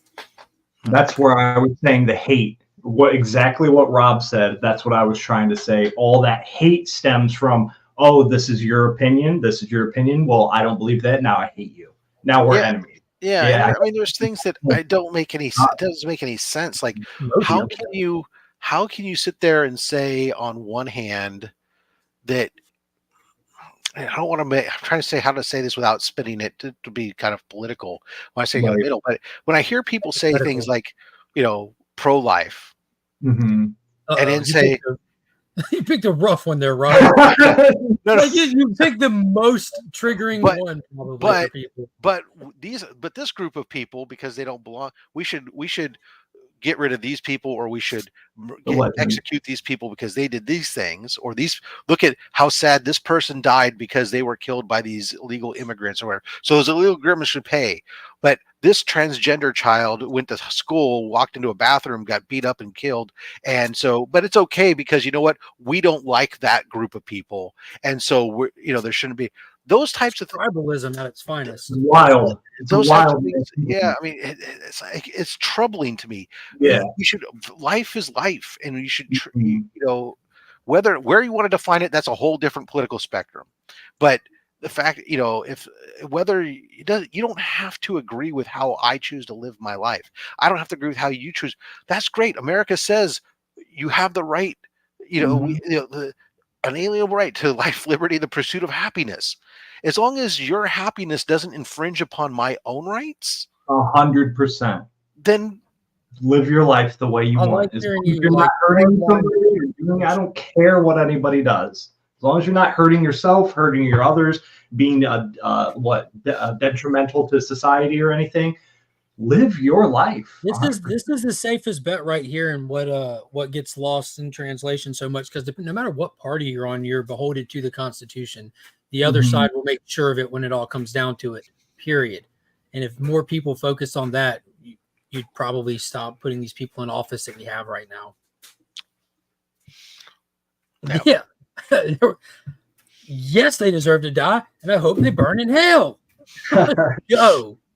Let's go. But yeah, I mean, it's tough, and people just need all the hate in the world, man. It's so draining anymore to me, and it's so like it just sucks. And like living in Ohio, especially on the East Coast, like kind of being a more, like I said, we are more like rural and farm state. I see it a lot here, and it's really draining. It is. You should live down here. It's ironic to see. I want to move anywhere. I'm trying. Instead of moving to Canada, just come here, because dude, I just must live in a great place or something. Because like I'm sure there's problems, but the stuff I hear people talk about in other places, I don't know if it's just because it's easier to talk about the negativity than the positivity. But this is such a fantastic place to live, man. I can't even. So like, it's to the point where I have 3 neighbors who are just slamming with their car systems all the time. And with somebody who has $1,000 system in my car, I am loud as well, but they'll sit in front of their, what? So quit bragging about being bad. When I brag about my technology, I like to brag. I'm a tech head. It sounds like you're bragging about being bad with money. No. I have expensive taste on a budget price. I think Rob would probably see your setup and then spit on you. No, this isn't an audio professional here. I don't know. You might be impressed. I must say, I love this statement here that Scotty points out, just because the other day, right, Donald Trump literally said that he shouldn't have to pay a fine because he's too rich.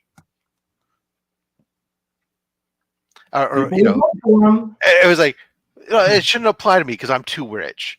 I mean, he literally fucking said that. I shouldn't be fine because I'm too I haven't poor. heard it, and that guy is notorious for saying wild stuff, but I have a feeling he literally didn't say that. He did just drop those. He was being told, court order was telling him he didn't have to pay the bond. It was a $456 million bond or whatever it was. Mm-hmm. He said that he shouldn't have to pay it because he's too rich. He shouldn't have to pay the bond. They should just accept that he's good for the money. Did his 7 or 8 other failed businesses, did they just accept that he was good for the money, or did they go bankrupt? Or the contractors that got screwed? Yeah. I just thought it was funny, not just from the standpoint of anything else, just from literally the statement was basically saying, because I'm rich, the court rules shouldn't apply to me.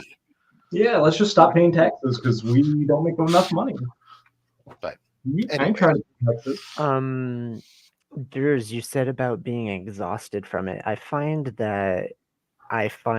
like I have like a safe haven, or like in comics basically, or like somewhere that I can go to get away from like the loudness of. Me too.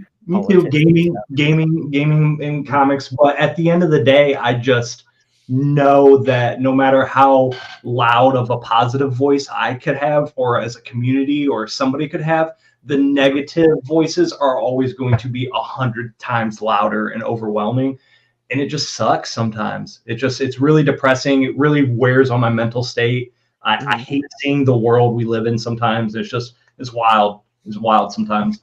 Or looking at other countries, looking at how other countries are with each other and how their bond is compared to our country. This is the problem, right? So it's like I've grown. One of the things I never thought ever of thinking like, oh man, I would want to leave this country. There are times though nowadays where every once in a while I sit there and go, oh man, this shit's just getting crazy. If this shit doesn't change course at some point, right? I might have to decide it. But the problem is, where do you go? Because you're familiar with our problems, but you have to really start before you make a decision. You have to go. Every country's got problems, and so grass is always looks greener from the other yard until you get there and you spend some time with it. And all of a sudden, you realize, well, shit, this is patchy crabgrass, and it's fucking brown right here in the middle where the dog pisses all the time, right? So there's always that, but there is a like I do hope that you're right. I hope that some of the problems with what's going on hopefully is tied to we get some turnover for some age changes, and some of the younger set come in and are willing to have some conversations. The problem is my generation isn't the generation that you want coming in there. Our problem is we've let the generation before us keep in there because we've just said fuck it. You left us alone. We're gonna fuck it. We don't give a shit. You already broke us, right? So the next groups, the millennials, unfortunately, we've dumped it onto them. And Gen Z, we've said, fuck it, we're giving up. It's your guys' fucking problem to figure out. Grandpa fucked it up. I'm just passing it on to you to deal with, right?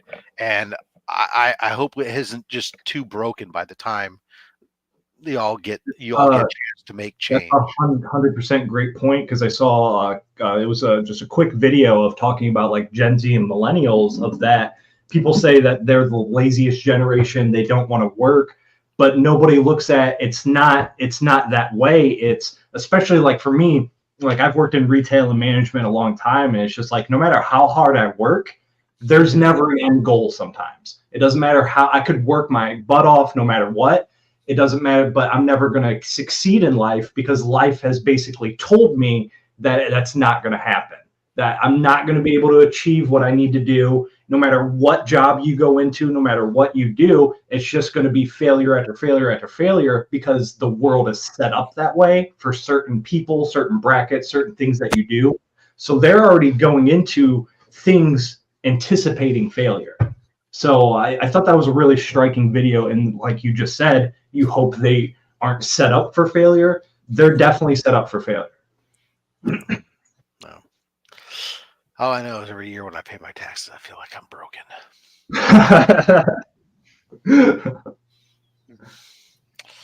I'm gonna get out of here. I appreciate you. Love you, brother. Gotta pop off too and get ready to go get monkey. I miss so much of you, but I'm glad to see you. Thanks, Rob. I appreciate it, brother. Yeah, like I said, I'm trying to meet that goal, 100 pounds, the next time I see you. So, son of a bitch, dude, you're gonna be standing next to me, and you're gonna look like a svelte motherfucker. Yeah, right. I'm nowhere near that yet. I still got some You're a white man. The demographic. You're sub 300 now, right? No. Oh well, no. Okay. I'll tell everyone straight up. We have a not white president. I was over 400 pounds. Okay. So now I'm in the lower 300s, but I want to be under that 300 range.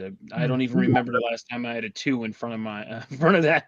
It's been a long time. I mean, high school maybe, not even. Probably before that. That's great, man. I'm fucking proud of you, man. That's just it's nothing to. I mean, nobody should ever belittle the amount of effort that goes in. It takes to do that, because I'll belittle it just because you said that I can't, but I won't mean it. Yeah, I mean, because it takes dedication, and even anybody who's tried to stop any food addiction and stuff like this is is just as hard as any other addiction to get off of, if not harder, because when you're trying to get off drugs, you can stop taking drugs, and people can support you with that, but you can't stop taking food. That's true. You still have to eat, and those same pleasure centers and everything, reward centers and everything else that goes into that shit, that stuff still starts triggering stuff in it. So it requires a lot more discipline, I think. Yeah, That's just my opinion. I've never had to deal with coming off of drug addiction, but I've dealt with drug addiction cold turkey for 2 weeks, and 100% every day for those 2 weeks. I thought I was going to die. 100%. It was. I think it was more the cigarettes than the drugs, because I did Probably cigarettes. not, bro. Probably not. I'll say it right now. I did cigarettes and cocaine. No one ever died. Did you try quitting from both at the same time, though? I did cold turkey, both of them at the same time, because that's dude, my mentality was, I was in a position where I was like, I knew doing this drug was very detrimental to me. So I was like, okay, I'm just going to quit this. It's the time to do it. And I was also moving into one of my friend's house that was going to help support me. And he doesn't smoke cigarettes. He was big at vaping. He's like, dude, if you're going to live here, you can't smoke cigarettes in my house, on my front porch, or anything. So I was like, F it. I'm just going to quit cold turkey cigarettes as well. 7 years, almost 8 years now, haven't had a cigarette or that kind of drug. So yeah, no, that's great. But I mean, could you imagine though? Like, I mean, I'm saying impossible. Impossible. You go, you can have just a little bit Impossible. every day. Impossible. Yeah. There's no way. I don't look like it, but if I didn't have the metabolism I have, I would 100% be 400 or 500 pounds. Yeah, like, when I used to have your metabolism, I was a skinny little dude, motherfucker. I ate a bowl do by the gallon. like 4 or 5 cans a day, bro. It was 3:30 in the night, almost 4 o'clock in the morning last night. I woke up, had a bowl of cereal, had a glass of chocolate milk, and then ate 4 Reese's peanut butter cups, and then went back to sleep. I love chalky milk. That's Yeah. one thing that I'm like, that's actually a treat for me now, where I'm like, Nice. I'm like, yeah, let's get some chocolate milk at the end Dude, of this if month. it's gonna be a treat for you, make sure you get it in a glass bottle only. What is fun is when you're really on it is like when you start seeing like a low sugar yogurt like fucking tastes so good, and or like I remember like when I was like really bad on it, it was like I was really hard on it. It was like, and I had like some peanut butter, and I was like, oh, holy shit, that is sweeter than fuck. In 5 or 10 years, I'm gonna probably be down. Right now, my guilty pleasure is trail mix, but I'll make it. But I make it myself, so I make it heavier with the nuts and stuff. But there's still like when you get those bits of those raisins in there, it's like, oh yeah. Yeah, I get the trail mix that has the M&Ms in it. Well, mine does too, but again, because I'm making it myself, it's pretty minimal. And I've been using like the peanut M&M, so there's even more. So because I'm tricking myself, like, oh, there's a peanut in there, so it's healthier. It's funny, Rob. You were saying that, I'm thinking to myself, I love pie and I love sweets and stuff, so I cut a lot of those out. And now I'm like looking forward to sugar-free Jello. I'm like, yeah, like, God, what's wrong with me? Oh, good. Yeah. All right, man. Appreciate you guys. Kyle, I gotta say, brother, I love the beard. Keep it going, bro. Love to see you, man. Glad you hit me up the other day. Oh yeah, I got a couple of books I'm going to be showing you. So absolutely, bro. We'll talk. Everyone have a fantastic day. Kyle, again, great to see you, man. Love her. Miss you, bro. All right, guys. Mark, I know you're there. Have a great day, bro. Au revoir. Bye, boom, boom, boom. I want you in my room. Let's spend the night together. Back in my day, the song went boom, boom, boom. Let's go back to my room where we can do it all night, and I can make you feel right. Oh, see, I'm not. Mine's boom, boom, boom. I want you in my room. Let's spend the night together. Yeah, I know.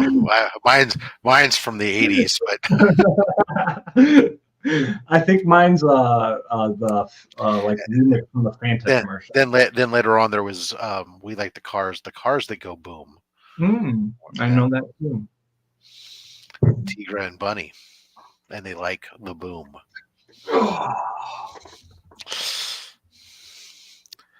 Kyle was all about Tigra and Bunny. I'm gonna go pick up I know more about the drugs 70s from the than the 80s, pharmacy. to be honest, Job. What's that, Kyle? I know more about the 70s than the 80s. I'm not a big 80s person. Right. I was being facetious. Fair. I'm sorry. You were saying Durst? I have to go pick up my drugs from the pharmacy, my back drugs. Wait a second.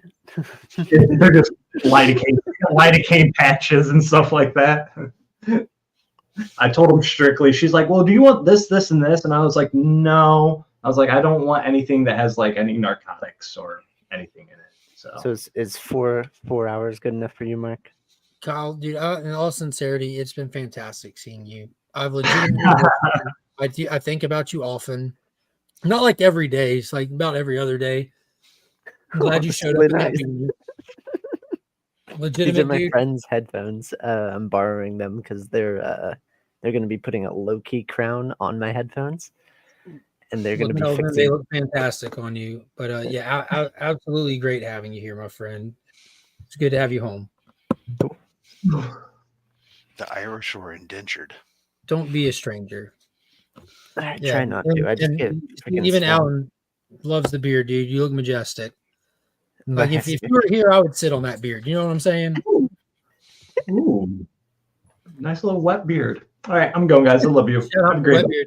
I'm Bye, getting Darius. ready to bounce out as well. But before I head out, I am going to remind everybody that this is oh my god, this is going to be a fantastic year. Comics Curing Cancer. You know, it's officially open. You can hit that link, follow it on Instagram to keep up with all the announcements, updates. We have a lot of stuff in the pipe. Me, Rob, and DJ met last night for nearly 2 hours getting everything in order, getting our ducks in a row. And there's nothing but good stuff, exciting stuff. We're trying to make it fun and not just from a money raising aspect. That's obviously the goal, but also just from we love this hobby and we're trying to do something fun for people who enjoy this hobby. And we've got some awesome Put some stuff lined up. positivity out there. We're going to put our positivity in you. And this year at Heroes Con, the three of us will be there together, putting our positivity in anybody that wants to come by the booth. We'll have awesome positive things to put inside you, in your hands, wherever you take your positivity, we'll have it to put there. Booth 1769, Heyo. Practically in the exclusive middle of the announcements. comic book floor. Mhm. That's really cool. That's really fucking cool. We hope you can make it to Heroes Con, Kyle, whether it be by rollerblades, scooters, or trains. I hope you're there. I might be at Terrificon this I year. don't know Yeah, how that's that- not Heroes Con. What the fuck are you talking about, bro?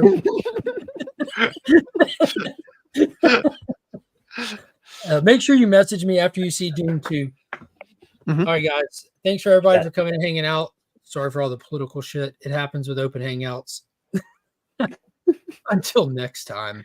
In an open forum, things In are an discussed. open forum, it happens. Yeah.